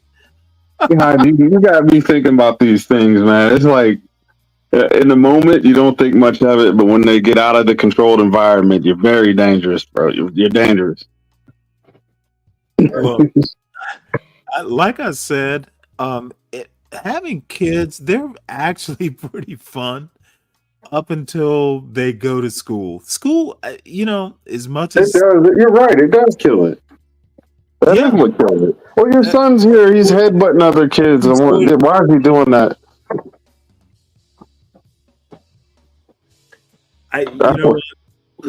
They are, if you could preserve them in amber or the time, like fucking 4 years old. And my son's first school experience was literally kindergarten. He never did daycare, which was a mistake, by the way. It is not. It socializes them very fast. Well, you need to do it. You know what? I thought I was doing shit. Like, hey, you know what? Stay at home, mom. Just fucking, it'll be okay. Even if your wife is stay at home, you still need to do it. Even if it's only once or twice, maybe 2 to 3 times a week, you got to do it because you need to do it. Even if you don't have to, socializing once, twice a week in an organized environment, you got to start them early. But it turned out okay. But it was like, I thought I was a motherfucking man. My wife don't have to work. Yeah, there's a balance with that for sure. Because not only that, they'll be at home and the wife won't get socialized, so she's waiting on you to get home. Then you gotta listen to that after you've been working. Oh shit, dude! I would get home, and it would be like, "Well, guess what your son did today?" And I was like, "I don't want to hear what he did. Tell me how you fixed it." Right, dude. You are gonna love this.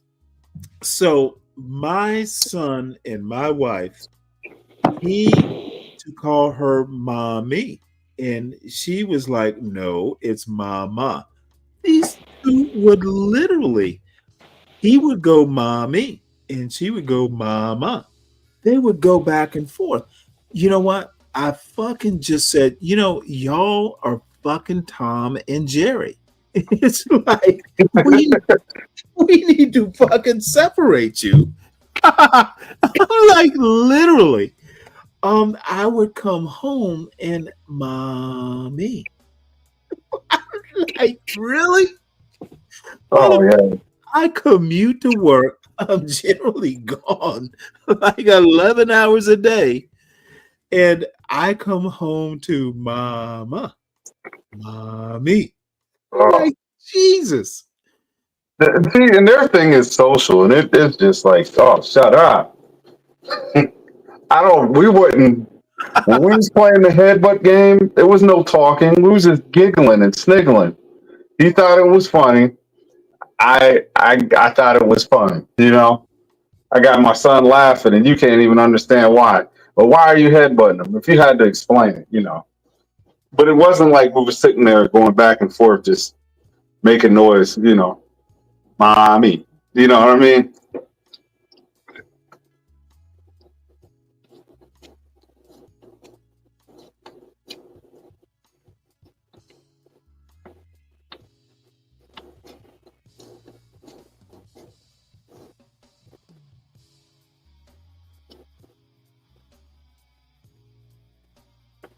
Sorry about that.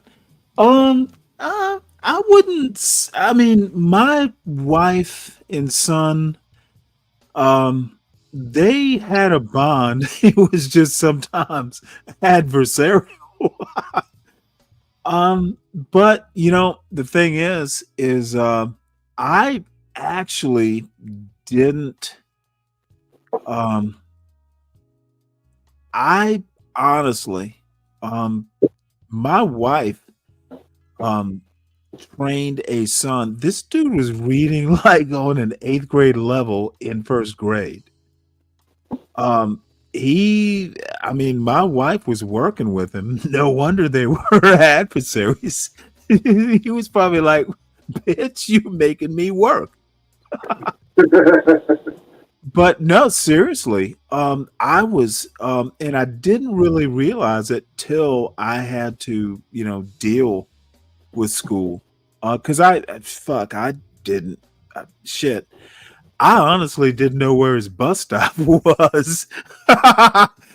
'Cause, um, and it was pointed out to me that I didn't, not by my wife. Um, so, you know, um,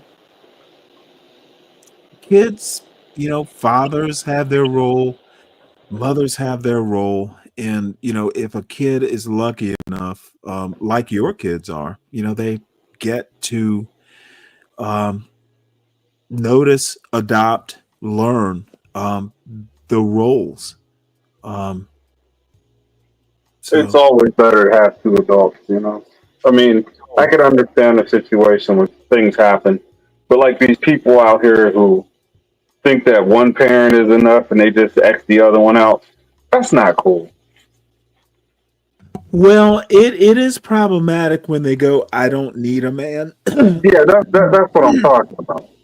That is literally stupid. It's it's like get away from me. You're saying something that dumb. I just lose respect as soon as I hear it. But I have people fight with me on Facebook and other social media, trying to tell me it's better off that there's only just one if they can't get along. Well, the whole point is to put your petty differences aside and work as a team, not two independent teams, but as a Well, team. there are exceptions to that rule. You'll hear what's her name? Danielle. And I do want you to hear this. I don't understand why she can't put her jacket over that shoulder. Which one is Danielle? She's the one top right, all the way to the right with the jacket off her shoulder. Oh, is that a jacket or hair? I can't tell what that is. No, it's a jacket. It's right here. This woman. See Okay. the cursor? Um, but I don't get it. But you're gonna hear something that's rather interesting. And Anton is eh, I guess he's okay with hearing this. He took it somewhere though that I didn't expect him to take it. Like, heard what she was saying. She was talking about how she didn't want to be with white men, or she didn't want to date more black men just to find out, she wanted to try something different. And he said just the other day, you guys are saying how much you don't like white men. And I'm like, that's not even where I would have thought to take that conversation. Not at all. I would have asked her. I would have said something like to the effect, "It doesn't matter who you're with, as long as you're happy." That's the kind of response I would have gave. He almost gave like more of an No, I inquiring, mean, I think why to give up on us type of response, and it's like, whatever, bro. he eventually gets to that point. You know, he's like, "Well, I don't really care." But I'm, you know, I am in my old age. um, and this is gonna sound odd, but if America's going to be cured of racist behavior and racism, it's going to have to be black people who do it. White people are hapless. They really and I don't mean to sound pro black or that political, but I don't think white people actually understand themselves. What, racism? Or what do you mean? I don't I think got some background noise. That's why I didn't really hear everything. I think they've been trained out of actually knowing American history or understanding American history. I think, and I think we are quickly losing the ability. But you know that term "magic Negro"? Yeah. It's literally a thing. It's literally a trope for a reason. Um, and it may be outdated by now, but I honestly think when black people say we basically worked hard for immigrants, we civil rights changed immigration law, and there are several other things that you'll hear, people say. But in a way, it's not hyperbole. Yeah, I agree. Isn't that what the Supreme Court was talking about with this 14th Amendment? What was the intention? Well, they got it wrong. As a matter of fact, they interpreted two different ways. Affirmative action, they literally, Justice Thomas literally said that the 14th Amendment was colorblind. And here we are in 2025. The argument is, oh, the 14th Amendment was for black people. You have conservatives or supposed conservatives interpreting the purpose of the 14th Amendment two different ways within 2 or 3 years.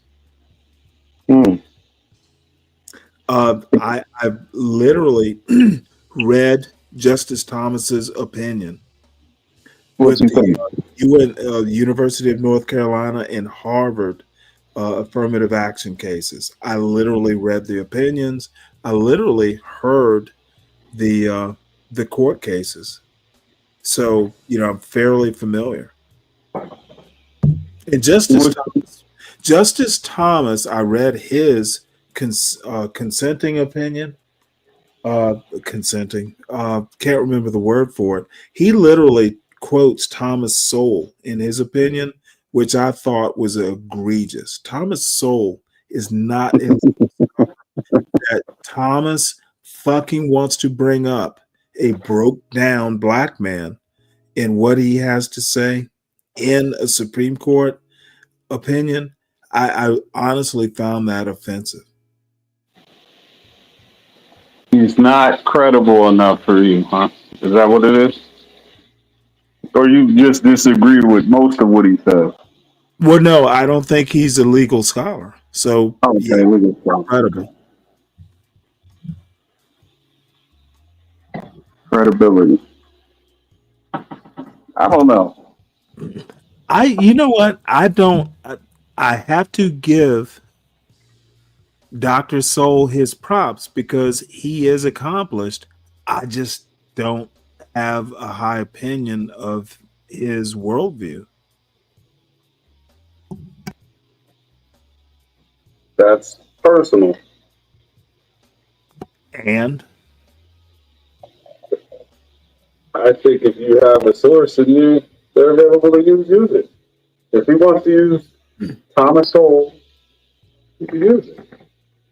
It must be some logical through line to use Thomas Sowell. Let me tell you a little secret. If there's such a thing as an educated guess, it is a thing.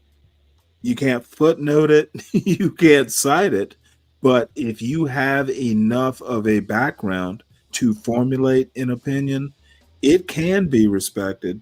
Maybe not 100% of the time.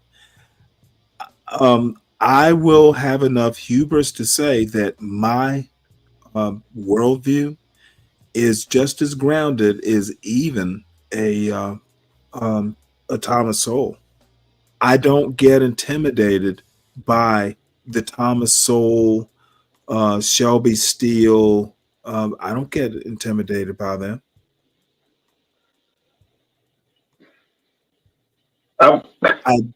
I would literally be comfortable sitting across the table from Sowell, giving him my opinion of his opinion. I don't think it's sound. Do you think that there would ever be a moment in that conversation where Sowell says, I'm 94 years old, you're 60. I got way more experience than you. And I studied these things. It should literally be the first thing he says. I'm not going to pretend that, dude. I'm not going to pretend I have his experience. I think I've read the same books. Oh, I asked somebody that question, and it's a wild question. It was Thomas Sowell, Clint Eastwood, and I forget the third guy name. He was a ring announcer. He used to be a trainer. They were all three were born the same year.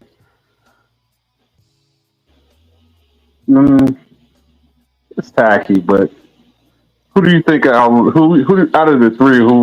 Who did they pick to live the longest? They all said Sowell. Sowell looks good for 94 versus Clint Eastwood. You know what though? I'd pick Sowell as well.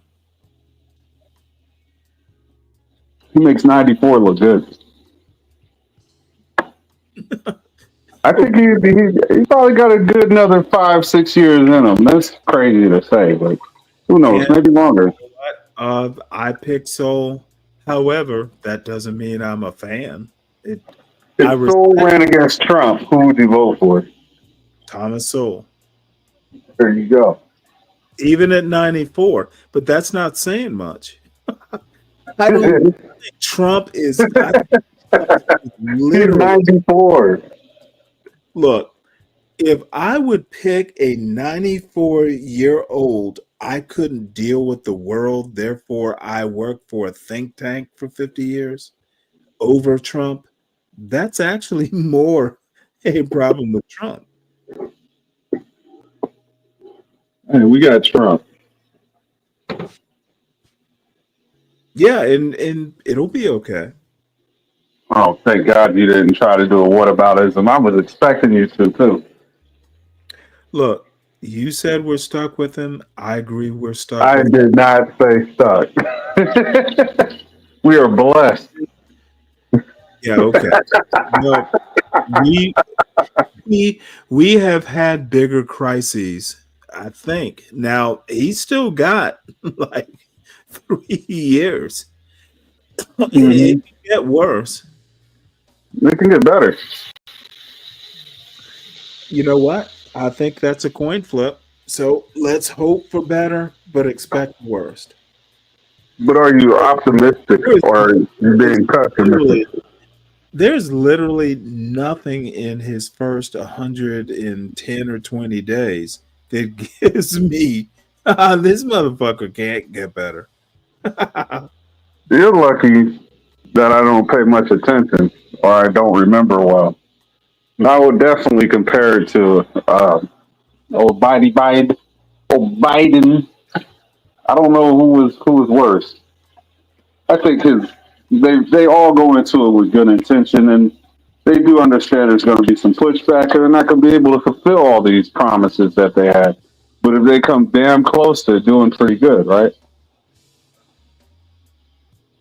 Well, I'm going to honestly say I think Trump um, came into office with malicious intent.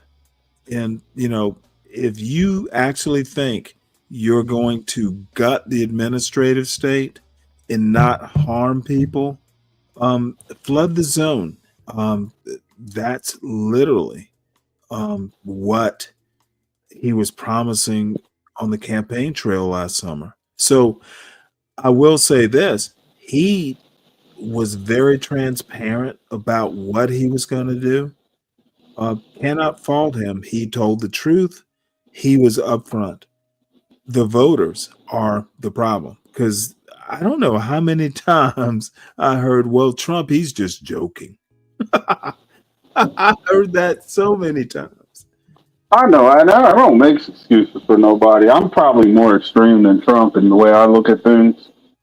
So I would never accuse another man of saying something and saying he was joking unless it was clearly a joke.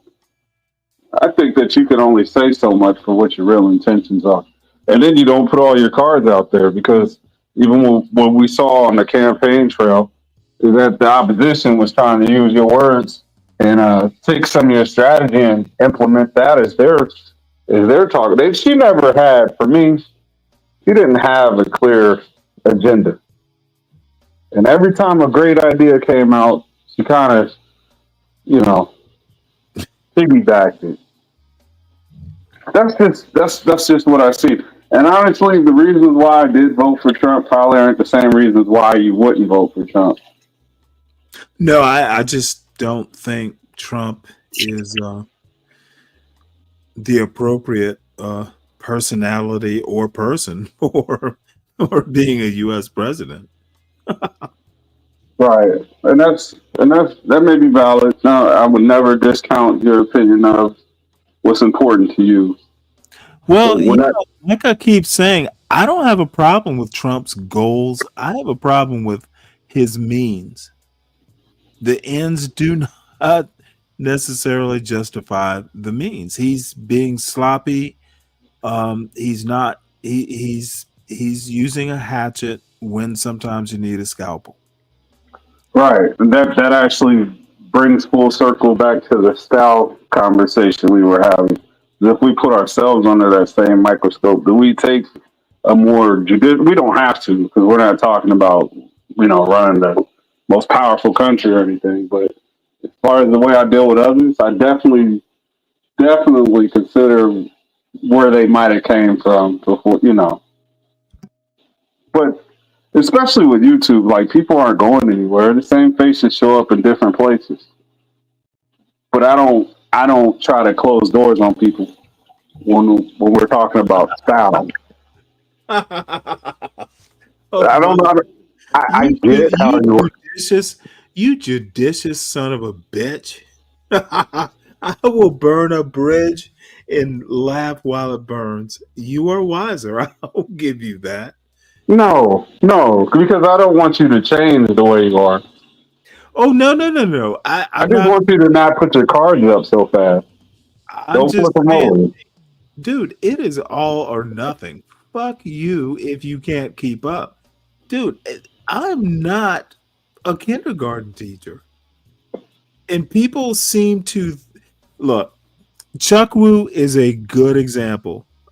He comes all the way up on Charles's show and he wants to strut his little stuff, saying that racism in America is a lot like tribalism. That motherfucker is on a different planet making that kind of statement. And of course, I shit on him and I was brutal when I did it. Like, motherfucker, don't come up here pretending to be an adult when you're a kid. Does that offend you when somebody does that? Sometimes. I Like don't blame there. I know you don't you suffer literally fools, so that's understandable to go that route. well, no, but seriously. Um Now we are on Charles's channel. Charles lives in Nigeria. So we for and Chukwu is he might be first generation. He's an American, but so if he had come in slow, look, I tried to tell him um a couple times that you cannot American history is not African history, and African history is even more complicated because you got a bunch of countries. The colonial history in Africa, it's dude, they drew the lines artificially on their way out. The colonials artificially drew lines for countries on their way out. They didn't consider tribe. They did not consider much of anything. However, comparing African history to American history, it just shows me that you are fucking listening to people on YouTube. Yeah, that's true. They don't know shit generally. Especially, I don't know, that tribalism is similar to American racism. I can't imagine someone being stupider. And I'm being sincere on this. Those are some good people that'll tell you that Dominicans are black in color only. I say in color only. Well, I had a Nicaraguan girlfriend once who was literally my skin tone. And race um in Central, well, Central America especially, but yeah, race, they've got like 88, like some ungodly number. You see that chart where they classify like who marries whom in skin tone, I think it was. So Mm-hmm. you got quadroons, you got just you got a description for every racial situation in who they marry. That sounds like somebody with So, nothing else to do. oh, dude, you never seen that chart? It's like, um, I'll see can I find it, but I was going to talk about this Nicaraguan girlfriend I met again at a club, and I used that. I told her cousin, "Hey, don't worry, I'm a naval officer. I'll make sure she gets home safe," and I did. But again, it was a longer term relationship that resulted. But this woman, her name was Corazon. It means Order zone. Nah, for real. She told no. you that was her name. I've never took advantage. So if I She told you that was her name. well, no, it actually was her name. Corazon. Corazon. Yeah, Corey for short. Oh, okay. Her name was Corey. Well, Corazon. She literally was a Spanish speaker. I met her cousins. She was actually like on a visa from Nicaragua. She had a cousin in off on Cape Cod of all places. Mm-hmm. Was dying of cancer. So, she was here helping take care. She had a sister, not a sister, a cousin who is very light skinned, by the way. She was gorgeous and tall, married. But anyway, they were at the main event in, God damn it, New Bedford, Massachusetts. It was a hangout for all the young black naval officers. We go on a Wednesday or something, get drunk and dance, the main event. So anyway, I met her. Um, the story I'm trying to say is her skin was as dark as mine. And one day she was talking about the black people in her country And I looked at her and I went, "Aren't you black?"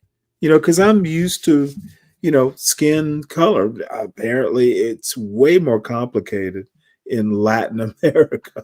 It's like you can be as dark as Stanley, but still not be black. So I was, I was like, you know what? Whatever. If Probably we because they're sun-kissed. if we have kids, they're gonna be our skin color, or they're gonna be black. Only because of you.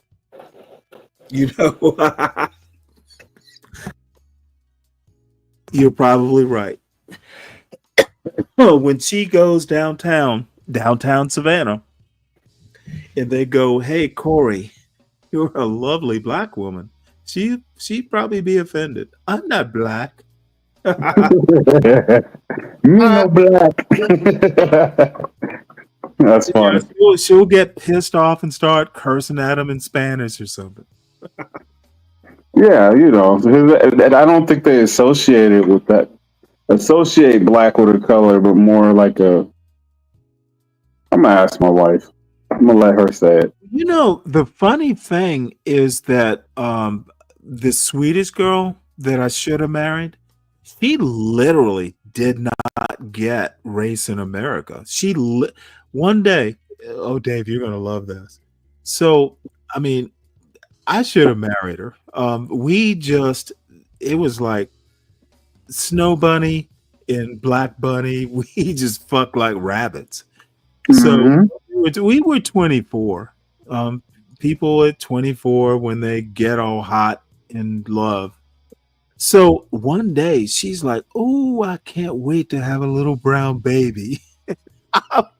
I was like, we had just finished, and I was like, now it doesn't sound that weird, I guess, in 2025, but this was like 1991. Was he weirded out when she said it? No, actually, I wasn't. I was just like, what an odd thing to say. This woman actually doesn't understand race in America. She thought she was special. She had blonde hair, green eyes, which is weird for Sweden. Most people have blue. She had green, and she could fucking tan. Oh, this girl, she could get gorgeous. It's like kind of like blonde. It wasn't dark blonde. It wasn't white blonde. It was just like blonde. You should have kept that one. He sounded like a keeper. Shit, and dark. She would get mighty tan. And man, she was actually all that. But you know what? Fuck. This is the stupid thing about 24-year-olds. I literally thought, well, I'm not ready to get married, and who knows, I might meet someone better. It's like you have no sense of what you have in your early 20s. Yeah, we're nearsighted. Although I have thought I liked the girl, seeing her 10 years later, I was like, thank God I didn't like her that much. No, this was the one that got away, honestly. She was really,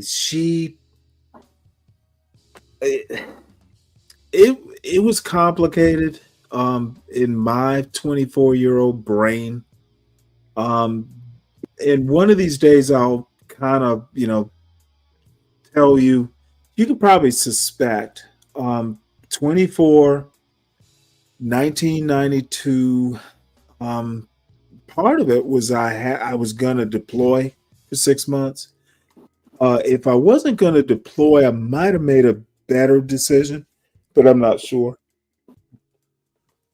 But let me just be blunt. If I'm going to be gone for 6 months, and this woman is literally, she was an au pair, so she'd really only been in the country for like 4 or 5 months. Oh yeah, she wasn't seasoned yet. Well, the thing is it a good decision to deploy? And you know what? She doesn't have a place to stay. She could go stay with my parents in Savannah, Georgia, in an all black neighborhood. I was like, Yeah, without you there, yeah, that's kind of weird. you know what? Green eyed blonde doesn't understand race in America. With my mother, all black neighborhood, Savannah, Georgia, never been there. Eh, let's not ruin a whole life. let's not create let's not create a new racist, because she's gonna have to deal with stuff that shit a lot of black people don't understand. I just, you know what? Now when she went back to Sweden and I got back from deployment, I could have.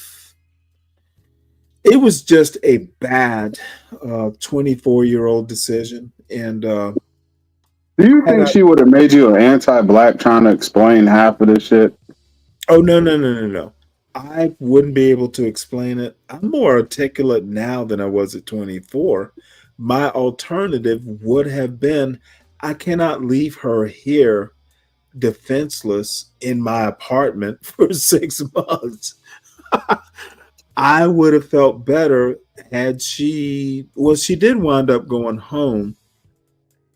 However, I was envisioning, like, look, if you're gonna stay, you're gonna have to stay with my parents.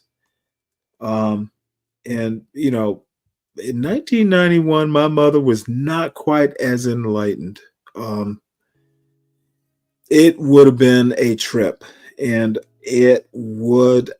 I could not leave her with my parents. My father would be fine, actually. It would be No, wait. She said she was from Sweden, right? Umeå, Sweden. Oh, okay, so she would have been liberal, like not in the sense of You know what? politically, but like liberal behavior. She would have been like not American, liberal. She was Swedish in 24. I don't know that she had politics. We never talk politics. I have no connections with Culturally, like culturally. they don't see a problem with tasting or testing what's out there. Like you, Well, just because I got a boyfriend isn't gonna hold her back, you know. texting did not exist back in 1990. Say that again. 1990. Texting did not exist in 1991. No, I said testing. Okay, She would have testing. been. She would have tested whatever other option would have. I'm saying she would have been more promiscuous behind your back. I She doubt would have it. been curious at 24. I doubt it. I hear that the culture of Swedish women is they're open. They're very open like that. Where'd you hear this from? In what year? I watch a lot of travel. Yeah, okay. Well, you're doing a be brave in getting your knowledge from a fucking YouTube video. and then the be brave approach. He said he still hits the target. And you know what? Let me put it to you this way. Much of his audience are stupid enough to believe him. I literally think his audience who believe that shit, they're literally stupid. John Galt included. You do No, not literally. If you do not actually hesitate to take a shot. oh motherfucker, I'll take it to his face. I do it, John. Do you think I wouldn't say this to John Galt's Well, face? I know. It's just that that's not gonna not shoot. You know, The only you're dumb, gonna shoot. the only person that I know of that literally SKC and SKC this SKC made a comment this morning. SKC knows what's going on. Hold on, he came up on the panel, or he was just in the chat? You know what? He was in the chat. Okay. He didn't have time to come up. I am still gonna go back and watch this you and Truism interaction, because I don't know how I missed it. I must From have. this morning? Yeah, I must have I don't know. Well, we can watch it now. It's Somebody, a separate. I think I got a phone call, and then I had some other things to do, and that's the only way I just forget what happened. Rick thought it was funny. I didn't find it that funny. Rick says it should be clipped, and I'm like, really? Oh, you know who else was on the stream? Guess who was on CT's earlier? Who? You would have loved it. Jay Prince. Oh yeah, whatever. You know what? You guys just gotta see it. I've literally never. I have never talked to him. I doubt he even knows who I am, and that's You good. won't find it funny, but it'll fill in a lot of blank. It was just I don't know. Well, man. wait, hold it. I I don't give a fuck about his blanks. Oh shit, Truism's live now. Yeah, I know. Mm. Oh wait, hold it. An error. Oh wait, there it goes. Yeah, I'm usually in the best sleep. I just got 2 more days of work this week. Well, you know what? It is 10. So and you're it's kinda like a Central Time. combination of the both. No, I'm East. Coming down from the Oh, government, but Mhm. also industry, cybersecurity Now this certifications motherfucker's that called they were Tech putting, Pookie. certification trainings that they were putting me through. A lot. Again, I feel like I was in college again because I was just learning because I didn't like undergrad was circuits, electromagnetism, Calc 1, Calc 2, Calc 3, physics and differential equations, a lot of math and science. It had nothing to do with computers. Electrical engineering is not a computer type of degree. Yeah. So you get into networks, you're getting into IP, TCP, IP, get into communication protocols, you get into hacking, what the bad guys are actually doing, you get into protecting systems, all of that type of stuff. That was very new to me. Pen tests and stuff like that. I need to connect with Tech Pookie. So, you know, all of that stuff I was learning after undergrad, which had nothing to do with electrical engineering or being a nuclear engineer at a local commercial nuclear power plant. Yeah, man. Okay, well, let me ask you then. With all the certification that you had to get because of the nature of the beast of what happened in your particular industry, at least at that time, did you ever get a chance to maybe write any kind of papers at all, any kind of dissertations or anything like that, or any kind of like that for that in the field? No, I never did any of that because I was Let me mainly ask in the him where did what my Pookie role graduate was from? implementing a cybersecurity program at a nuclear plant. Okay. It wasn't so much of research. So that sounds more like academic, where there's research. So this isn't a master's degree or anything. These are professional certifications. Wait, are you typing in the chat? The area that I was in, but I was a part of So one thing that they have these licensing renewal processes. And I call up always certain type in the chat to subject fuck matter with people. experts or engineers to speak on the value of nuclear. Because I can tell you right so now, I was a part of one of those hearings not an for engineer. the government, and I think that's, Who, the guy that's talking? somewhere online. There's a transcript of it, but yeah, that's as Stanley, much I don't- Only I'm takes a 22. couple I'm minutes. 22 years. I'm 21, 22 at this point. Tech Maybe a little older. Pookie's pretty It's very early in my Wait, career, hold it. but Discrete being math. What the immersed in fuck is discrete math? crazy. You mean discrete structures? Oh, okay. Well, man, look like you were seriously kicking ass and taking names. So, at that particular point, was there ever a point in this particular field that you're in your career that you felt you hit a low point, and when did that occur? You know what's crazy, man? Let me see. Because of how novel and how needed, I guess, my skill set is, it really ain't been no, let me think. Nah, man, it ain't really been no low point since I started. I ain't gonna lie, not career-wise.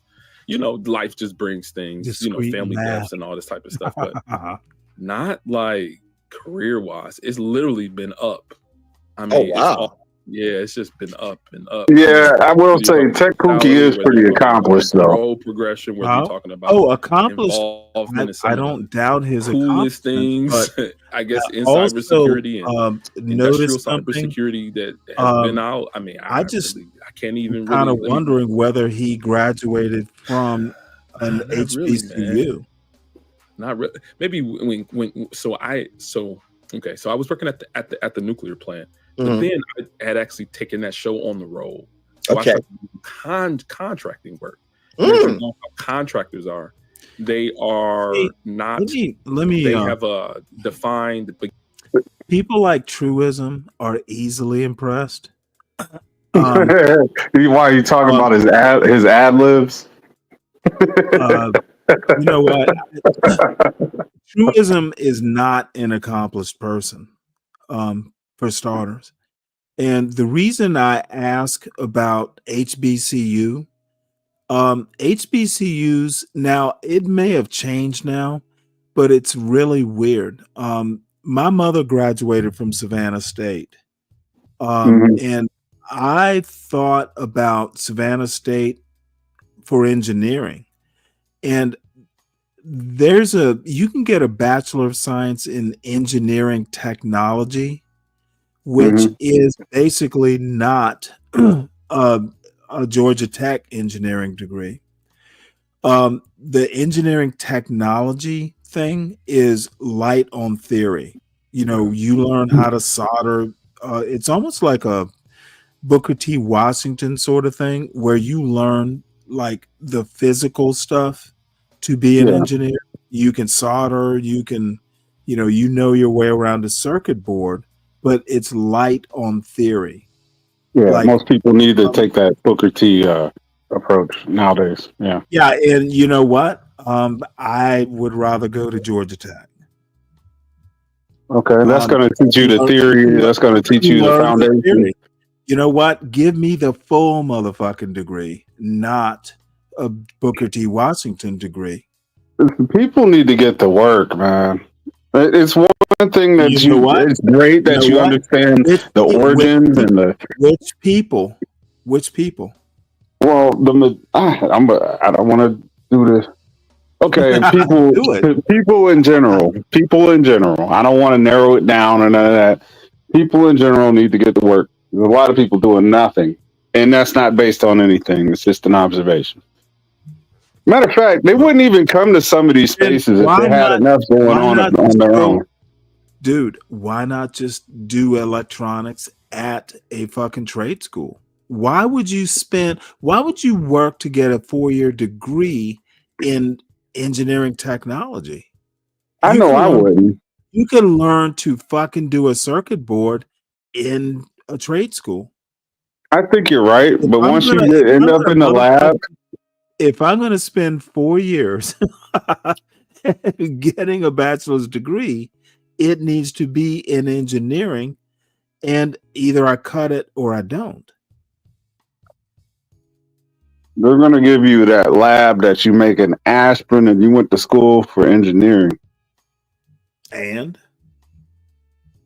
It's all about an endurance test. It's like praying for patience. I don't know. I mentioned that earlier. There's a reason why you get put through the ringer and you come out something different. But this ain't what you went for. I am very W.E.B. Du Bois. Either you fucking cut it as a full-fledged Georgia Tech engineer, or you don't. Okay, there is no like Booker T. Washington half-ass. It's 0 or 1. You don't do a half. It's the trend nowadays is to do the job. We're going to train you to do the job, so that way you can get your ass to work. Not talk about it, but just do the job. If that is all you want to do, then you become American man. But it pays the same, right? Or you're going to get more because you can talk. If money is the object, then you become an American man.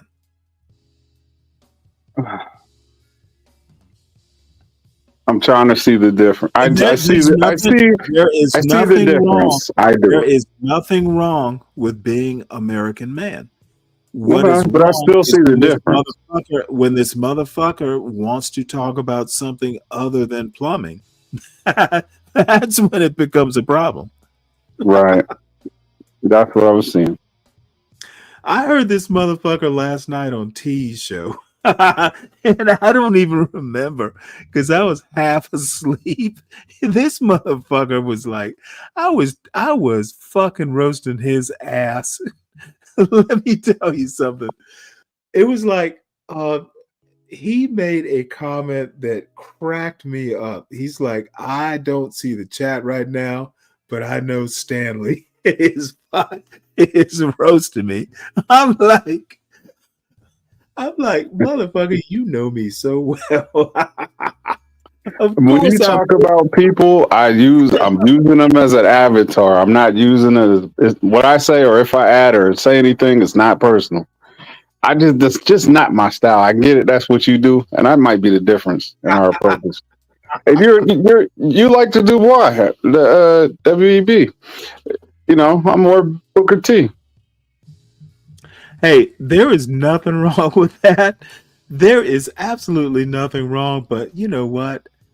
I love, like, you know what? If you want to come and you want to talk about like something like psychology, American Man was literally doing his Anton Daniels fucking imitation where he is fucking talking about, well, oh, you know what? That's why I got that femininity.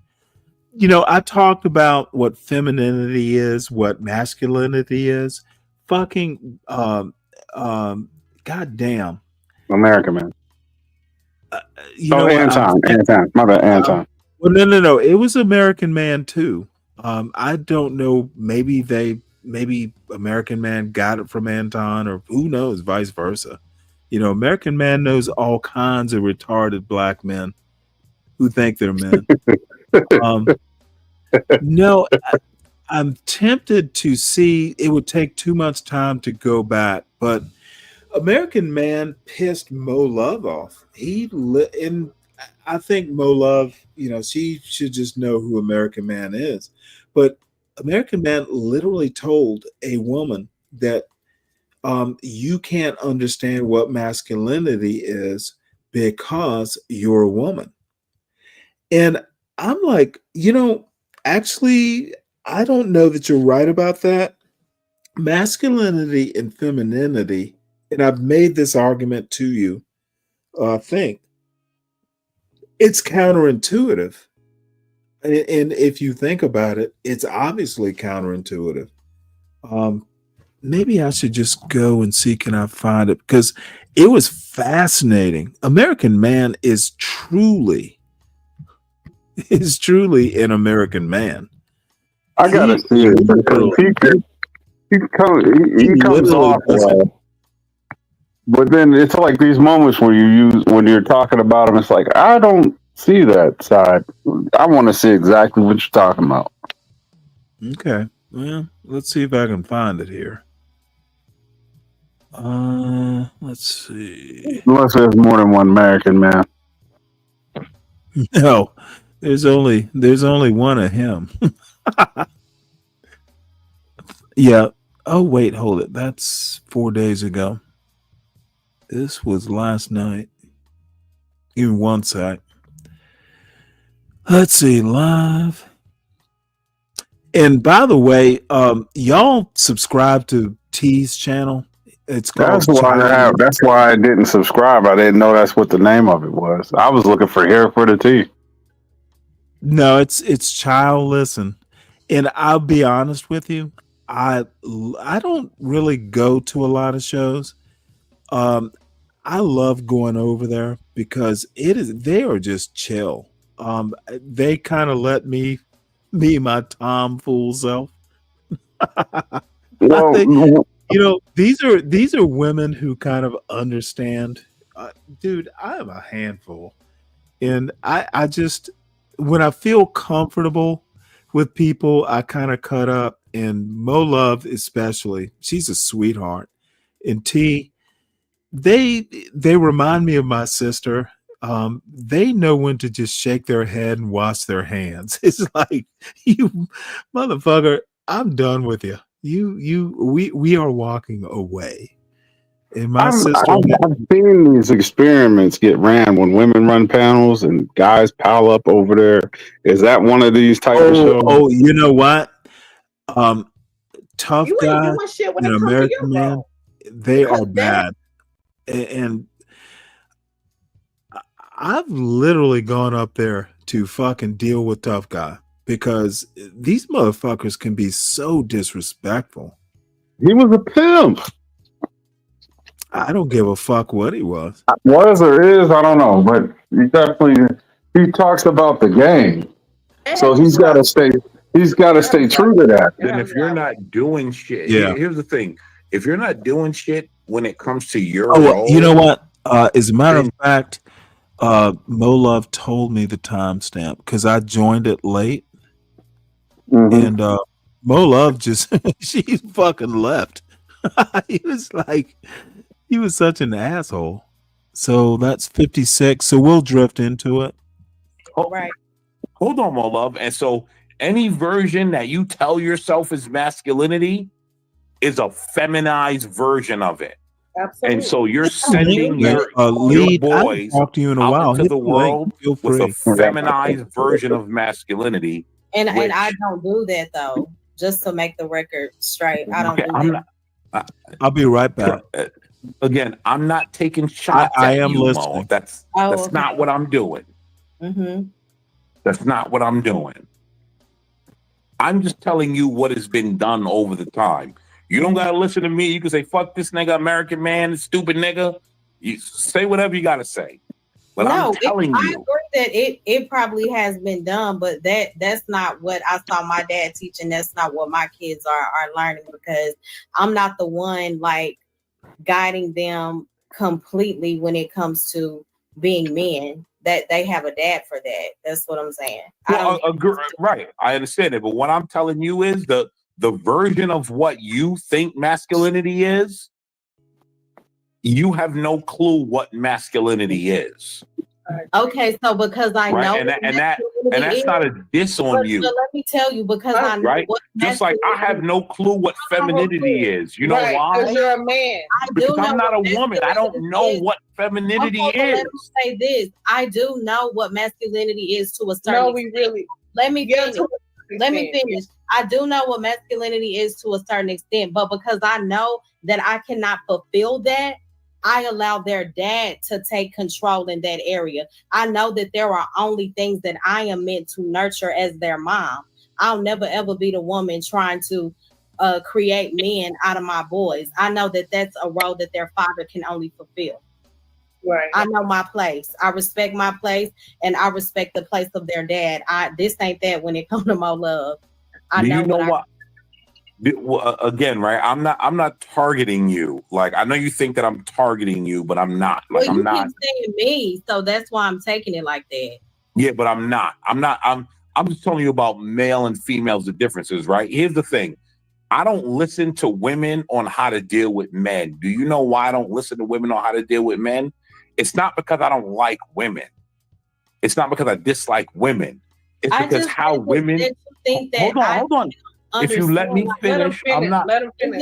I'm not attacking you. I'm not attacking you. The reason why I don't listen to women on how to deal with men, because how women deal with men is by blowing them and giving them pussy.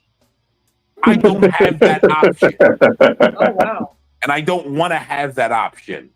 And so we have to deal very different. You know how we deal with men? We talk, we come to an agreement, and if we cannot do that, what do you guys think the next level is? Fighting, violence. It's violence. Mm-hmm.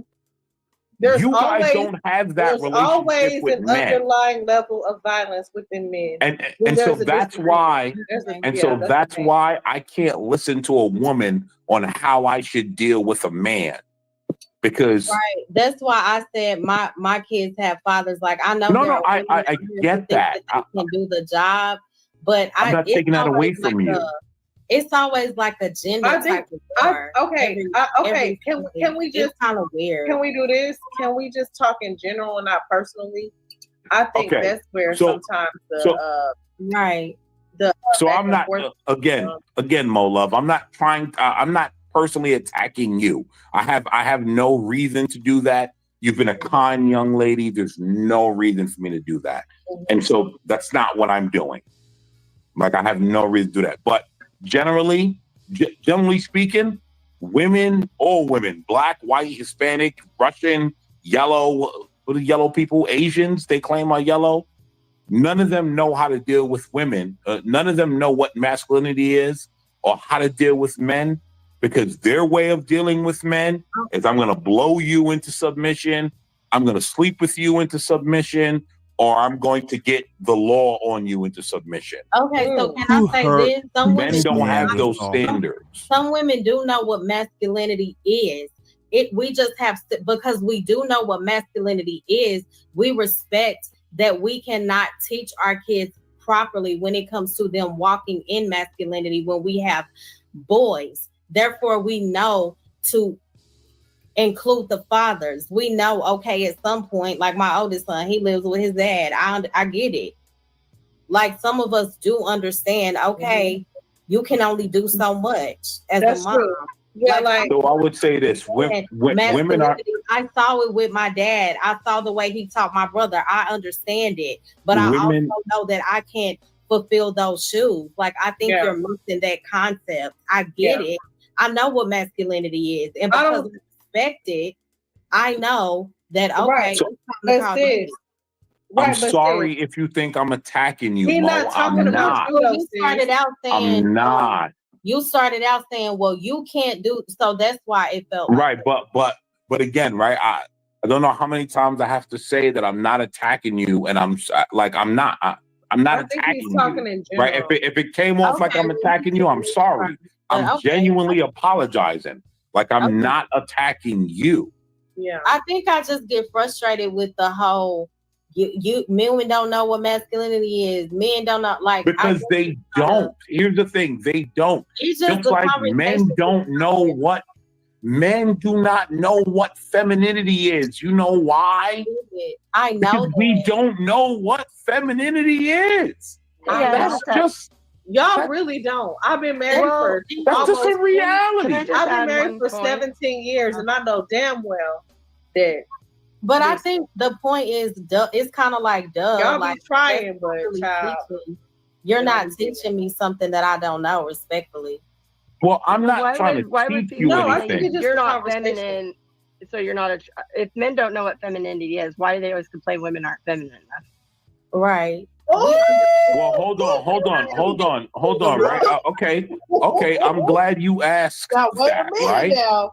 Hold on. I'm glad you asked that because Okay. I'm glad you asked that, right? Because I was going to touch on a point. I was going to touch on a point to show that look, all children that are born, they have an idea of the opposite sex based on their parents.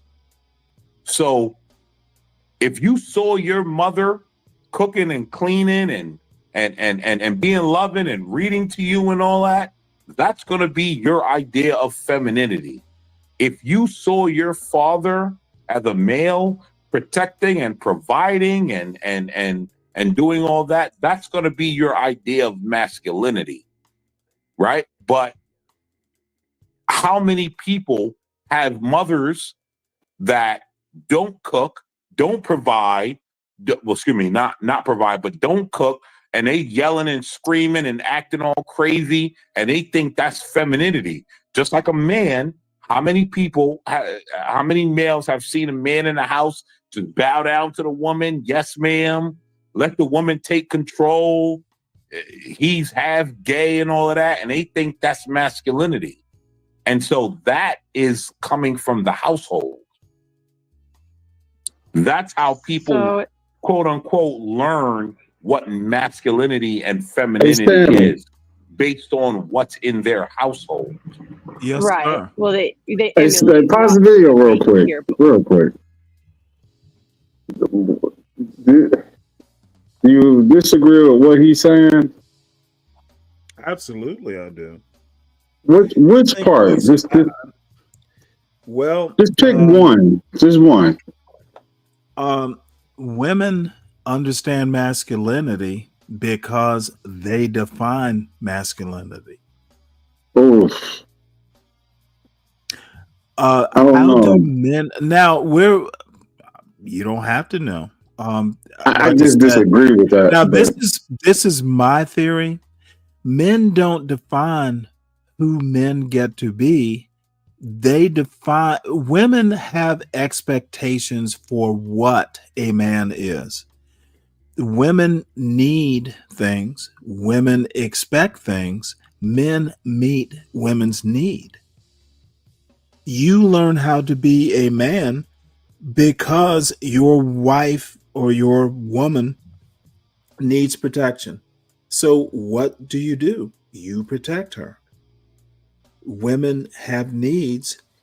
Masculinity is meeting a woman's expectations.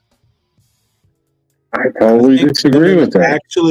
I think women actually define masculinity by, hey, I as a woman, potential mother of your child, I have these needs, and men will meet those needs. wait. Okay, wait. Dude, so you're saying that our masculinity is based on what a woman thinks? What women need. What women need. Okay. So switch that around. Is a woman's femininity based on what men need? Yes. Hmm. I said it was counterintuitive. Men don't like beat their chest. If you are a man and your natural instinct might be to fight, is that what a woman needs? If a woman needs you to fight, of course you will. In a way, American man is right. Men might need their dick sucked. Men might need women. Women will be feminine to meet their man's needs. Therefore, not every man needs his dick sucked. Women, of course, there's biology, but it has evolved over millennia. In 2025, a child does not spring from his mother's loins knowing what masculinity is. It is a learned thing. Who teaches it? I think parents start the course. He's right about, a woman does this. I think kids See, learn. Hold on. I think kids start the starter kit of what a masculine role is or feminine role is. Parents are the starter kit, but once that man is out on his own, he's going to meet the need of the woman that he wants to have. If a woman needs protection, he's going to be a protector.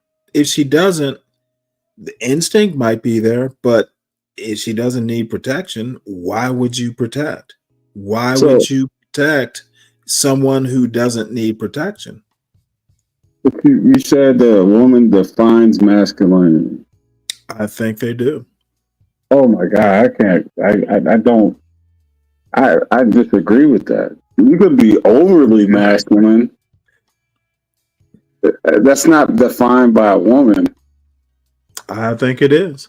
I think they'll pick their level of A masculinity man that they is not need, but they a don't man. define it. I think they do. Now, not like you will be a proto man. You will have what your genes define you to be, but the fine tuning is going to be done by a woman in a relationship. Okay, dude, that's why masculine in China is not the same thing as masculine in America. There is no one way to be masculine. It will be defined by what women in your society, or more specifically, a woman in your relationship, it's what she needs you to be. Okay, so men are not men in the sense that they used to be. Right. Nope.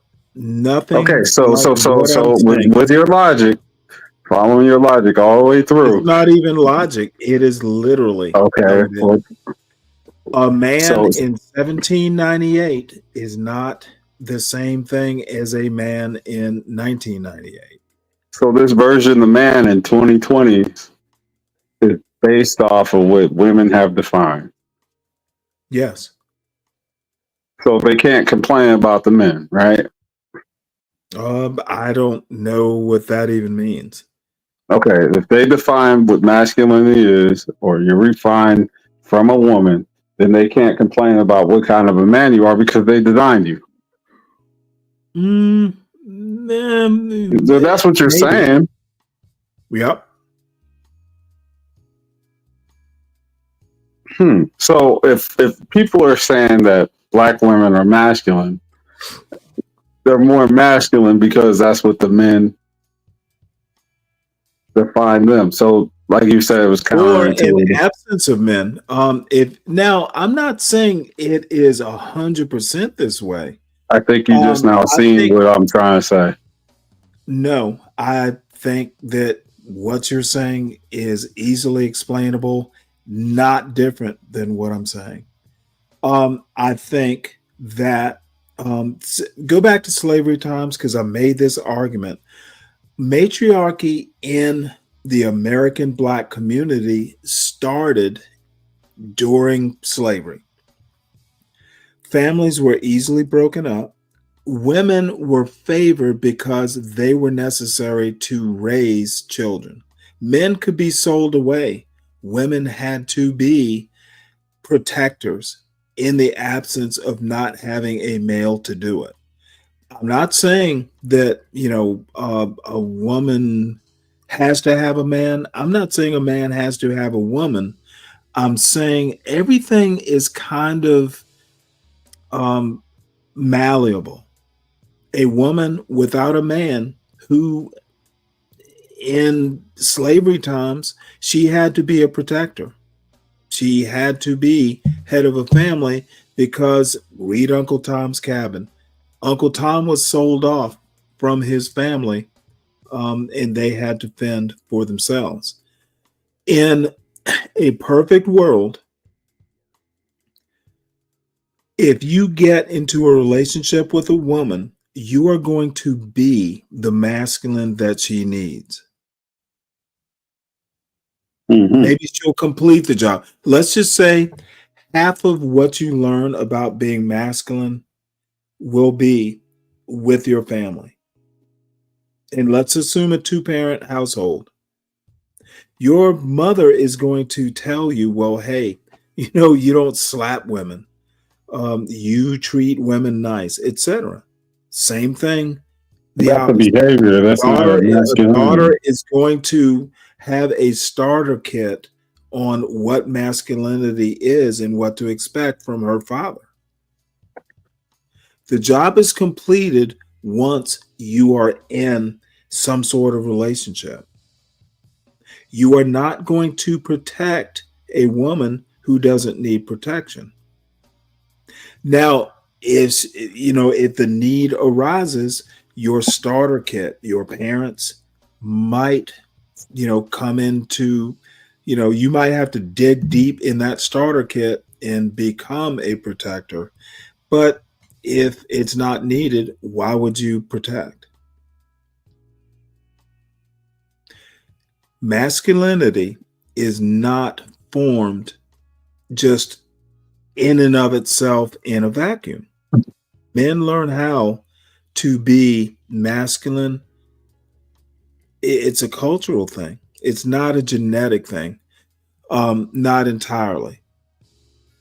Men are more contentious. Men will fight. Yeah, that's genetics, but there is a nurture component of masculinity. That's why it's a gender role. Masculinity is not pure genetics. Mm-hmm. And the same thing with femininity. It's not pure genetics. Part of it is, but it will get you the starter kit. And when you say that, women will just blow you and that's their sole purpose, but they don't understand masculinity, well, they know to blow you, to satisfy you, to keep you with her. This is crazy. I don't know. This is okay. It's almost like you're describing a behavior. Yes. Over a corrective No, it's behavior literally would probably not. It's literally genetics do not define masculinity. Yeah, but Finishing corrective. touches are cultural.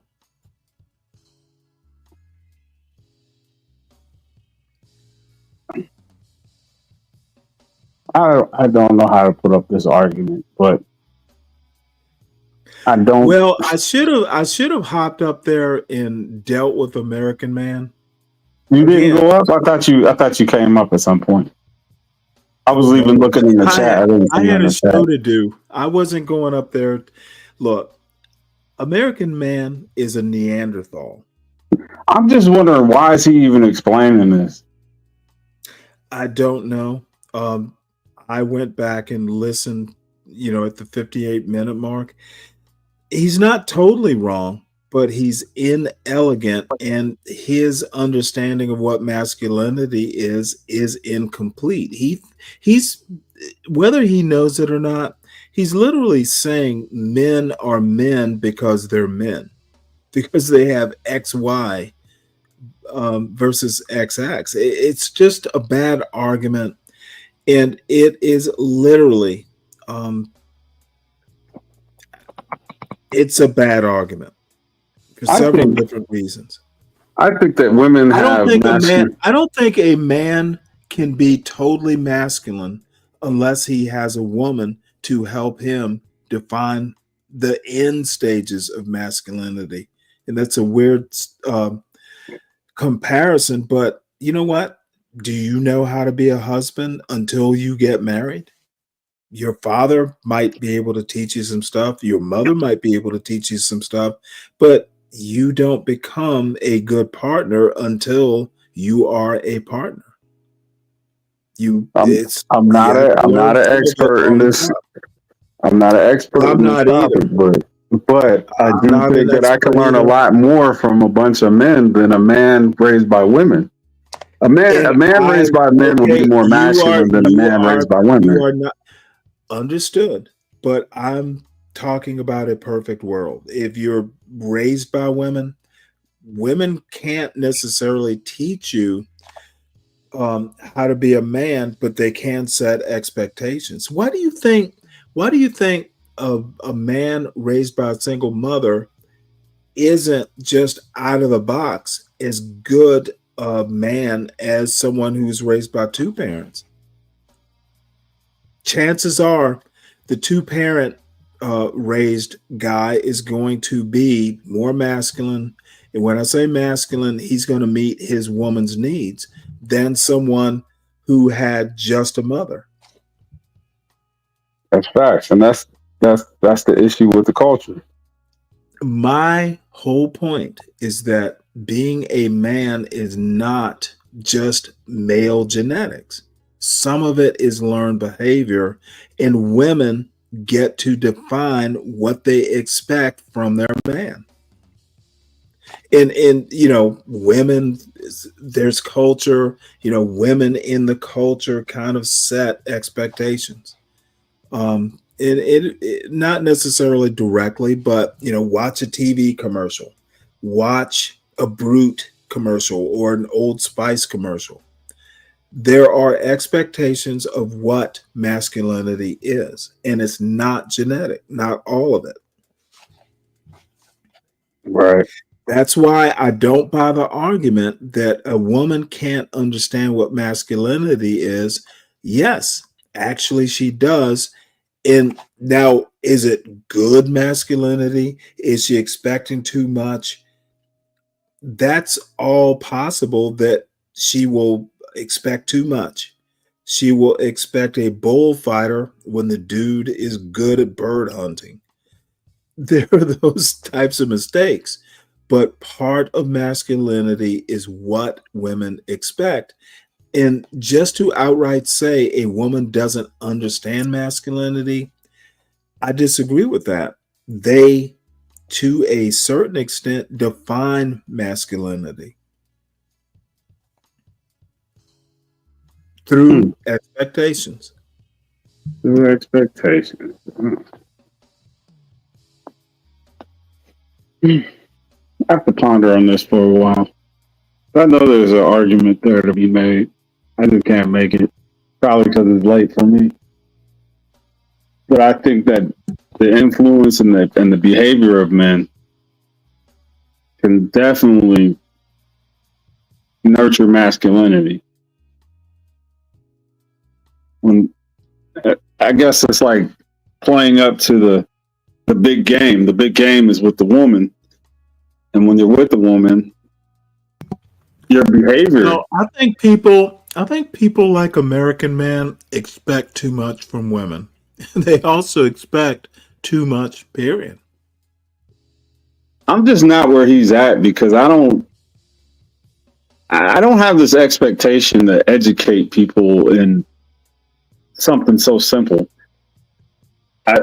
I wouldn't even have that conversation. We could talk about anything else, but the differences between us, they just are what they are. Either you like what you see, or you like what you observe. If not, why are we worried about it? That is actually a question I ask myself all the time on this John Galt space. Why do we give a fuck about Shiloh? Who cares? She does not affect individual lives. I see people get upset about what she did, and even that baffles me. Why would you even care? You could talk about it. Yeah, The it doesn't behavior is a move little me. problematic. But who cares? It's like it didn't happen to me. I don't know. Hey, I don't act like that. I won't get that result.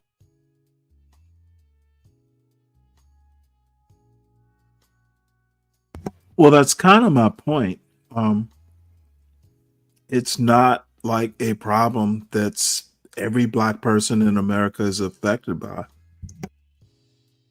They all react to it though, and a lot of them, I don't know. They personalize something that happened between two other people. If you're not gonna find, it's like if the shoe don't fit, don't wear it. You're mad because the shoe probably would fit you. You can see yourself in that situation. You're personalizing it. For those who get upset about it, then she's gonna walk off because of circumstance, but that doesn't Well, make I a difference. honestly think that the anti-blacks are racializing more things. And it's not just the anti-black blacks. There are Be Braves out there.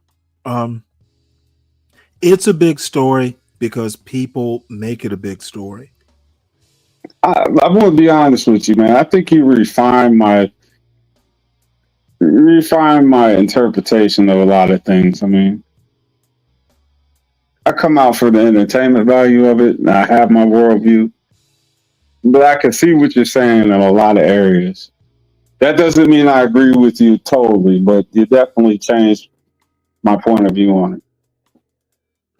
Changed my approach to it. Well, I actually think SKC, I'd actually be interested to hear what he has to say about it. But I know American Man. Um, you know, American Man has some very interesting views on masculinity and femininity. But to say a woman doesn't understand masculinity, I honestly find that like just what is he thinking? Are you in your jelly bean bag? No, I'm eating leftover chicken wings. Oh, my bad. My bad. You can run the tape. No, I actually made these chicken wings from scratch and leftover. Um, you know how chicken gets better? Yeah, do you season with brine or you salt and pepper it, season straight up? Chicken wings, I just dry marinate them. Okay. You don't need brine. Yeah, I heard people do that. I never cooked with brine. Well, brine is a marinade. And you don't have to, but you can. Some like chicken wings because they were just chicken wings that I took the tips off, separate the flats from the little drumettes, Mm-hmm. and if you season them and put them in the refrigerator overnight, they're pretty good. And then you have to use seasoned flour also. Seasoned flour? I've never done that either. Gotta have. Well, if you go to the grocery store, you'll see these crispy chicken packets. I think so. I think I've seen those. Yeah, and they have them for seafood, fish, that sort of thing. You can make that stuff at home. You don't need to spend $5 if you have salt, pepper, paprika. You can make your own seasoning mixes. Yeah. Just hit that, season them, and then flour them. Wings got to be breaded. I don't know how people rip a bag open, drop them in grease, and then put sauce on it. That's nuts. Well, that's blasphemy. I stopped frying them. You can actually oven bake them, oven fry them. Yeah, I've done it. Now, these are breaded, but the breading is kind of interesting. I made the seasoned flour myself. You don't even have to have eggs. You want the chicken a little wet to get the seasoning to stick. But the oven frying process, I have like olive oil cooking spray. Spray the wings down. So it actually, I think that's the secret. Spray it down with oil. You can mop it, with like regular old canola oil. The cooking spray is easier because it sprays and coats everything easily. And the funny thing is you only have to spray one side, especially if they're kind of wet or moist. Yeah, you can actually, like, I make better chicken wings than I could buy at a restaurant. And maybe they're just better because they have the seasonings I want. But it's not hard. Chicken wings are actually incredibly easy. Yeah, I make pretty good wing myself. Now, my son likes them fried. And I'm like, dude, you know what? Let's just oven fry it because doing it on the stovetop just makes a mess. I used to fry outside. If you have a propane ring and one of these deep fryers, so yeah, like a turkey fryer. Right. Do it outside is perfect. Frying inside is just kind of smelly. That's messy. Can be. So let's play more American Man. And honestly, he's not horrible. I think his analysis is just incomplete. He just he doesn't do a good job. He doesn't. He's not a good critical thinker. That's just my impression. I don't think you should be in this situation. So if a woman provides, they should. He shouldn't be. Yeah, no man should be in this situation where you're explaining masculinity to a woman. Either she gets it or she don't. This is just something that happens on the internet. Okay. I agree that he shouldn't be because he really doesn't understand what he's talking about. She's like a single mother. Do kids associate that with providing with being feminine? If a woman provides, do they associate that with being feminine? Since the mother's the one doing it, if it's a single home, is what I'm asking. I think it's just associated with a woman providing. Like I don't believe that providing is necessary. Well, you know what? I'm lying. Providing to me, right? Because I understand that providing is largely a man's role. Right. That's what I was asking because I heard you say if they see the man providing, they'll understand that's masculinity. So I was thinking if they see a woman providing, do they still see that as masculinity? I don't believe that. Here's the thing. I don't believe that it's seen as masculinity. I think it's seen as survival. Yeah, a lot of married moms work too. I mean, they are still providing, right? Well, working and providing is two different things, right? Just because a man or a woman works, right? So a woman can be a provider and she can work 60 hours a week and bring in $300,000 a year. And a man can also go to work and he only brings in $100,000, right? And they have bills worth $500,000 and they're outstretched. Is he providing? No. No, he's not providing. Well, like my mom was kind of a breadwinner, like a lot of the time, and she was married, but I didn't think of her as a provider. I didn't think of it in terms of masculine or feminine, really. So I'm just curious what your thought was. Yeah, that's why I said providing is not like that's not really like. Listen, everyone knows, right? Every single person knows, right? As much as women get to babbling about man, and I'm a strong, independent woman. You can make $100,000. If a man's not making $200,000, you don't consider him a provider. It's just been proven. Now, it's a little less proven by white what? women See, and Hispanic women, dude. But this is what these far right manosphere.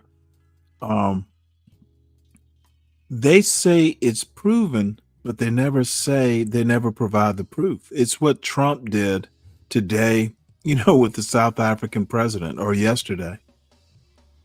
Just because you say it's proof doesn't mean it's proof. Even they, to some point, don't really view them. And in this case, he says it's proven. I'm struggling to figure out, okay, where's the proof? Just because you said it?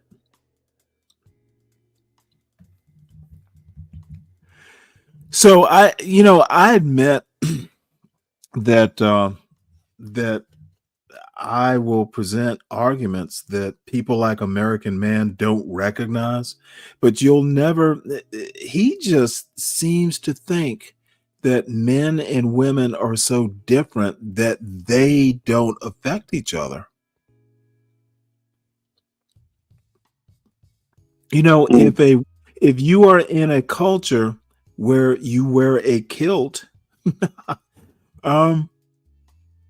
that might be masculine. Okay. Dude. Okay, but you wear a kilt here and they're gonna go, hey, that's not masculine. Dude, that men just understand masculinity from birth. You heard him say, they understand from birth. No, they don't. Right. I hate to break that down. There's there's guys and there's girls, and that they like each other. Fine. That's it. End the conversation. Stop trying to explain shit to people. That's not my thing.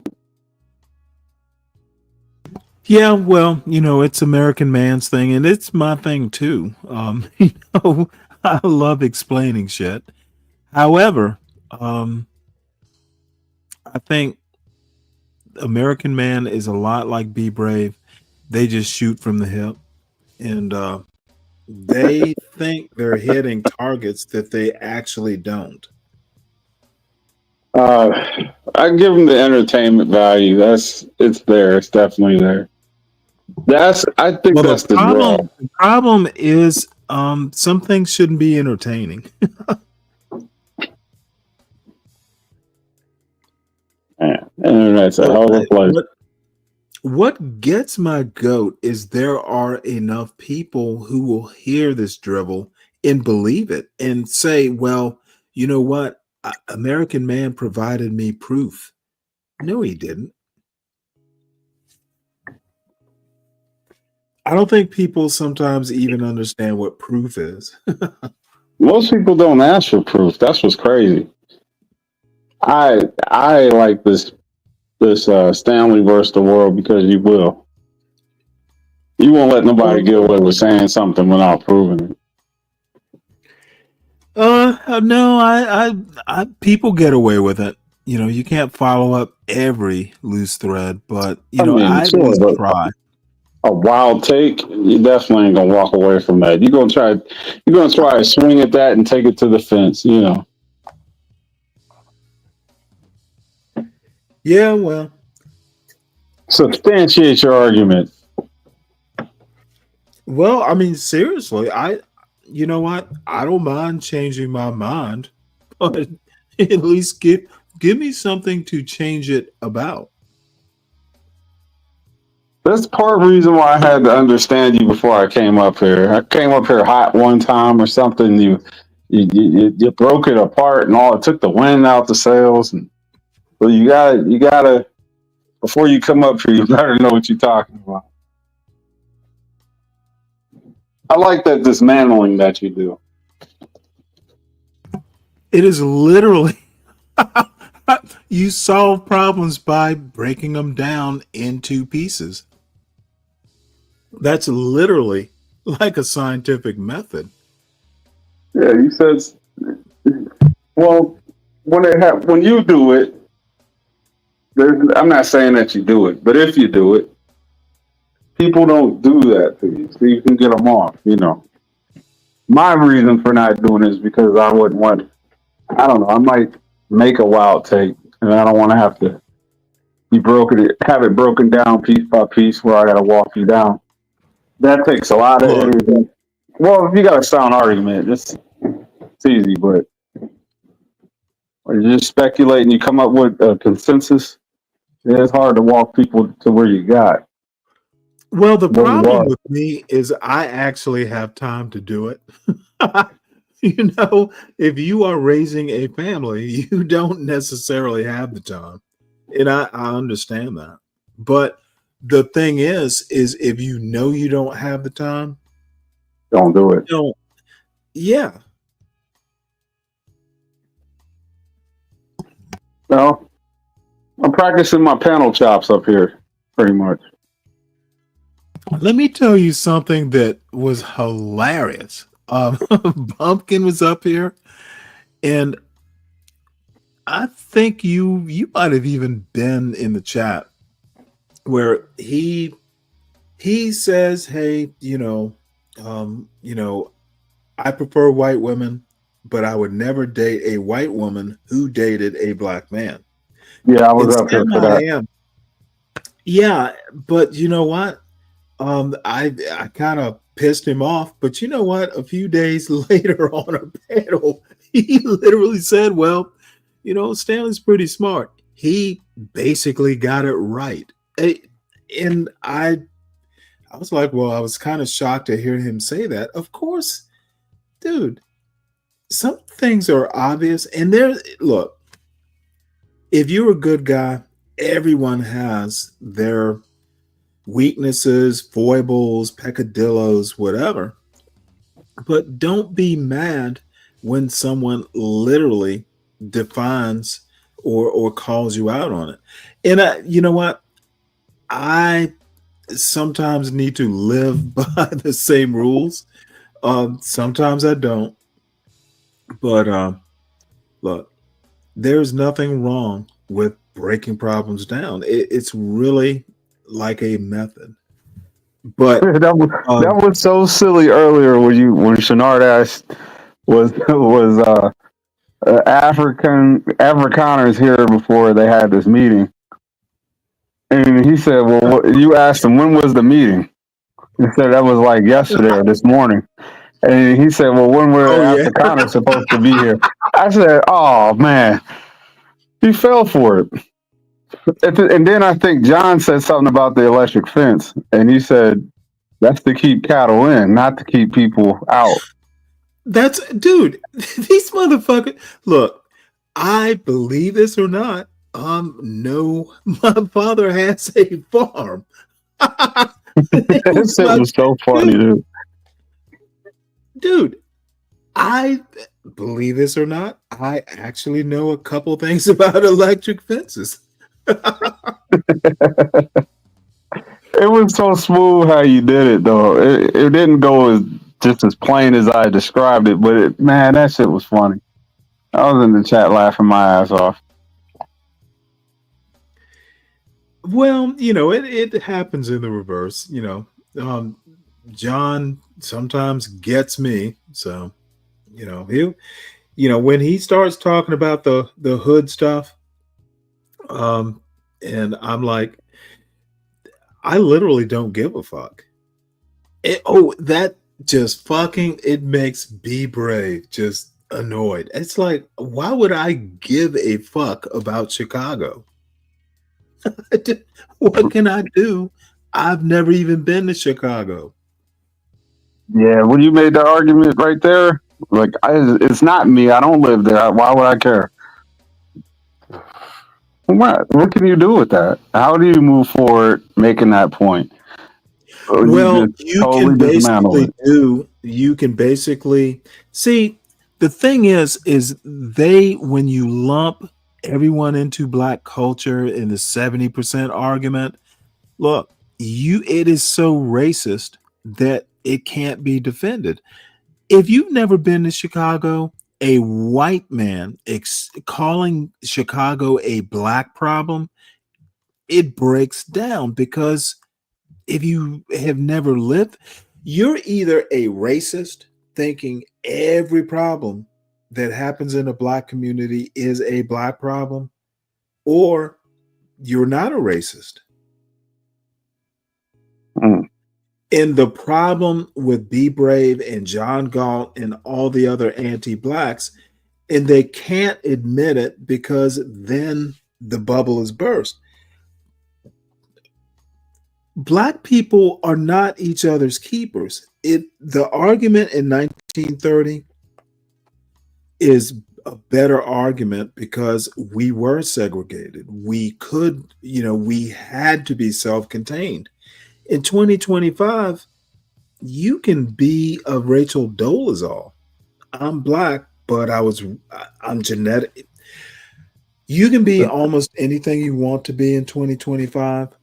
All black people are alike. We all look alike. We all think alike. We all listen to the same music. If you commit a crime in Chicago, people in Savannah, Georgia, hey, y'all are all black. It's your problem. Go fix it. Yeah, that's why when I listen to people say "we" and "us," I don't. It makes me cringe because it's like, who is the "we" and who is the "us"? Like, are you just saying on skin color we all? Huh? Who is the they? If you're around these spaces, you'll hear people using "we" and "us" talking about all black Look, people this, all black people that. So it's like it should break down on both ends, but people don't understand. People don't understand that just all because you I'm feel that way saying, doesn't mean I do. well, it's all I'm saying is you being drunk and high, talking about nightshades while you're being a nightshade, it doesn't have the cachet you might think it does, except for people who literally, John Galt is a holy man. Yeah, you know Man, what? Nightshades acting like nightshades. I'm sorry. It, don't describe a nightshade when you are literally being one. he gotta fight himself out that bag before he can continue that argument if he's making it with you. That's Well, what's funny. the thing is, you know what? Or just don't make the argument. I don't care if you get high and all this shit. What I care about is when you start getting all like, fuck, I'm better than they are. No, you're not. A circus clown calling another circus clown a clown does, does not have impact. Right. Now there are some differences because he's well educated. He can, let's say you want to infiltrate, so you disguise yourself like you're the fox. You put on the sheep clothing, and then your critique comes in as, well, you're dressed like a sheep too, but you know damn well I'm a fox. How does that work? Well, maybe I'm looking at it as that's what this is. But while he has the outfit on, you're calling him the sheep. Well, I don't think it's malicious. Malicious. It's a fun cat and mouse game that y'all play, because I don't see John in the same light as the people that he's talking about, except for when he is acting like the people that he's talking about. But it's almost like a switch. He can cut that on or off. You could talk down to people, or you even like an NBA team. The best team in the league could play down to the worst team in the league, and the worst team in the league can beat them. You're playing down to who you're talking about, but it's just entertainment. Yeah, but I'm gonna be honest. There are too many people who actually see it as gospel. Being a public figure, Has responsibility. yeah, remember, you might be too young, but Charles Barkley, I am not anybody's Role role model. model, Yep, I remember that. except he is. Well, he tried to separate himself from that. I used to love Charles before I heard him say that. I was young and impressionable, so it had impact. I actually understand his sentiment, and I wish it could be that way, but it's just not. That was CYA cover your ass. That's what I think that statement was about. Just don't look up to me. If I do something, I already told you. Except it was a Nike commercial. Oh, I thought that was a press conference. I think you know what? I remember it being a Nike commercial. Let's see here. And as a matter of fact, I'm about to sign off because I am actually getting tired myself.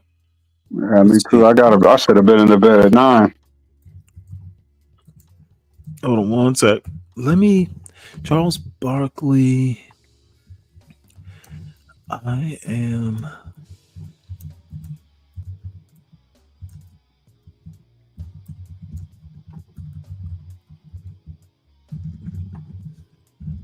I'm not your role model. Yeah. Here we go. or he parlayed it into a commercial. But I'm pretty sure that was a Right. But all I'm saying, you know what? If you're not a role model, now you're being paid. All I'm saying is that you are not a role model, but you're selling sneakers. You are a role model. right. Of course, they're not going to buy your shoes if you're not some sort of role model. People just make these weird arguments. Now, Charles Barkley, it might have been tongue in cheek, but look, I remember that time, and a lot of people were like, well, hell, you know what? He is being like, he's just coming clean. He doesn't expect kids to, listen to him, all that stuff, yet you're selling commercial. I'm sorry, sneakers. Sneakers. Yeah. Well, basketball shoes, whatever. Look, capitalism breeds hypocrites. It is what it is. I think Charles Barkley is awesome.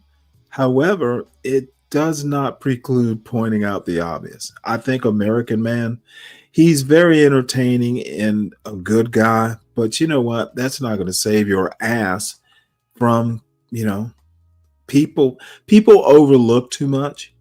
And I think in the black community in particular, America in general, we're just not willing to just go, hey, this is fucked up. And I'm going to tell you about it. But isn't that part of Brave's argument that the 70%, no, hear me out, that the 70% won't call it out? No, he's saying 70% excuse crime. But also not calling it out is the same thing. So the silence is acceptance type of thing. Okay, number one, if they're not calling it out, largely it's because they don't know about it. It's not that it's willful ignorance. Like, hey, see, this is what they actually mean. And this is something that the far right, and I mean John Galton, Be Brave. Be Brave says he's a socialist. He's actually a far right racist. He just doesn't understand his politics, apparently. What they're saying is that someone like George Floyd had a criminal record. Okay, so making him into a hero, he was a bad person until he got killed. And to me, that's totally missing the point. If he had a criminal record and he did a criminal act to even be stopped by the police are not judge, jury, and executioner. That is the bad part. Okay, if he is a martyr, he's a martyr to bad policing. This is what happens when you have Derek Chauvins on your force. I don't see, his past. That cop Chauvin probably had no idea what his criminal record was. So going back after the fact and going, well, hell, he was a bad person anyway. To me, that's just, it's despicable.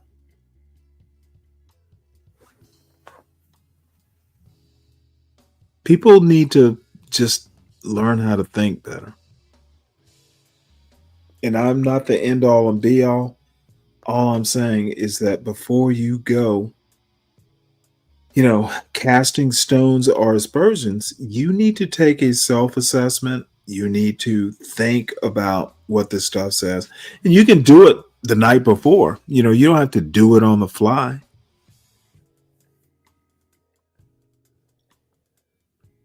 Right. So anyway, yeah. I agree. I just think that we need to be much more careful. And when I say we, I mean all of us, much more careful about, 70% this. We need to be prepared to back the shit up. and I saw it on a video or I saw it on 100 videos is not evidence. No argument here. Juan and Solid Snake, y'all caught me half drunk and kind of musing and about ready to sign off. Damn it, Juan and Solid Snake. I would love to have y'all up here, but I am literally Solid Snake, hit the link. If you want to host a while. Well, there's only a few people in the audience, and they're probably better shows to go to. That's the other thing that pisses me off. I am so boring. It is fucking like 11 o'clock and 8 people in the audience. I need to figure out how to be more entertaining. This morning was pretty entertaining. Oh yeah, I think the shows are great, man. It's not you, it's me, man. Nobody be up here listening to me, man. No, believe me, John. It is the John Gall Urban Landlord channel for a reason. I just like the news and kind of being too serious about stuff. I am not the entertainment, but I serve my purpose. Well, I enjoy a good conversation with you every time I come up, man. I have a good time.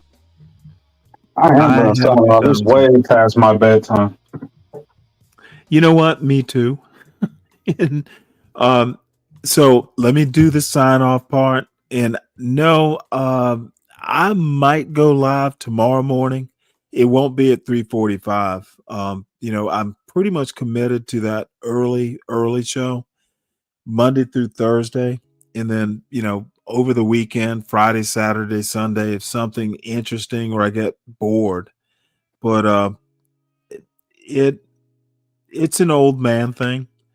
And in the summer I actually do have things to do during the day occasionally. So everyone, please make sure you hit the damn like button. We are always light on likes. And subscribe to the John Galt channel if by chance you're new out there. It's always interesting.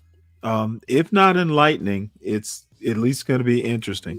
So support your host, support the show. Definitely support Portia J. She deserves better. She deserves better than Stanley has given her on this damn Stanley versus the World.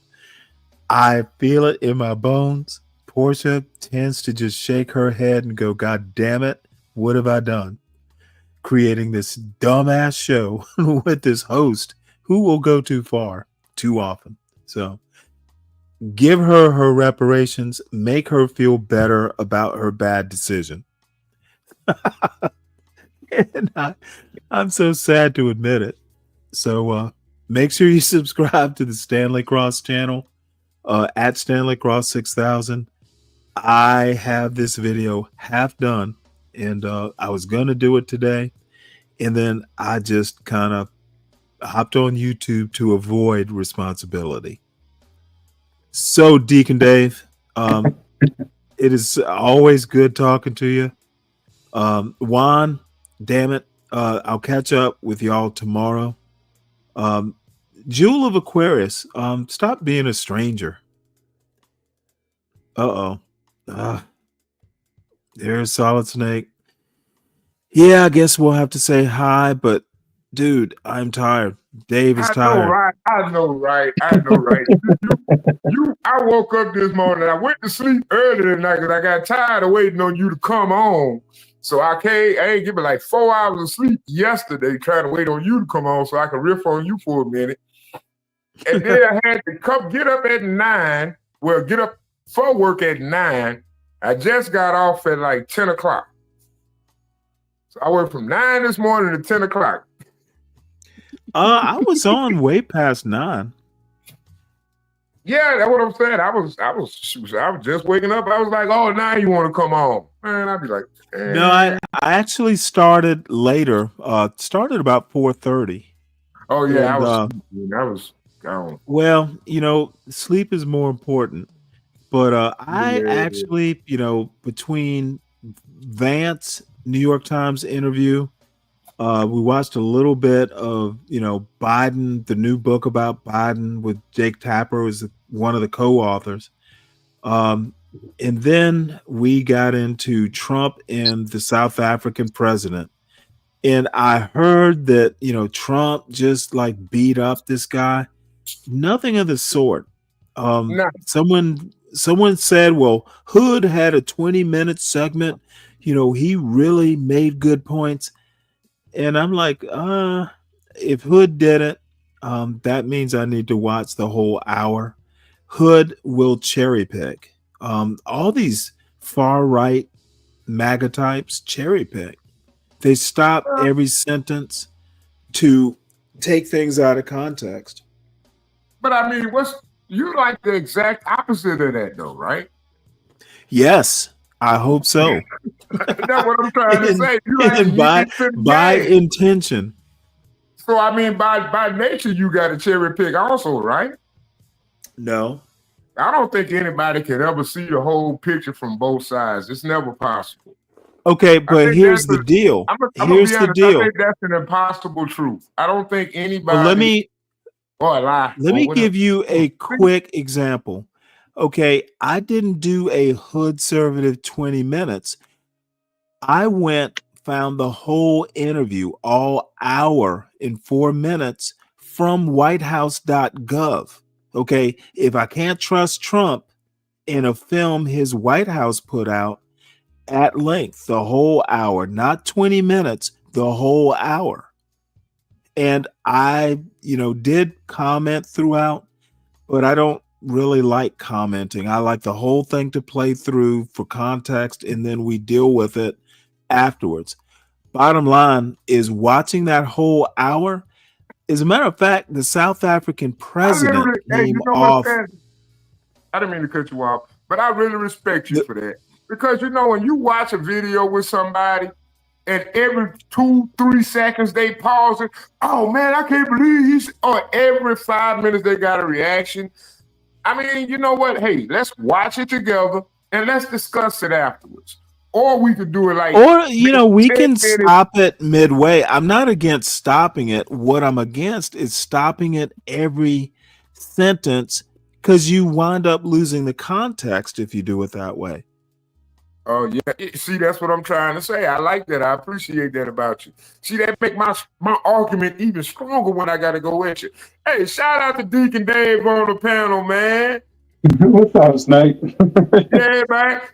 I still find that crazy. One day, he bought one membership on Hoodservative channel. He bought one membership. And guess who got that membership? I was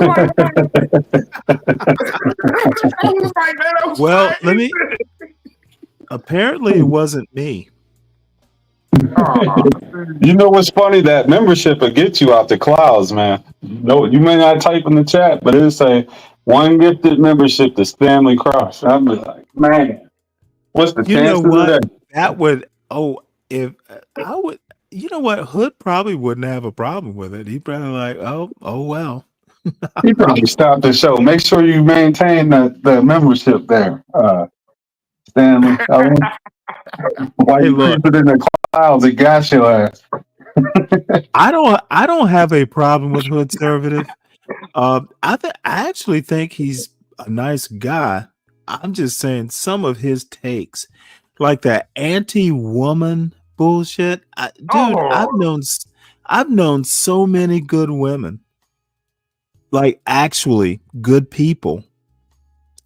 So I just I get that, Stanley, but we're not talking about all women. Just like we're not talking about all blacks. Then qualify it. Don't go bitches. Go some bitches.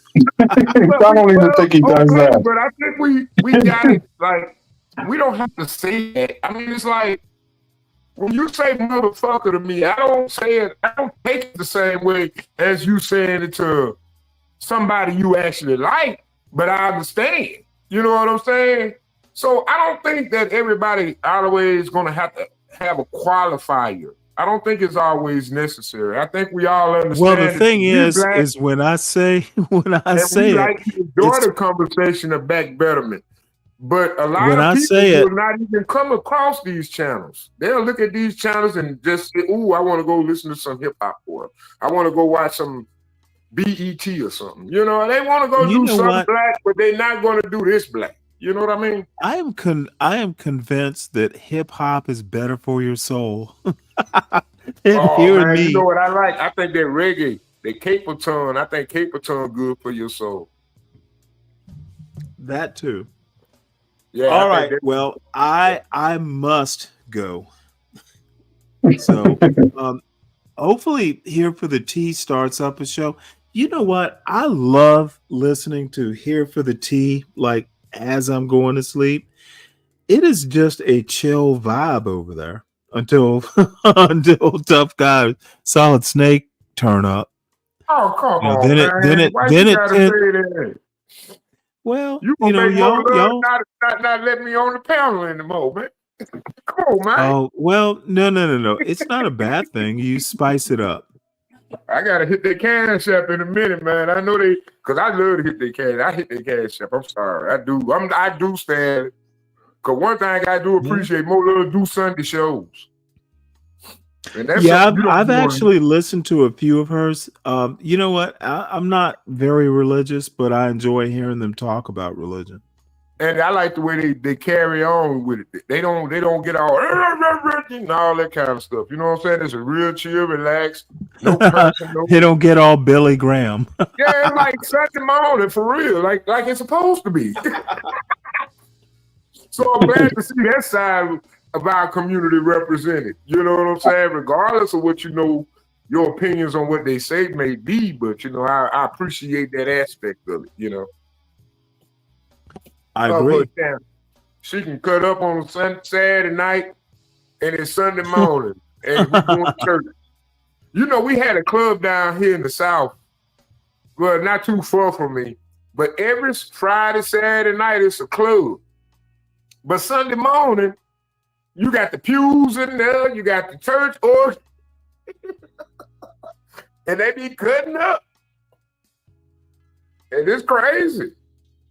I be like, All damn, they right. use Well, the same building for the club that they use for the church. I mean, you actually got cities like that, all right, folks. I insist. I must. You know what? I'm gonna read till I fall asleep. And if Mo Love is around, or I encourage everyone to go to Mo Love's show. She honestly, she and Mo Love and Here for the Tea. Those are look, they're my people. And too bad I'm 60.